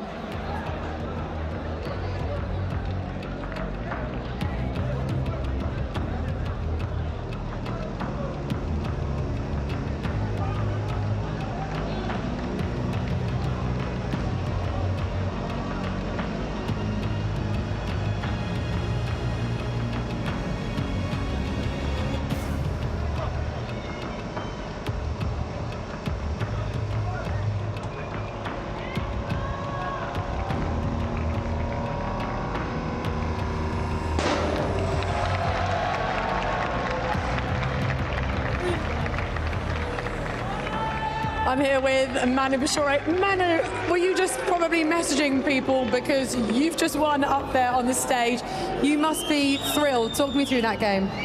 Yeah, it was a tough game, honestly. Leandro is such a great player. I knew before the game that it would take a lot to beat him. I played early against him, and yeah, in the end he missed a lot of chances. I scored my chances, and I think that was a difference because other than that it was quite a 50-50 game, but really happy that I won, and yeah. You got here the hard way through the play-ins. Does it make it that bit more special? No, for me not. For me, I belong here. This is my tournament. I won it here before, so I don't feel any inferior to guys who made it through getting to a semi-final of a league or something. So I did it in one of the most, and that's probably the hardest way you could qualify. Maybe Pro Open, of course, is a bit harder, but what I did was way harder than some of the other guys qualified for this. We're going to go and crush your opponent's key, but you said that you've done it before a couple of years ago. It sounds like you're feeling very confident. I did it last year. Do you feel like you can win the whole thing this year? I don't know. Last year I thought a bit too far ahead, so this year let's stay one game at a time. Hey, good luck. It's time to crush your opponent's key.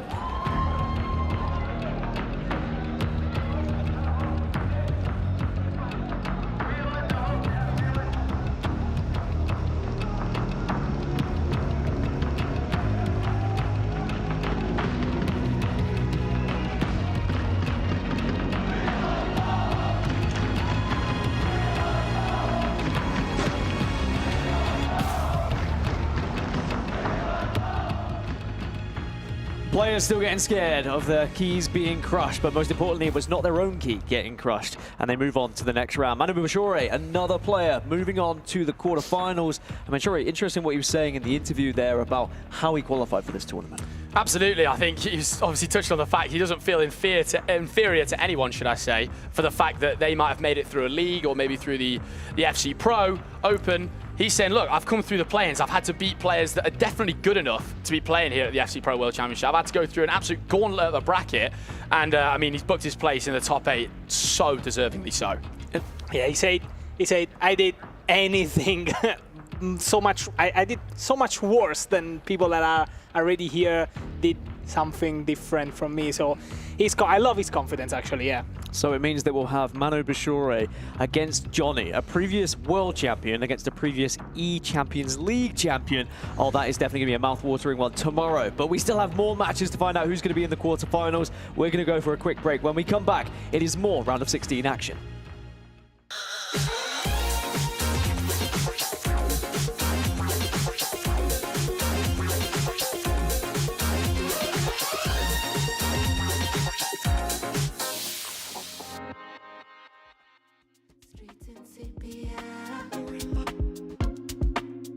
Lazy Sunday, yeah.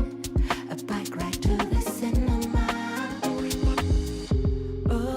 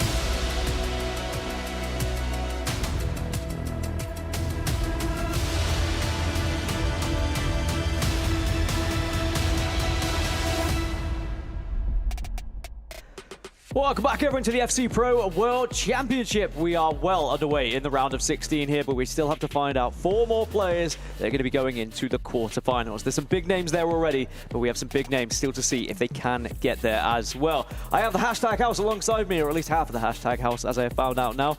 2/4, which I said earlier, which I think is a bit weird rather than just saying half. But alas, here we are, boys. Great round again. Manu Bashouri with an impressive performance, moves on to the next. Do you think that that is the expected result with him going through? I think I would have tipped him over LJR. Obviously, Tom, you've been touching on how good LJR has been. I think for Manu, you could tell even in his interview there, he showed real respect to LJR there. Like, he was literally there like, he's such an unbelievable player. And he was like, he scored his chances. LJR missed his, of course, and Manu booked his place. And he's obviously touched on, like we just said before the break, on the fact that he had an absolute gauntlet to get here, Tom.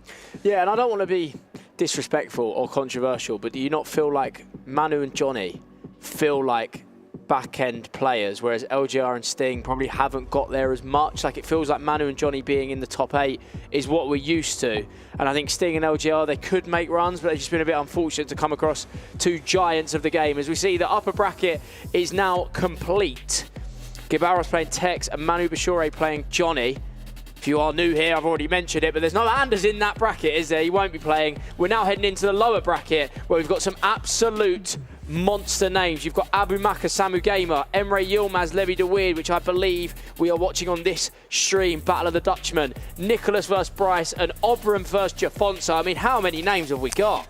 I mean, to just say, Emre Yilmaz against Levi de Weird, that is a game that you could put easily into the semi-finals of this tournament, and you would not even blink twice. Of course, Abu Maka versus Samu Gamer, the other crazy game going on along that side. Gaskin, I'm speechless of what's going to happen next. Hope not. You got a cast again, mate. Yeah, You need to keep those, I won't actually be speechless. Keep those vocal cords going, but you've been doing brilliantly thus far. I know you're going to kill it in the next one, but we do have quite a monster of a game. I mean, this, like you said, could be a semi-final, could be a final, to be completely honest with these 2 players. And we heard from Levi de Weird earlier, he was like, it seems like an awful coincidence that I keep facing my teammates in these rounds. So I think that he's probably already in his head a little bit with how this one's going, but at the same time, you have to take light at the situation, because at the end of the day, it is just how it crumbles sometimes, that cookie. Sometimes you play against some of the best players in the world, sometimes it's your teammates, sometimes you get a little bit of a better fortune. But these are the 2 guys we're going to be watching. Talk to me about Emre Yilmaz, Tom.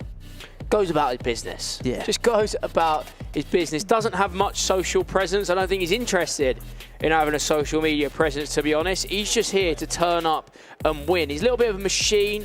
Maybe a bit reminiscent of Nicholas in the way he behaves. Just very chilled, very calm. Comes here. You can tell by his VO here. He's not messing around here, is he? He's VT, sorry. He's not messing around. He's just here to win. He's not messing around at all. And his opponent, Levi de Weird, as well, another extremely composed individual, you would say, a man who just goes about his business. You know what Levy's got? He's got a level of aura around him. when he's playing games. Sorry to bring up the word aura, guys, but it has to be How said. Gen Z of you. Shuri, you turn 27 tomorrow, yeah? Come on. Not 17. Yeah, relax, Somehow mate. managed to mention the birthday once again. Now, I'm extremely interested for this one. I tipped at the start of the day Emre Yilmaz to be the one who I actually thought would go on to win this entire tournament here at the FC Pro World Championship. I think it's going to be too much for Levi, potentially. But now I sound like I'm going against Levi. I said Rampazzo might beat him as my hot take. I can't doubt how unbelievable he is as a player. Emre Yilmaz feels like he could be one step too far, though, for me. Yeah, because if you look at the history of both of these players, Emre Yilmaz has won bigger tournaments than we've seen on the other side for Levi David. Even though Levi David has won tournaments that kind of have been opens and 2v2s was, if I remember correctly, right? He won a 2v2 tournament as well back before when he was on Team Huller.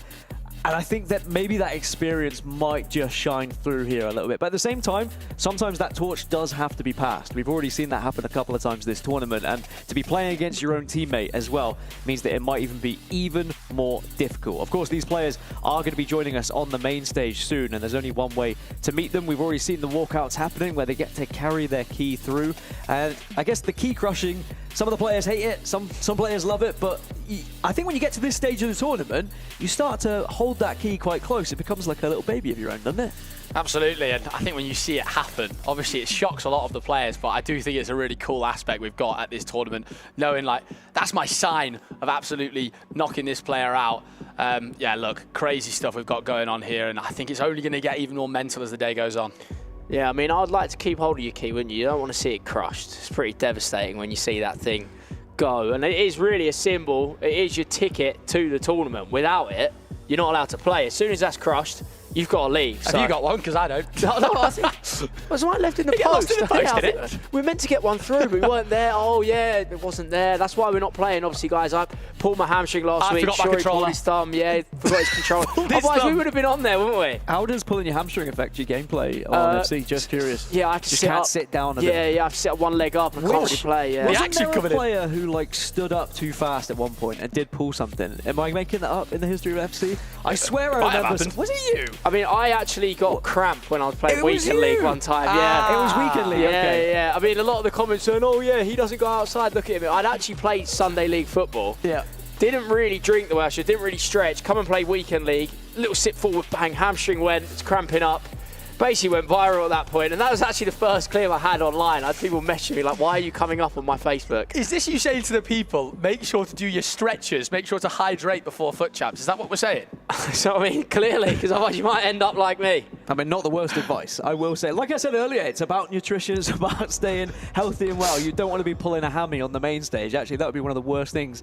Also, would be a little bit funny at the same time, but different when you're playing foot champs and when you're on the main stage playing for an FC Pro World Championship, that's for sure. But I'm sure that all the players are very well hydrated and making sure they won't pull anything on that stage. The only thing that is going to happen on the main stage is, of course, a couple of player walkouts. We have to meet our players. They are going to be on the main stage right now. Let's meet them.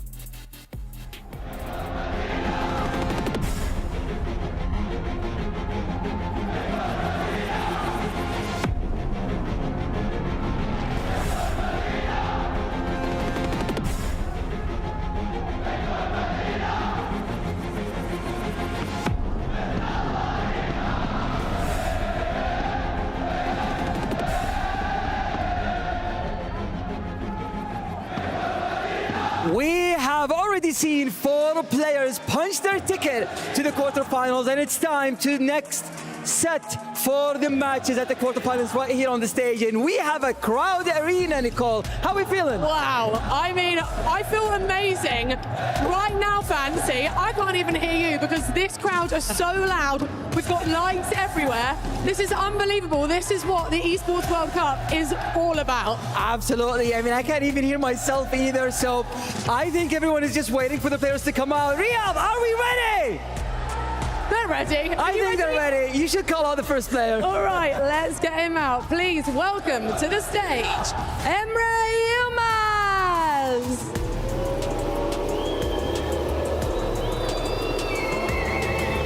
A constant force in the FC scene, proving time and again that when the pressure is on, he can deliver.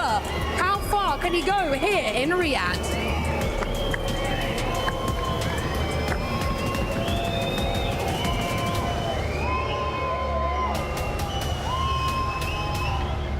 And his opponent is Levi de Weert, a Dutch prodigy who has been relentless this season, cruising through this group with precision play. One of the most clinical finishers left in the competition.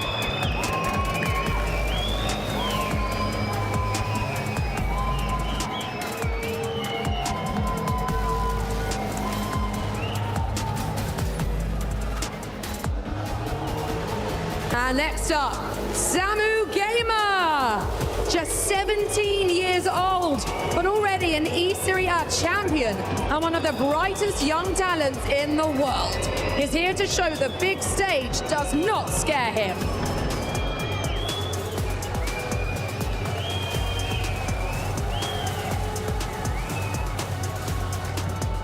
And hit up his opponent.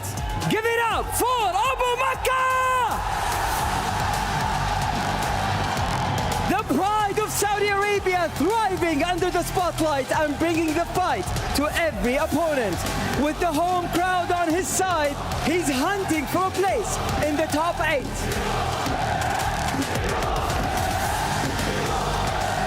Four warriors, 2 spots in the quarterfinals. It's time to see who steps up when it matters most.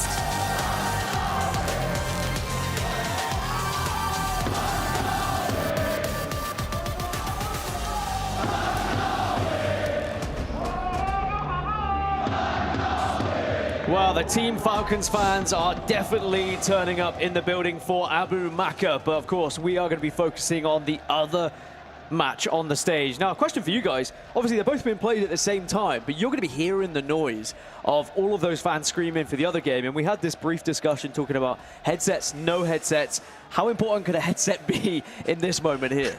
I think in this situation, you've got to get it on absolute full blast. Of course, they're using top-end headsets here. I'm sure they're all extremely noise-cancelling for these players, like you just touched on there. The crowd absolutely taking the roof off this place. We did actually touch on yesterday what it would be like if Samu Gamer did match up against Abu Makka, not putting the headset on. Again, it just keeps listening to us, the script. Yeah, I mean, Levi doesn't look like he's got a headset on either yet. Be interested to see how they do this.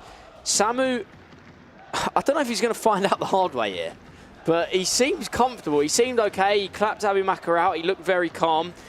Didn't seem like it bothered him. I always said you'll know he's bothered if he gets a headset on. That's when you'll tell that he's really affected. Levi here going for the headset off. Now, I'm guessing for Levi, it's been a similar situation to a lot of sports and other esports where it just drowns out. Like, he's just going to hear the noise and it's not really going to impact him because it just all becomes background noise and white noise at that point. He's clearly not bothered by it. He's already played on stage once in his last game when he beat Rampazzo. To be honest, they both look pretty calm. These two know each other so well, like Renzo, Dani Visser, both coaching them as well, Levi and Emre.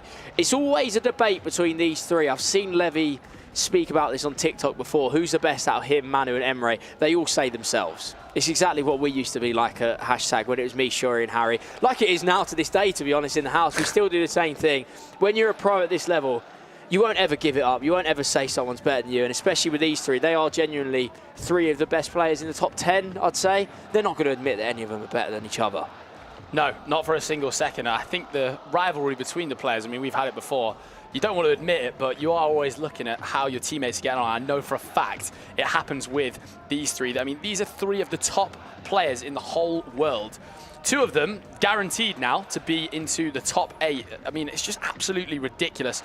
And it'd be fair to say the Dutch, probably the best nation, or right up there as the best nation in FC at the moment. I think you have to believe that you are the best if you're going to try and go on and win this whole thing. If there's any doubt in your mind that someone's better than you, it's unlikely you will be a champion at the end of the day. There's so much of a mental battle when it comes to FC. Another big thing is the implications of the Club Championship with these matches on our main stage as well. Of course, 2 Liquid players going up against each other, so that's not the worst news for Liquid, but on the other side, Team Falcons player, last Team Falcons player competing in Abu Makka. If he was to lose out here and we were to see Team Liquid go through, they might get the upper hand when it comes to the Club Championship here at the Esports World Cup. And whilst we're only in week 5, last year it was kind of won around this time at the Esports World Cup, so it's a lot closer than it was before. Anyway, we're underway here in this matchup. Shuri, Tom, take us away.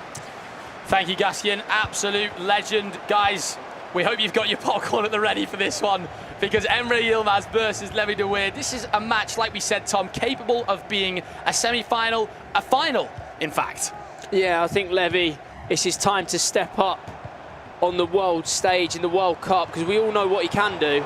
And we've obviously spoke about it just before, Shuri. He won a few 1v1 cups. I was on the receiving end of a few in the online tournaments back in 21. He's won a 2v2 LAN. And he's obviously won his league, but on the world stage, in the E-Champions League, in the FC Pro, in the World Cup, or the Esports World Cup, he hasn't quite got over the line. So Levi, it's his chance to step up. And for Emre, not a world champion yet, but one of the most consistent players in the last 3 years, and probably one of the unlucky ones to not be a world champion. He'll be looking to turn that around as Levi nearly puts himself 1-0 up. Emre is kicking left to right in the white and blue. And Levi is in the black kit. Here we have Emre on the attack, Shuri. And as we can see, Emre building up on the edge of the box here. We're going to go to our other game very quickly, though, here, as we've got Samu Gamer coming up with the first goal of the game. Of course, playing without a headset, like we touched on, but it doesn't look like it's affecting him early doors here. We were touching on Emre Yilmaz, of course, being one of the most decorated players in the last couple of years, but not at the absolute biggest tournament of them all. This being his opportunity to do that, of course. Levi spreading the ball out wide here, looking for a chance. Lucio building up on the edge of the box, but it's good defending from Emre Yilmaz. Yeah, I mean, great start for Samu. I'd love to see how he treats this game, because Samu, at his first ever World Championship, he won't have a tougher game than that, as Emre's in to make it 1-0, pass it to Messi! And there we have it, Emre takes the lead in this one. A great start. That's the traditional signature speed boost. I see it from Emre so much. He always baits you in, hits you with a late speed boost there, and then the composure for what we call, Shuri, a sweaty goal. The sweaty goal indeed, Thomas. And Emre Yilmaz going 1-0 up in this one. You saw his face as he scored that goal. It kind of looked like this look of sort of like relief, or I don't know what it was, but we know Emre Yilmaz not a man to exactly show a whole lot of emotion, just kind of chilling out there. Look, a little breath inside, just saying, look, I'm in this round of 16 matchup. Of course, the stakes are so high between these two. And I think we know, guys, there's a mental aspect in this game. Two of the best Dutch FC players in the world, Tom. We know how well they know each other's games, which we know makes a big difference in the middle of the match. Yeah, I mean, I think we found it hard, didn't we, when we were all competing at hashtag, how... Oh, Emre's in again here. He's hitting with a quick through ball offside. I'll go back to my original point of how hard we found it playing against each other. I remember playing Harry in Atlanta. I remember you matching Harry in the playoffs. It is a completely different game, isn't it? It kind of doesn't feel real. I don't think these three are as close friends in that regard. They're a lot more competitors. As we see Levi trying to equalise there, no luck. But yeah, I don't know if these three are as friendly with each other as we were, which might make it a bit easier for them, because I know we found it really difficult. Yeah, absolutely. Like, you don't want to beat someone that you're extremely good friends with. These, I'm sure, all competing to be, no, I'm clearly the best one. I think in terms of Manu Bashore, Emre Yilmaz and Levi de Weerd, they've both got so many, the three of them have got so many amazing accolades as we see Levi trying to build up, but Emre Yilmaz, of course, striking first blood in this round of 16 matchup here at the FC Pro World Championship. And looking to build up down the line here with Vinny Jr., looking to sneak his way past Levi de Weerd there, but some solid defending. As we see the first time through ball trying to be played there, but some good offside traps once again from Emre Yilmaz. Yeah, and a lot of questions we get is about the offside trap. Why did the pros play it? Why did they spam it? Look at the mistakes they made. I know there was a mistake in the last game from Manu. It is all basically to get the ball back as quickly as possible. As we see Levi's in one-on-one with Harry Kane. It's a bit of a mess, but no goal that time. But with the offside traps, it's basically to put pressure on and win the ball back as quickly as you can. Because if you don't, you sit back on the edge of your box and you're a bit of a sitting duck just waiting to be picked off. So that is why you will see the pros constantly spamming it, especially from kickoff. You'll see that all the time as Emre building his attack here. Looking lovely pro insight from you there, Tom, I have to say. As Emre Yilmaz looks to build on the edge of the box here. Gonna, of course, see, I'm sure, this recycled ball inside to the edge of the box. Watch the offside trap as well. He's going to try it. He hasn't done it, and that's exactly why you have to do it. Lovely, intricate passing there from Emre Yilmaz, Tom. I mean, that kind of attack, if that goes in there, you just think to yourself, what a goal. Yeah. Flow state, that's what I call it. That's my favourite word. You just know you're in exactly where you need to be. You're hyper-focused on what needs to be done. Them nice goals always will feel a bit special. Levi trying to create one himself. Again, to no avail. But yeah, keep your eyes peeled on that, people. The offside traps, the constant stepping up is something we're really going to highlight in this game. As we see Emre looking to create with Lionel Messi. Goes for Trivela from there. You can't do things like that. You can't be doing things like that. Not from that angle, Thomas.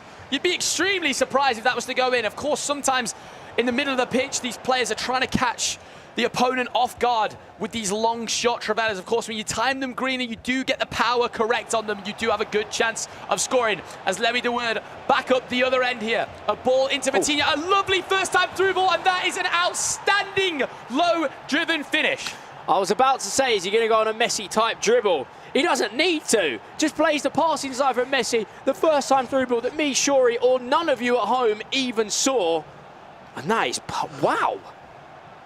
It's just an absolutely fantastic piece of play. And you see the celebration back to the halfway line. I don't think he did it on purpose. But that can be a bit of a toxic way to celebrate, as we do know. No, I think Levy's probably just speaking to his coach and put the controller down. Yeah, I think it's nothing to report home about. I mean, we have to keep an eye on, but that from Vitinha. Keep an eye out. That from Vitinha, the low driven into Eusebio as well.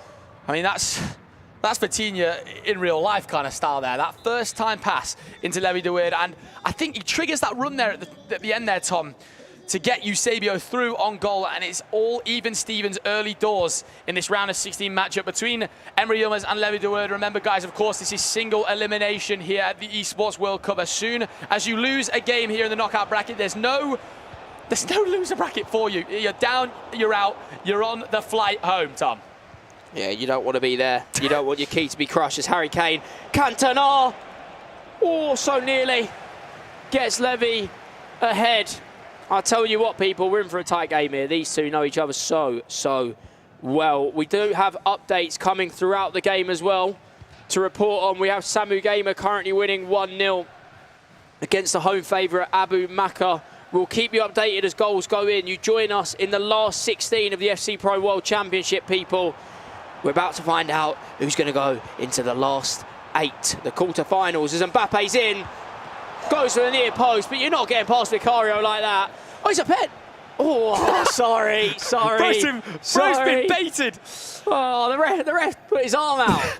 As we see there, Emre Yilmaz anticipating the keeper movement from Levi there, trying to go for that near post angle, but Levi, of course, stays firm at the near post there, and we've touched on many a time, these players know each other's games so well, and often in that kind of situation, it does lead to lower scoring matches. Speaking of low scoring, I didn't think it was going to be there. I thought we were going to see a Levi de Woord goal. And you can imagine the next goal in this game is going to be almighty important because, again, it's going to feel like a more low-scoring match, in my opinion. But then again, how many times have I been wrong here on the commentary when I'm trying to predict things here, Tom? Yeah, predicting is one thing that's not our strong point. No. So what have we got as not your strong point? Winning #Sundays. Ah, fantastic. We've had to... How have we ended up mentioning that here? Predictions. Tell you... Oh, he's in here. Well, great pass from Vinny. Into Mbappe. I mean, Marquinhos showing his anticipate plus there with a standing tackle from Levi. We saw the indicator come up. I mean, every player's got so many play styles now. These players are exactly who they want to use. They've made these squads dependent on every play style they enjoy using, haven't they? Absolutely. You can't even count them on 2 hands, Tom, the amount of play styles these players have in-game. Of course, Levi de Woord, we're touching on budget, using that almighty Harry Kane item up top. I believe the team of the season version. Taking up none of your budget, Tom. I just want to touch on the budget once again. Of course, 15 million coins to spend. As I want to touch on the budget, but we have Abu Maka. Was that Abu Maka getting a goal back there? It was 2-1. Indeed, it flashed so quickly. As we see the fans absolutely buzzing with that one. Samu Gamer did manage to double the lead previously, though, so it will be 2-1. And the crowd here in Saudi getting behind Abu Maka massively. But Samu Gamer, without the headset on, he doesn't look too bothered. I want to get back to touching on the budget, though, Tom. Of course, so important for these players to pick the right players for themselves.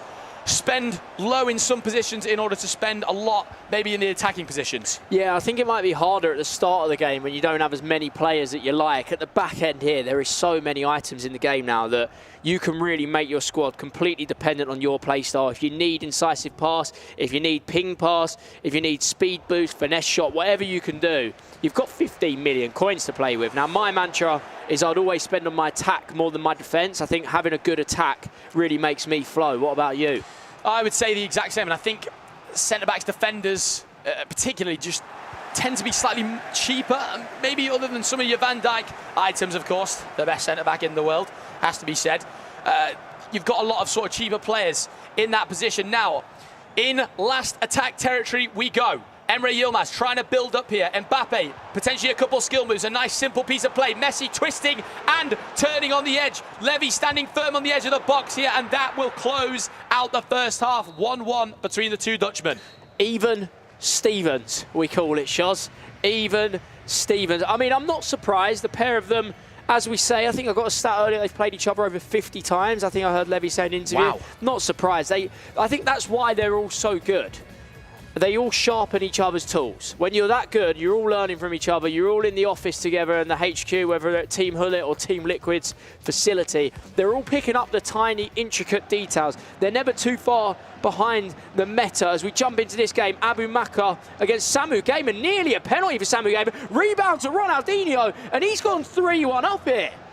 And the crowd here in Saudi Arabia, they're going to be absolutely gutted with that one. That is a hard one to take for Abu Makar indeed. As we jump back to our featured matchup here on the B stream, we hope you guys are enjoying the action as we're getting towards the end of the day here, seeing the last couple players secure their place into the quarterfinals of this tournament. A lovely ball inside from Levi de Weerd, but not enough on that low-driven finish there, Tom. No, but he's going to have a quick corner here, and it's going to be the man we see every single time. It's going to team up for the name there, Mohamed Asmili. I'm not sure his name. Oh, absolutely love it. As Levy's looking to recycle, though, the question is, sure he does. Levy put the bins out. We'll soon find out. Ball into Kane. Step overs everywhere. It's beautiful. Oh, it's not gone in. What's going on? Is it going in? Tell. There's a mess in the back. It's not going in. I don't think it. Do you think it went in? I don't think it did. I don't think it did. And now Emre's looking to punish him on the right. Lauren James, we've seen her run down the wing plenty of times this summer. Looking to recycle. Unfortunately, Emre can't do it either. It's just back and forth. That's the way the game's played. How can that be so entertaining? It doesn't even have to go in the back of the net. And I'm on the edge of my seat with my popcorn. Of course, 51 minutes into this one. There's so much time for some crazy drama to unfold. Both players feel like they're attacking slightly faster now. Maybe we can just see a relaxed period of the game here, Tom, because that was a mental start to the second half. Yeah, it seems like sometimes they catch each other's momentum. It's like, you'll counter-attack, I'll counter-attack. Okay, now we're playing the slow build-up game. Someone's got to upset it. Maybe Emre will here as Vitinha goes for a near post. Unbelievable keep moving from Levy, but keep an eye on the corner. No luck. As soon as the header's contested, Tom, we know Mamardashvili on the defensive end will come up clutch. A counter-attacking opportunity here for Levy. Tries that ball into Messi, succeeds with it. However, Emre's players do get back. And Tom, like you just mentioned there, it's like they're matching each other's styles. It does feel like a more frantic part of this game. Keep an eye on that Lucio run at the top. However, Levy with a very good offside trap. Emery almost finds the ball in behind in the end, though. Lauren James into Messi. Trying to twist and turn on the edge of the box, Kylian Mbappe. But it's great defending from Levy once again, Tom.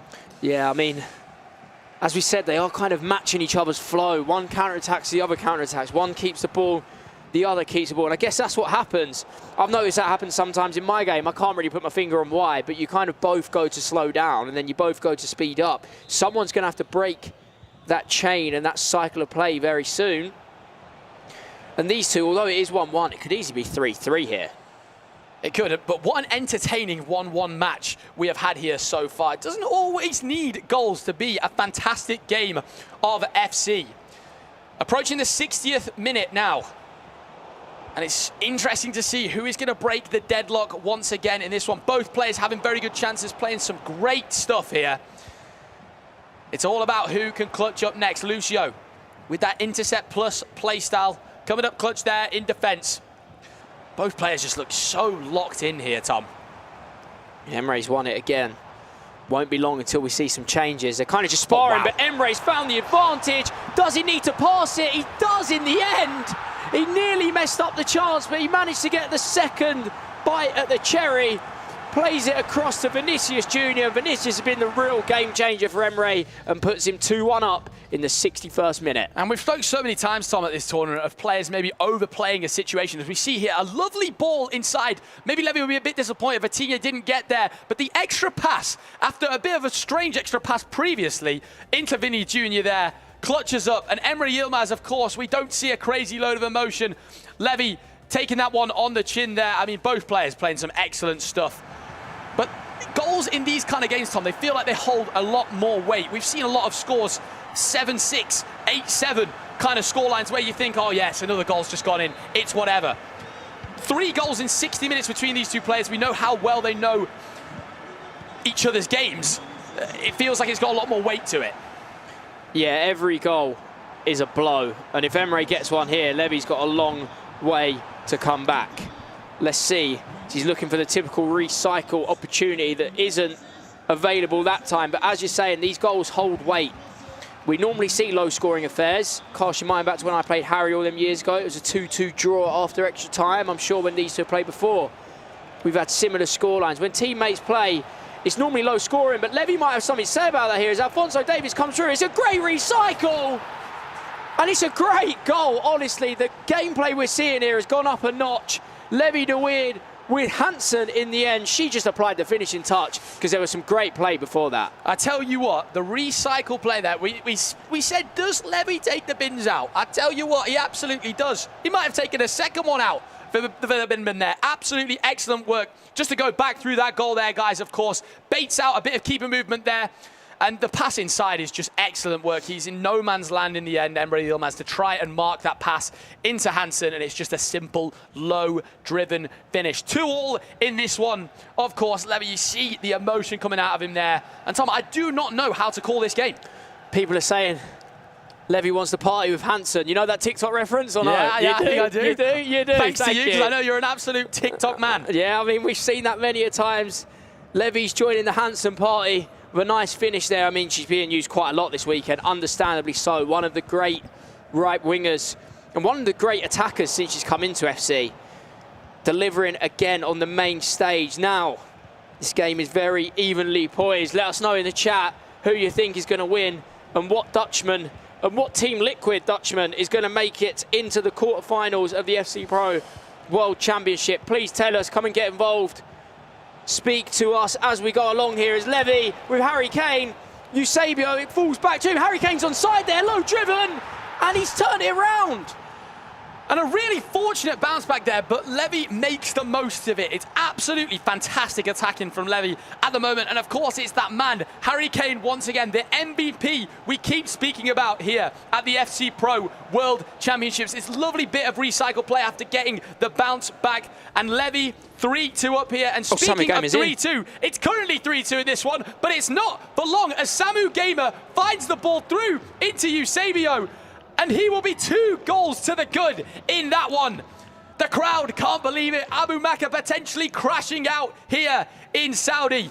Tom, it's all just unfolding, isn't it, my friend? Nothing surprises me anymore. Nothing surprises me.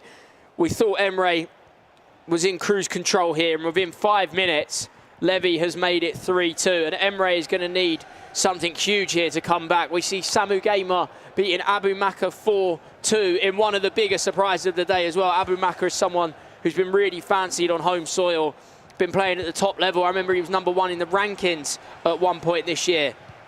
Samu Gamer says, I don't care. I'll come to you on your home turf and I'll show you how to play. And we see some crazy emotions between players, Tom, here, as I'll interrupt myself. Davies down the line into Harry Kane, but it's good defending from Emre Yilmaz, Tom. We see crazy emotions from players. I think these two Dutchmen, two of the most chilled out, sort of coldest players, if you like. As Emre Yilmaz back up the other end, that is an outrageous goal.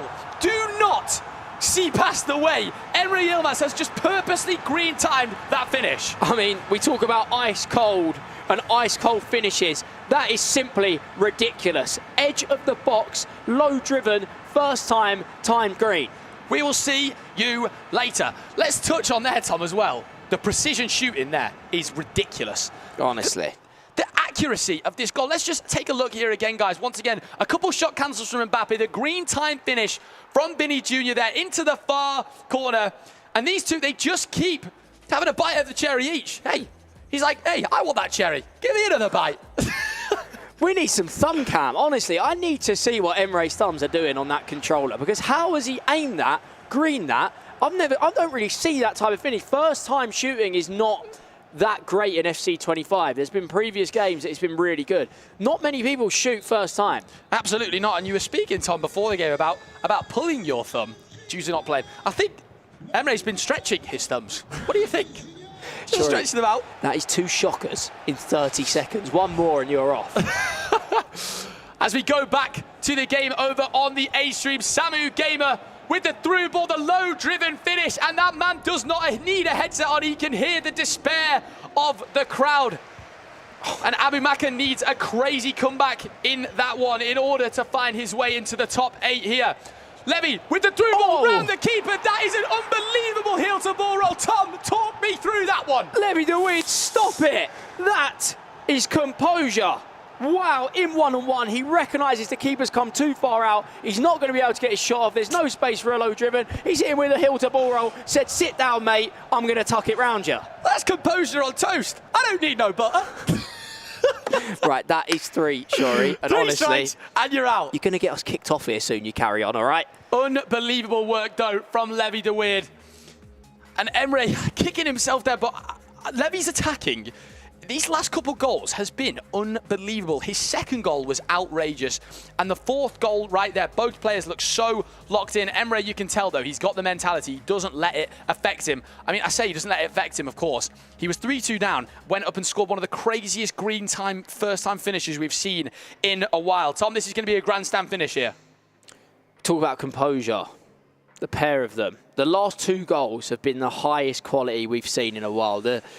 The first time low driven from Emre. As we jump in here to Samu Gamer, Abimaka, talking about quality of goals. We're not going to get one from Abimaka just yet, and he needs a miracle here. I mean, I can only imagine what will happen if he can get 3 goals in 13 minutes. Samu Gamer is looking to crush his key and crush Saudi Arabian dreams by defeating the home favourite. Crush hearts, crush dreams. It's all just being crushed live and direct right in front of us, unless Abimaka can clutch up. Of course, an absolutely unbelievable player. Had a great tournament run so far, but struggling to get in behind there. As we jump back to our featured matchup here between Emre Yilmaz and Levi de Weird. 78th minute, approaching the 80th, of course. Emre Yilmaz, a man known for being extremely clutch, got a lot of tournament wins under his belt. Sign of desperation there, little Trivella that was not really on and the touch wasn't really made. Is Emre starting to realise he's 10 minutes away from being dumped out of the FC Pro World Championship? This starts to play on your mind, you start to think about it, you start to become desperate, and now Levi looking to seek full control over this game, keep the ball well, pick him off. He's going to aim for a counter-attack soon. Great passing out, by the way. Can we get a look at this? This has been lovely. This is how, I mean, Tom, that's game management 101. And we speak of game management 101. We're going to see a skill move potentially here from Emre Yilmaz. Looks for that speed boost that you touched on before. Tom tries to bait it out, goes back and forth, and then says, see you later. But Levi de Weird says, hey, you're not going anywhere, my friend. You're staying right with me. Something tells me he's read that book before, Shori. These two. I mean, you can play each other as much as you want. You cannot replicate being in the 85th minute of a World Cup with everything on the line. No matter how much they've practiced, they have simply never been in this situation before. It's now who's got the composure. These are 2 of the most composed players we've seen in FC. Let's see what's going to prevail. Are we going to see a Grand Slam finish here from Emre Yilmaz, or will Levi de Weird clutch up and book his place into the quarterfinals here at the FC Pro World Championship? He can't keep the ball this long. Shuri, he cannot keep the ball this long. It's going to have to go forward. Emre is squeezing him. He's squeezing him, and Levy's found a way out with Vitinia. And now he might be 2-on-1. Is Levy about to dump Emre Yilmaz out of the World Cup? Yes. Oh, he's not yet. It's a crazy save from Vicario. Levy's going to win a corner, decides not to whip this one in, as we've been seeing all tournament long. Levy, is he going for glory, or is he going to be composed and relax? Almost the 90th minute here, he's got another corner, and you would imagine he's got the chance now just to hold this ball. Decides to pass it, I can't believe it. Oh, he's offside. I cannot believe Levy's done that. He's offside. That is so surprising. That is uncharacteristic. That is what the pressure does to you sometimes. He's made an error, and Emre now has 2 minutes to find a goal and keep his World Championship dream alive as he goes out to the left. Romelu Lukaku on the overlap. Emre, it's going to have to be something special from here because Levy's got every single defender back. He's recycled. He's going left to right. It's into Elise. Goes with finesse. Oh, it goes out for a corner. Keep your eyes on. It's unbelievable from Emre Yilmaz. The green time you thought would have gone in there, Mama Dashvili. He does green time the header, but it's just not enough. The defender is there in the way. One last chance, but the defending is too good from Levy to win, and he will book his place into the quarterfinals. And you can see the emotion coming out from Levy there. Unbelievable stuff. Of course, both players know each other extremely well. And what a result, Tom. My heart is racing like I've just ran the 100 metres. I mean, wow. I don't think Levy would have been too fancy there. You can see that outpour of emotion.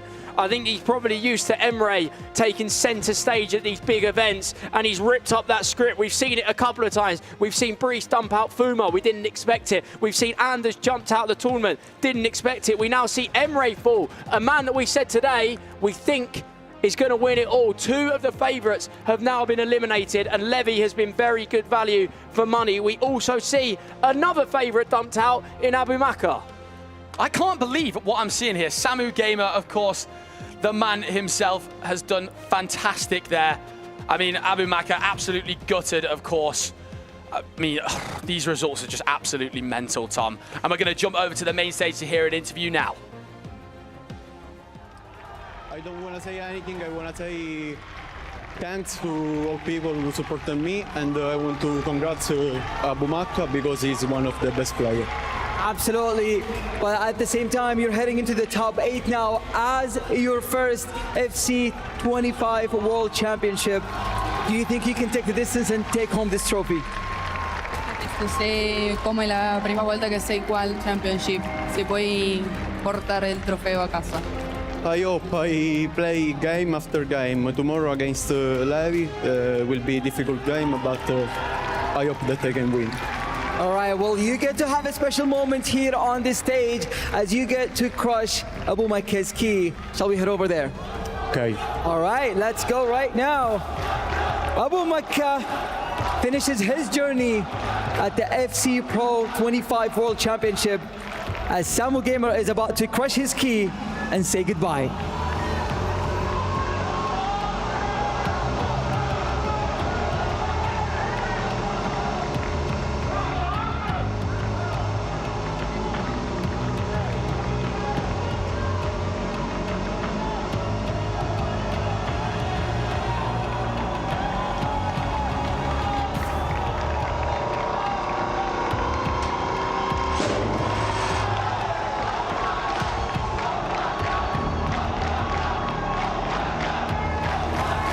Yes, I am here with Abu Makka. Commiserations, as this is the end of your World Championship journey. But tell me about this journey. How are you feeling in this moment?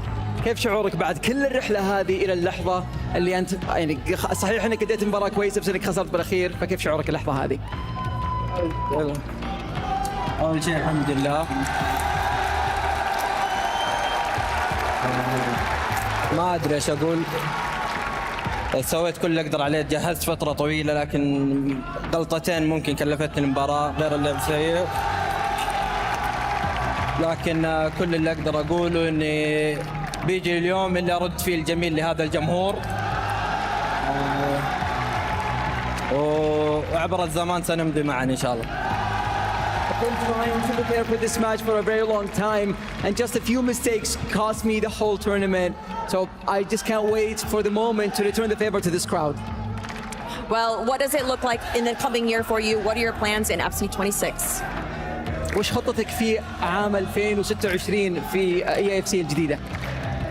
إن شاء الله بإذن الله أحاول إني أطور من نفسي أكثر، إني أرجع لنفس المكان هذا، وإني أفرحهم الموسم الجاي إن شاء الله. والحمد لله الحمد لله أن مسلمين كل تأخيرة فيها خيرة، أنا متأكد إنه هذه خيرة لي إن شاء الله. الحمد لله. I'm going to be trying to work as hard as I can so I can go back to the stage and make this crowd happy. And one last final note to the amazing fans here in Riyadh. إذا عندك أي ملاحظة أخيرة ودك تقولها للجمهور الآن. شكرا لجمهور فالكون، شكرا للعيال اللي جوني من مكة، أخواني شخصيا، شكرا لهم جميعا. أدري اليوم ممكن ما قدمت المستوى اللي أنتم تعودتوا عليه، ما خذلتكم، لكن أتوقع أنكم أنتم كلكم شايفين الجيم، لكن كل اللي أوعدكم فيه إنه الموسم الجاي بإذن الله بكون أفضل وأفرحكم في نفس المكان. شكرا لكم. I want to thank everyone who made it here, traveled all the way just to support me. I want to thank my brothers and my family who made it all the way here just to support me. And I promise you, in the next year, I'll be back on the stage and I'll do better. And I'm sure you will. Thank you so much to Abu Maka, and we'll send it back to Nicole. I'm here with Levi David. Congratulations on that win. Look, I know you're going to have mixed emotions right now because you'll be happy with that. But Emre Yilmaz, who you beat, is obviously a teammate of yours and I know a really close friend. So what's going on in your head right now? To be honest, I feel bad for Emre, but I would lie if I said that I wanted him to go through. So I'm obviously very happy for myself.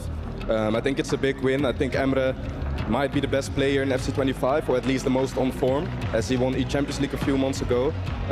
I think I played very well. Group stage was a bit tough, but as soon as the KOs start, it's a different tournament, and I think I showed that. You're through to the quarterfinals tomorrow. You'll be facing Samu Gamer. How are you going to prepare ahead of that game? Yeah, I think the intensity of the games are insane. Samu Gamer is a top player. I've played him several times in practice. It's definitely going to be a tough game, but I'm just going to try and display the same level as I did here against Emre, and then I think I can win that match. And how are you finding the tournament so far here in Riyadh? I mean, we were just standing here listening to this crowd. It is absolutely incredible, isn't it? To be honest, it's insane. Even though the crowd might not always like me because of Team Liquid, I love it because the Saudi fans are insane. It's the best atmosphere we've had. I think if you look to this, all the Saudis, how they support Abu Maka even when he goes out, all I can do for that is give applause, definitely. Love that. Right, I know you're not going to enjoy this, but you are going to have to come and crush the key of your opponent, which I know is your friend, your teammate, Emre Yilmaz. So I apologise for that, Levi, but congratulations on the win.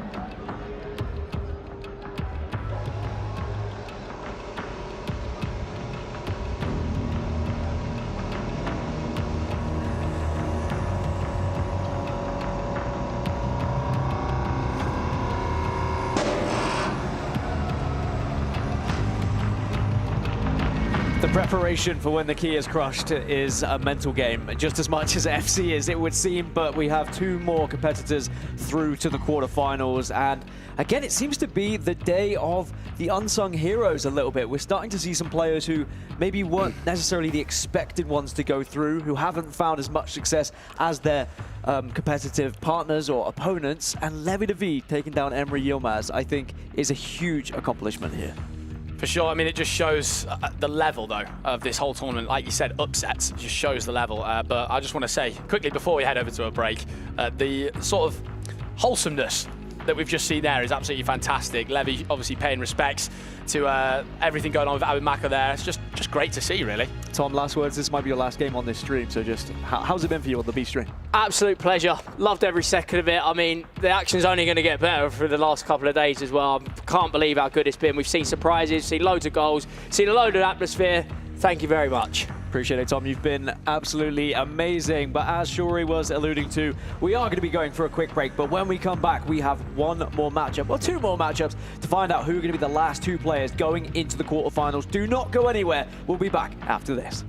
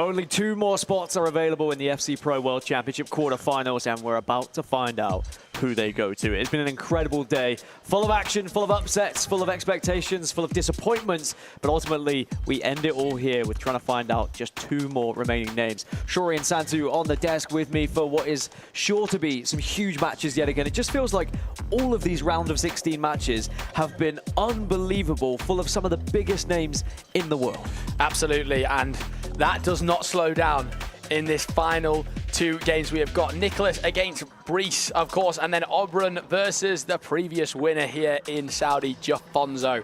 I mean, that is just... I need my popcorn. I'm sorry, I'm going to have to bring that up once again as we see 6 players have already booked their spot into the quarterfinals, this being the last 2. And it's just so exciting to see, Santu. Yeah, the last 2 matches, I cannot wait to see them, but I'm also sad because this is my last match to cast with you guys. What an immense pleasure to be here, and so thank you so much. It's going to make me cry. Yeah. I'm going to get upset. The tears will start to drop down, of course. But yeah, we will have an incredible last match here on the Bravo stream. And it is not going to be one that disappoints because we've got the Iceman, Nicholas, going down against Brice, which I think this one could go either way. I know that statistically you would go with Nicholas, right, with what he's been able to achieve in his history and his career. But we've seen that the stats haven't necessarily favoured the person that's gone on to win. I think we could be in for Upset City here, Shory. Upset City, I love that, Gaskin. I absolutely love that. I knew you would. I think it's, I could be very wrong. I feel like these kind of 2 players wouldn't really have played against each other at all. So it would be play styles that they don't really know too well. Of course, a lot of these players, they've got an idea of how each other play. Being the top 32 in the world making it here, they know, seeing the play styles, they've made it to so many different tournaments. But Nicholas, look, like you said, he is probably the favourite in this game. Of course, there's sort of teased with the fact that it could be his last ever tournament. I mean, it feels wrong for Nicholas to retire and not have won the World Cup. I mean, that's devastating. Of course, he's lost it years and years ago on penalties to Umar, I believe it was. And I just want to see him go all the way, I have to say. Yeah, not winning the World Cup, not having it in his collection. Maybe we'll put, I don't want to say 110% into this match, but maybe even more, probably. On the flip side, Jafonzo also playing, of course, the reigning champion, and we can meet him right now. Let's go to the stage and see our players. And what a game we saw up here between Emre Yilmaz and Levi David. But also, we've got to give a mention to Samu Gamer. What a performance, Fancy. Absolutely, it's his first World Championship and he's already at the top 8. Not to mention Emre Yilmaz going against his teammate. There's a lot of dramas happening on stage right now. And don't forget, Anders Vergang is out of the tournament already. That is something none of us saw coming. But shall we get the next players out and kick things off? Let's do that right now. For our first player that's walking on stage for our next set of matches, give it up for Nicholas.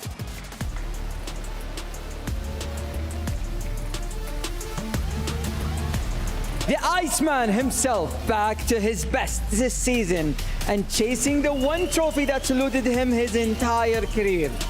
Can this finally be the year?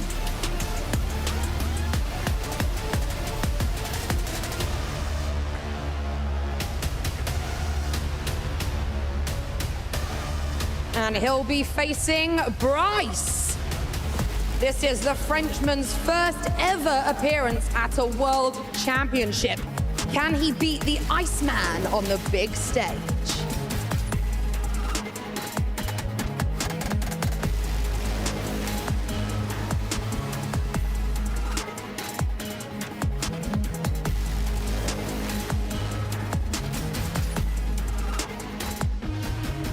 On the other side, we have Oberon. He bounced back from a tough opening loss to fight through his group. A player with a style all his own, ready to make a deep run.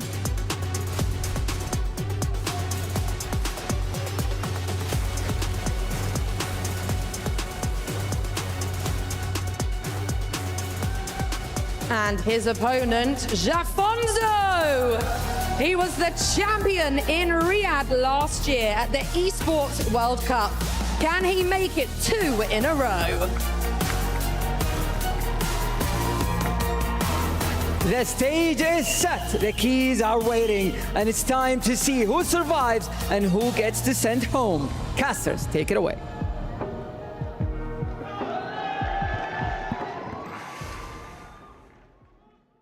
Well, the stage is set, the players are sat down, and they start to get ready to be locked in. And as I've already mentioned, it is trying to get into those quarterfinals to call yourself a top 8 player in the world. Not just any old tournament, in the world at the FC Pro World Championship at the 2025 Esports World Cup. Your key is on the line. You don't want it to get crushed. But sadly, we still need to crush 2 more keys here, Shuri. Absolutely, 2 more keys getting crushed and dreams being crushed, we can say as well. We've got Brice coming up against Nicholas here. This should be an absolutely fantastic matchup. Of course, Nicholas, like I touched on before, teased with the idea of potentially retiring. Let's be honest, none of us want to see that. One of the most decorated FC players of all time, and it just feels like destiny. It feels like a dream if Nicholas could just take home this FC World Championship, Santu. Yeah, imagine retiring, winning and lifting that trophy. What an emotion it would be. It would be difficult to retire though, wouldn't it? I mean, if you go and win, you've surely got to try again, but I guess going out on top is also something to be said. We've seen it throughout not just FC, but you've got to look at actual football, and there's plenty of players throughout their careers who win a title and then will retire. Yeah, imagine. Leave the FC before the FC leaves you. That's one way to look at it, but the Iceman has to go quite a long way. And I've got to say this, I've never said this on broadcast before. Do you know what my gamer tag used to be? Oh, please fire away, Gaskin. It used to be Iceman Gaskin. So I've always had a soft spot for Nicholas, because when he took on that name, I was like, you know what, I feel we have a connection now.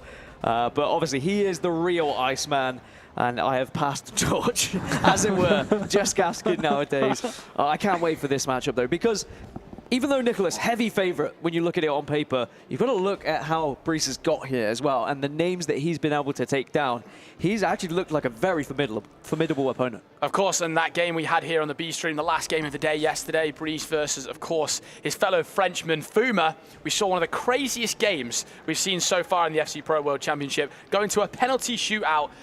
So he's had to already go through a roller coaster of emotions at this tournament. And I tell you what, in playing Nicholas, I think you're going to experience a lot more of that. The Iceman himself, we know Nicholas very well. Amazing attacker, of course, but known for his extremely shored up defending. And the longer you don't break Nicholas down for, it can get so frustrating. And we know Brice, like we've mentioned a couple of times, can be a bit of an animated player, whether that be good or bad. Yeah, Santu, I mean, I can't see this one. If Nicholas wins, I feel like we'll get a very calm reaction. But if we see Brice wins, we might see him absolutely pop off. How difficult is it as a player when you go into the game, do you think, as the favourite? For Nicholas here, is there that worry that he might throw the game away? I don't think Nicholas feels the pressure at all, actually. But eventually, he will feel it if he goes like 2 goals down, and it's like the 75th minutes of the game, and he needs to recover that. But if not, he will not feel the pressure. He will not feel the fact that he's gonna probably retire. You know what? Maybe he's thinking about, if I go through, I will face one of Auburn or Afonso. So maybe this is his thought. I mean, speaking of that matchup, Shuri, that's a pretty big one as well, happening on the mainstream. That's a difficult one to call as well. Absolutely. Let's not forget, we also keep touching on the fact that Anders is out of this competition. Auburn knocked him into the loser's bracket, of course, as we get this one underway between Nicholas and Brice to secure the quarter-final spot.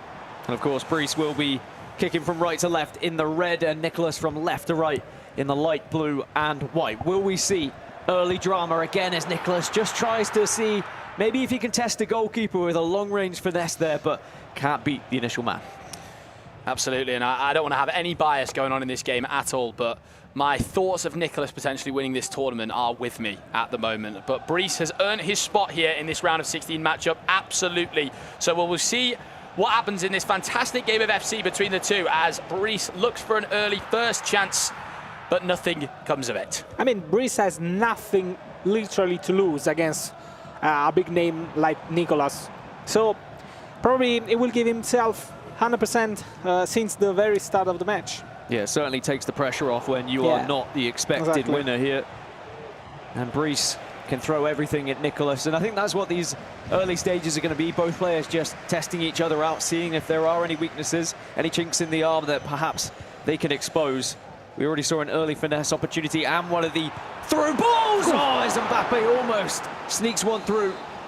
And Nicholas already testing things here, and from the corner attempts another, but Brice holding on. And you wouldn't exactly say Nicholas is like a fully conservative player, but he does maybe play slightly slower than some players we know that are very fast attackers. And then if we go over to Brice's side, he had, I think, 63% possession against Fuma yesterday. So we could be seeing a slightly slower matchup here. Who knows between these two? The play styles could switch everything up, as Brice is going to whip in a very quick corner here, but it's very well to the front post there from Nicholas with Mamardashvili.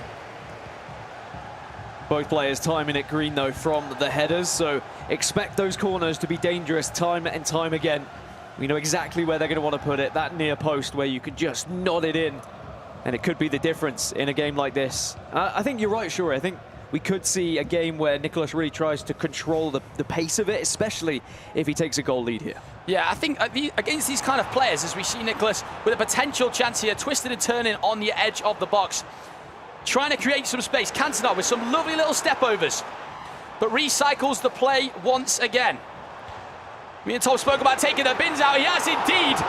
However, Messi has his chance saved there. And yeah, as I was just touching on between these two players, I think when you're playing against someone who plays a little bit slower, potentially like Brice, when you do lose the ball, it can be more frustrating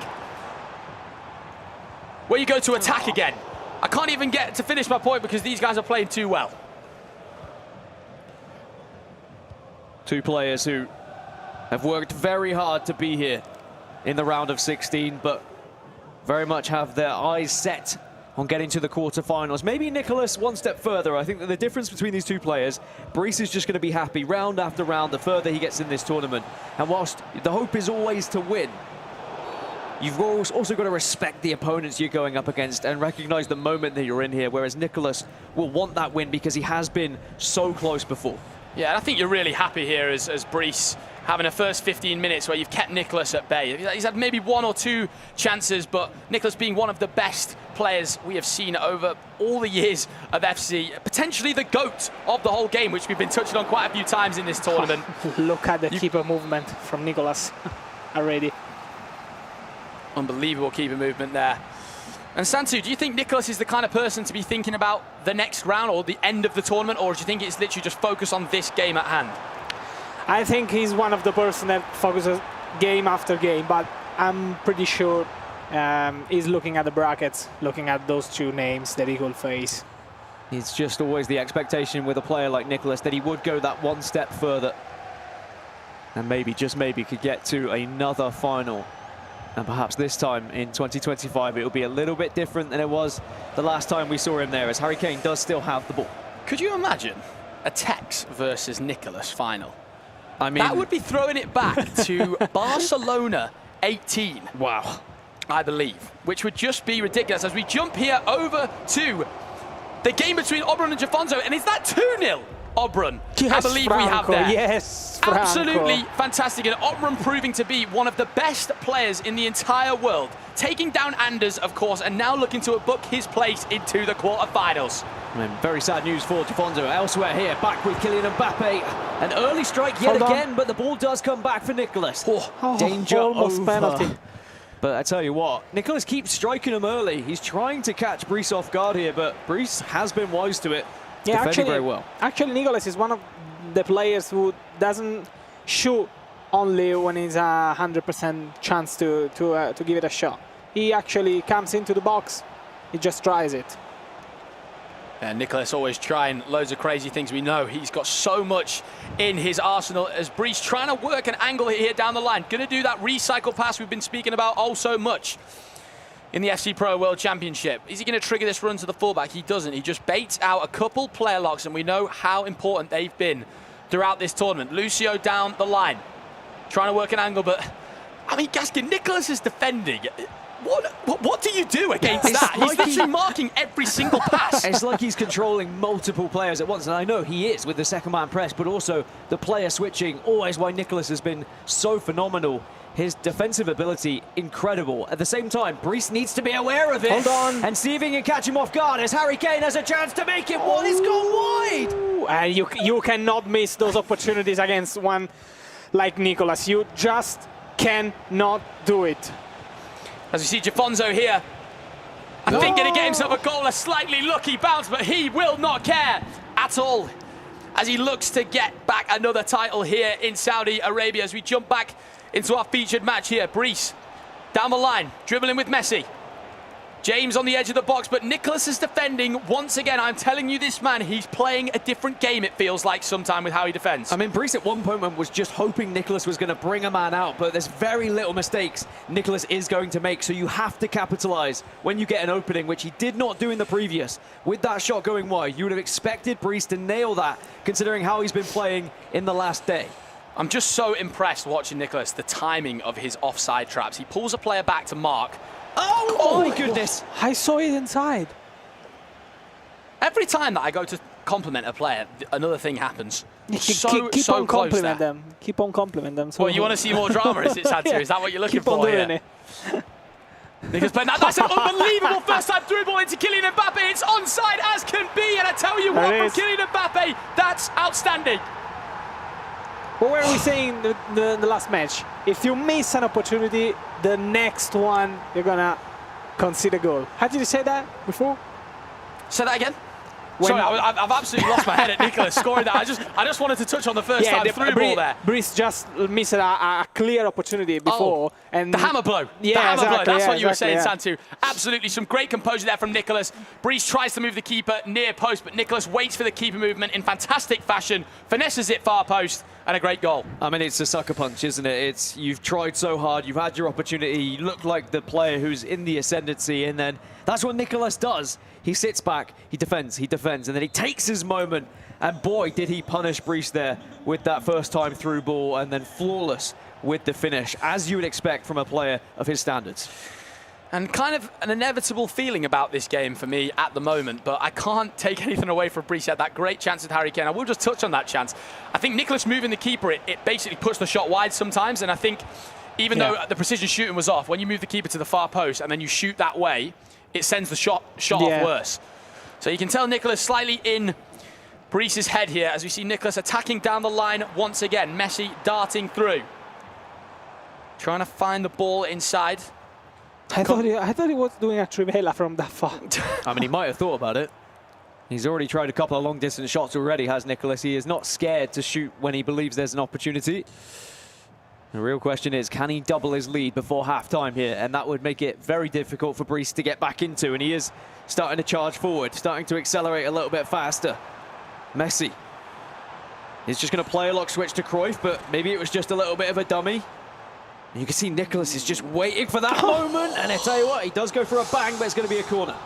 Nicholas, you're getting me excited, my friend. Into the near post, Mamardashvili versus Mamardashvili right there, but the defensive one comes through once again. Tom would have a nightmare trying to compensate that. He would not enjoy that, would he, for a single second? He's absolutely smashed it, but we see 42 minutes into this one here. Nicholas, you would imagine, speaking of Tom, would hold out for the last attack. Tom's really been hoping more players adopt that old school play style of saying, look, lads, I don't want to concede before the half-time break. Let's see how this one unfolds. It's so strange because I feel like Tom learned from those before him, and now the newer players are not necessarily taking it on board as much. And I know there's been a lot of changes in FC over this last few years, but still it is just back to basics sometimes. You have to just go with what works, and sometimes that is just a little bit of time wasting, or time management as we like to call it. Absolutely. As +1 in this one, Brice will have a chance here at the end of the half to potentially score, but we go over to our game with Obrun and Jafonzo, and I believe Obrun is about to make this 4-1. And that is one of the best goals we have seen all weekend long. Oh my God. Take it away, Santu. What a trivela-driven shot. Not even green time it. But it shows you don't need to time finish sometimes with these play styles and the shooting that you have on these items at this stage of the game. Franco, Bruno. His name is Franco. Comprende. That is absolutely unbelievable. What a finish. 4-1 up, Obrun.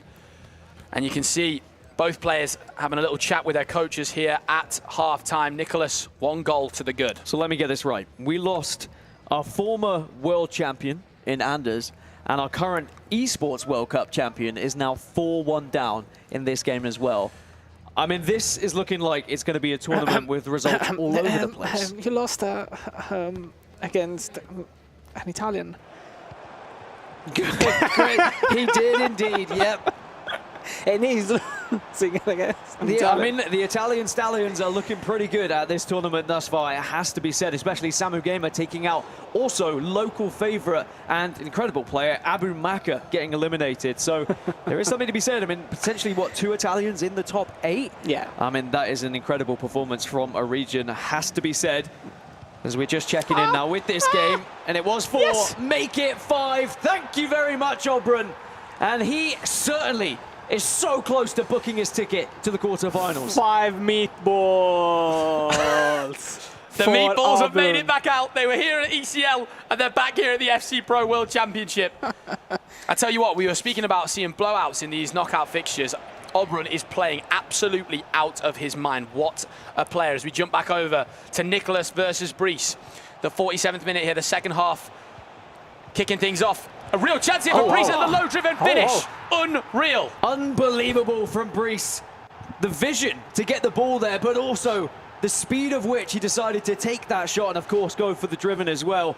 Ties us up 1-1, and this isn't going to be a walkover for Nicholas. It's not going to be like the Obrun game that you're seeing. I feel like this is going to go right down to the wire here, Santu.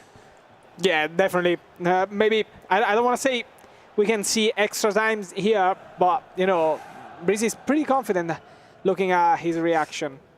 Absolutely. I just want to touch on the Obrun fixture again. Are we just going to see it just keep switching back and say 6-1, 7-1, 8-1, 9-1? It could be one of those, which, if I remember correctly, last year, it was Jafonza we kept checking and he was battering someone. But sometimes you do have to pass that torch, and sometimes you have to put your hands up and say that there's a better player on the other side. You know, I got to say, Gaskin, what have you got to say, there's a joke that I haven't used yet. Oh, dear. It's one of the classics. Like battered at the fish and chip shop. Yep. Yep, and I brought it right in. Yeah. It would be a lot better if it was used when a goal actually flew in, but I had to say it because the fact I've not said it yet this tournament is absolutely outrageous. Moving swiftly on, 50 minutes into this one, we are, and Brice starting to play a lot better in this second half. Looks like he's got a lot more control on this one. Trying to build up on the edge here, baiting a couple of player locks, but Nicholas's defense, as per usual, looks almighty fine. Yeah, it's the same attempt from Brice here. He's hoping that Nicholas is going to pull one of those players out so he can expose that position, but Nicholas hasn't really been making those mistakes until potentially now! And Brice takes the lead against the Iceman, and maybe, just maybe, an upset could be on the cards here. And the decision for Brice to time finish that shot is so surprising. It was yellow time, but it manages to find the back of the net. And very surprising, Nicholas being 2-1 down here. Will he crash out before making it into Saturday? He almost stayed the post with that yellow time. I'll say now, I tell you what, if it had red time, that's the worst thing. That is the worst thing we would have ever seen in this tournament, absolutely. But it didn't happen. We're talking a fantasy. Is it a risk worth taking, though, as we check back in? It is another goal. You said it. You said it, Shuri. And we have a very happy Italian. Santu, have your moment. Have your moment. Franco. No, I don't see a Franco anymore. 6-1, though, from 6-1 for Obrun. Oh, my God. I think, how many players going into this quarter-final are going to be really scared of Obrun at this point? Like, thinking, if I imagine, he's taken down Anders, and he's just playing absolutely ridiculous. Of course, the Esports World Champion, Esports World Cup Champion, should I say, in Jafonzo, making him look like it's a champs game. It is sad when you see someone on the receiving end of it, but of course, Jafonzo has to be throwing everything forward now, as does maybe not the case for Nicholas. He doesn't have to rush just yet. He's only the goal behind. Actually, could find the equaliser now. He's offside. But offside. So close, yet so far. That was almighty tight, that one. Absolutely. And Brice has absolutely dodged a bullet there, you have to say. I really don't want to be into Brice versus now. Brice is sweating probably right now to try to keep dear. Oh, that Nicholas press high up the pitch is unbelievable. keep an eye out for that throughout. Nicholas, we know how good he is defensively. Ham on the edge of the box, absolutely nothing on though at all. Gonna have to recycle this one. Triggering a couple runs, trying to get in behind. Brice's defense looking very solid here though.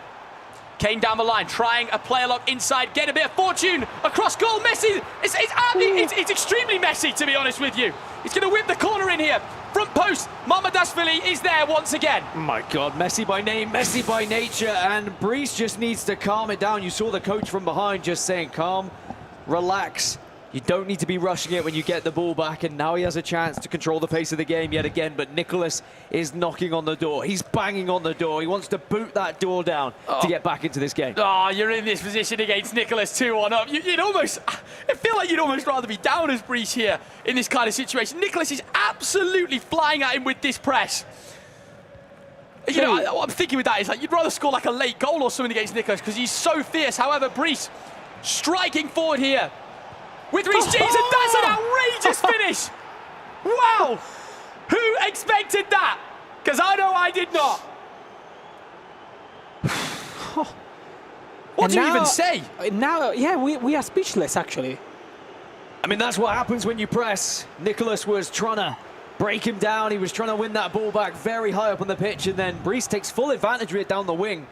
But again, the decision-making, what we've just seen from Brice to say, actually, I think I might be able to sneak this one in, and it is back to the low-driven shots as well. Those kind of angles weren't really on a few months ago, but ever since we've seen the introduction of low-driven, it just opens up an extra decision that can be made. And it has to be said, the amount of practice these players put in to be the best players at FC in the world, they're practicing these tight angles all the time to catch your opponent off guard. I don't think Nicholas for a single second is thinking that there's definitely a shot coming in from Reece James. Of course, there's no way of anticipating that with any keeper movement, and slots it into the back of the net. And Nicholas, his back up against the wall here. A result we were not expecting here, Santu. Definitely not expecting it. We were talking about it in the very start of the match. But now I can feel the pressure for Nicholas, actually. As I told you, maybe in the last 25 minutes of the game, Nicholas will feel it, and he will try to crush it, doing anything he can. I mean, certainly Nicholas is not out of this one, not just yet. A fourth, however, could hurt him here.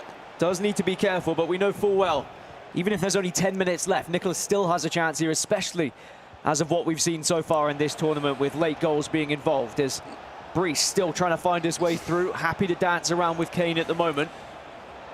Yeah, this is just absolutely class play from Brice. I've been so impressed with him in this second half, the way he's controlled this game. Nicholas' defense all the way. I mean, you say backs against the wall. It's literally right at the back of the pitch, and Brice will not mind this at all. This is exactly where you want to hold possession. Tick down the clock, not necessarily to time waste, but more frustrate your opponent, get him to pull players out of position. And to find the right space. Nicholas eventually wins the ball back and just gives it away straight away. Very uncharacteristic. I will say, I didn't think this was going to work for Brice. This play style, but it is absolutely smoking Nicholas.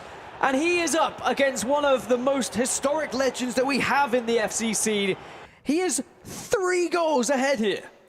I genuinely was not expecting that. Not at all. But you were saying that. I said it's been a day of upsets. We've all the players that we were predicting maybe would be able to march forward. It has been often the underdog, or at least the player least expected, that has marched on.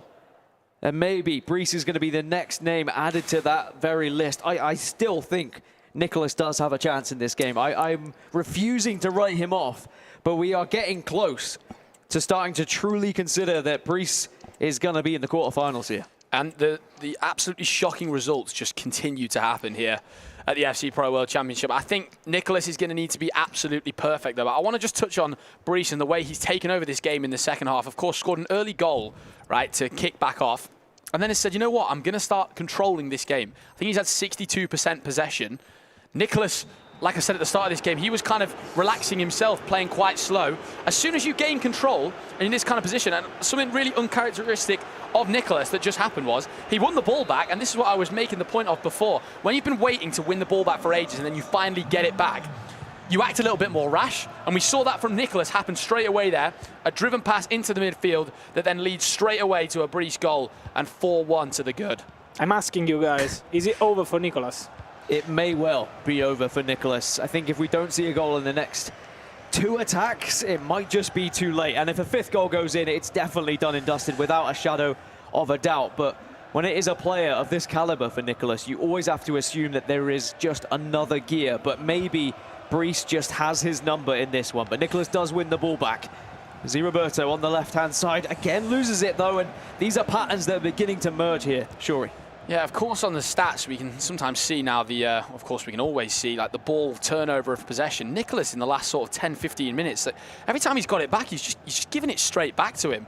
I think Brice is playing with extreme confidence here, though. He's pressing high up the pitch, and then when he's winning the ball back, I mean, I can't even begin to explain how frustrating this is. We all know when this happens in a champs or a rivals game where someone starts holding the ball against you, it's ridiculously hard to gain composure. But Nicholas with another chance, but the ball just giving away a little bit carelessly once again. The fact, though, that Brice is happy to play it back to his goalkeeper, play it between his defenders. He knows every single pass here, every single second he's holding on to that ball is a second off of this clock. 14 minutes now remain for Brice. He is so close, he can almost taste the quarterfinals.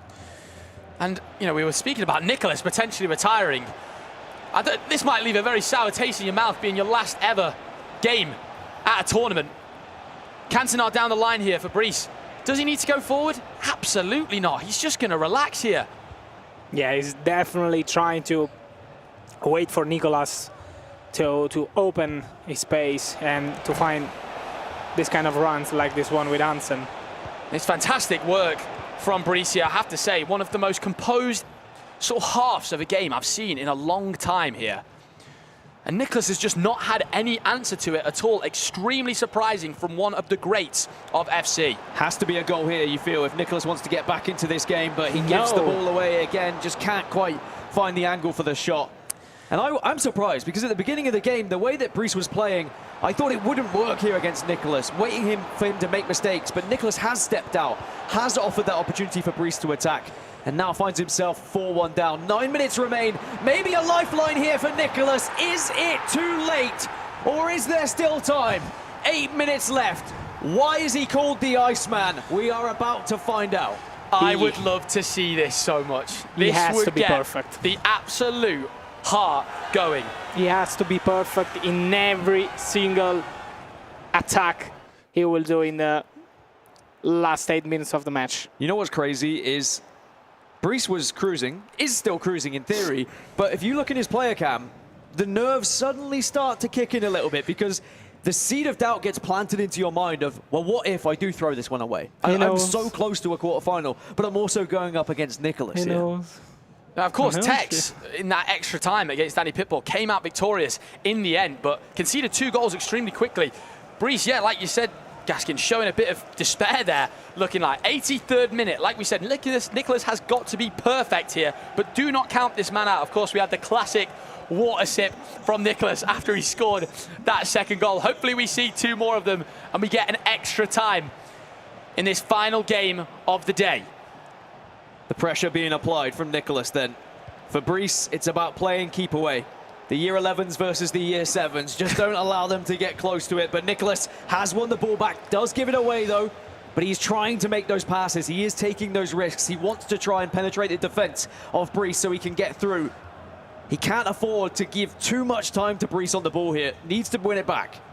And you can only press so much. Nicholas absolutely throwing the kitchen sink in. It's knocking at the door, but no one is home until now, though. Oh, my goodness. There's such a good chance for a play-lock opportunity there. Into the through ball, and just, I don't know if he didn't see it in time, didn't react in time, but I tell you something, it didn't happen. Maybe thought it was offside. It has to be said. It was definitely an opportunity, but maybe still one. Kylian Mbappe, but it's saved!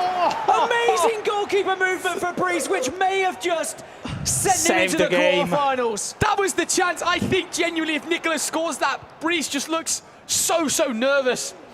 But now the story is totally different. It's the 89th minute, and I don't even know if Nicholas has got the time. You need to score, and you need to score right now. It's not going to be enough. And that looks like Nicholas will be crashing out of the FC Pro World Championship in heartbreaking fashion. I can't believe it. We have seen so many big names already eliminated from this tournament. Anders Vergan gone, Jafonzo probably gone, Emre Yilmaz gone.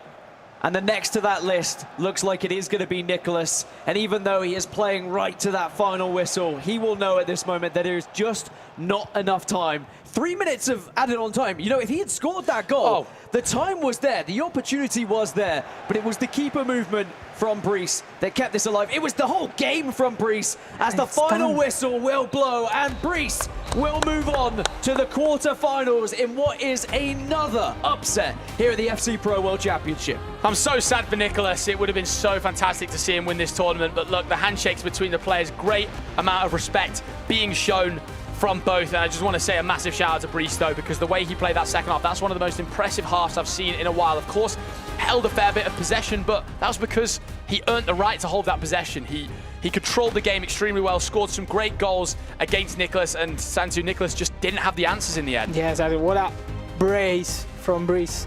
I tell you what a way to go out that is. That is a good one, that. That is a Shuri special if I've ever heard one. But yeah, an incredible game from Brice, and all things considered with how he played, we have to give him respect, Nicholas, because it may be his last tournament. As you can see on your screens as well, Oberon and Jafonzo is still happening, but it looks like Oberon is going to be breezing through that one. And actually, we can watch the final moments here. But of course, boys, we can talk about whatever we want at this point. We know this game is over. 4 goals is not going to happen in 6 minutes, especially with how Oberon's been playing. Absolutely, and I just have to say I'm so impressed with Oberon's gameplay. I think he's just been unbelievable. And now, potentially, with all the names we've had go out, honestly, Manu Bouchore maybe, Oberon the favourite? I think Oberon's the favourite at this point. I think Oberon could be the favourite. It's what Tom was saying as well. Tom was saying the winner of Jafonzo and Oberon may go on to be the favourite left in this tournament. But there's some old historic names. There is some previous champions from other tournaments as well, you have to remember. But also, you've got to look at the new arrivals to the scene. Technically, an FC Pro World Championship, I mean, Samu Gamer, don't forget that name, because he's been putting on a show. Speaking of putting on a show... This is just silly. This is just silly to watch. Oberon has been absolutely flawless in the game. Every single time we've checked in, it's not just been any old goal. He has been scoring some worldies of goals here. I mean, we saw the ball roll outside the boot, Travella shot. Of course, I mean, that is what Travella is. Thanks for that, Shuri. We saw it before, the one from outside the box, and it's happened again now. I mean, who even sees this pass at the bottom here? This look pass, at the back heel. This pass that he does here. Who even sees this at any point? Ball roll, it's just unbelievable play. It's undefendable. And Oberon, I'm going to say, the favourite of this tournament at the moment. He has to be. Well, I mean, Oberon versus Brice would be the matchup in the quarterfinals, of course, on that side. And that is going to be a mouth-watering matchup for sure. But I wonder, for Brice, you know, how far can you go? Because he's already conquered one giant. Why not take down another in Oberon with how Oberon has been playing as well? But I think this tournament has just been so unpredictable. I think anyone who's tried to predict every single result, you know what I joked yesterday, saying if anyone predicts every result, I'd give them $1,000. I would be willing to bet no one could have predicted every single result thus far, because it has really been a tournament of unexpected ones. Do you want to see a final like between Samu and Oberon? I mean, I know you want to see a final between Samu and Oberon. Sorry, guys, I was about to say, it's not happened, but you'd hate to be Jafonso right now, I was just about to say, and it didn't even happen. What a shame. Shame. Real shame. Is it possible to get a Samu-Oberon final? Aren't they on the same side of the bracket? Same side of the bracket, I think they would meet in the semi-finals if they won their games. Sadly for you. Sorry, Sam. I mean, I will... You take it, I'll take it all my life for a semi-final between Samu and Oberon. One of them it means that one of them will be final, into the final. Well, an amazing set of matches. Let's jump over to the stage with Nicole and listen to the players. Congratulations. We're live right now. Okay. Wow. What a dominant performance. How are you feeling right now? The boys on commentary have actually just said that they think this is the strongest performance they have seen from anyone this weekend so far. I think in the offensive phase I played really well. Maybe one of my best performance, because I think that with the ball I was really good. In defense, I think I can play better, but maybe I can improve tomorrow. Walk with me over here, and we're going to have a look at the trophy. Your eyes on that. Yesterday, you beat Anders Vergang, a huge win. Just now beating Jafonzo, who of course won this last year. How confident are you feeling right now? I'm asking you this right in front of that trophy. Of course, like it's really good to play in a pretty good form against these players. But it's just a match, no? It was just a round of 16. It doesn't count for 2 wins. It's just 1 win. So now I have to study for my next opponent. Okay, so how are you going to study for tomorrow's game? That will be against Bryce. I played against him in the practice, so maybe I can study that game. I know a little bit about him, but maybe for tomorrow it can change. It's a really good game, I think. I hope it will be easy, but I don't think so. Okay, well, it is time to crush your opponent's key. Are you ready? Yeah, ready. Come on. I love the smile on your face. I'm going to follow you down. But take this moment in because you have done so well. If you step right over here, Oberon, and crush your opponent's key.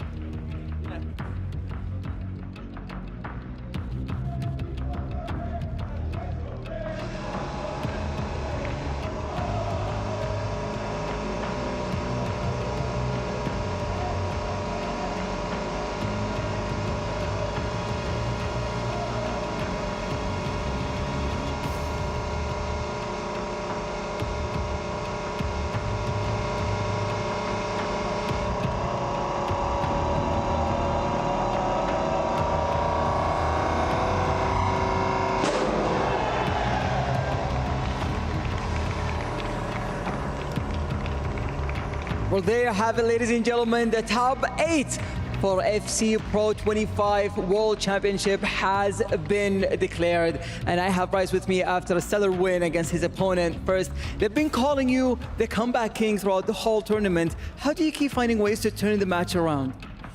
I don't know. For me, it's a really hard tournament. Everyone is good. I just played one of the best players in the world. I don't know. I think it's the mental, of course.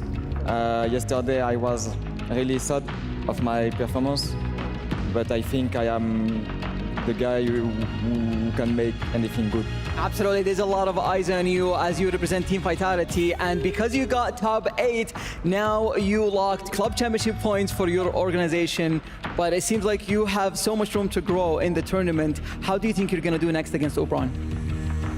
For me it's important to give points for my team, Vitality. I am happy for that, and also I have to give that because they give me a lot of confidence.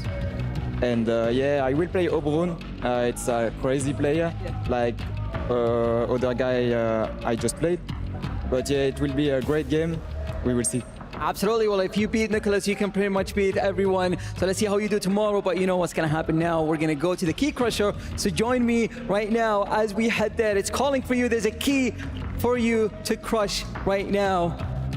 The Iceman himself have left the tournament, and you have the honor to crush his key.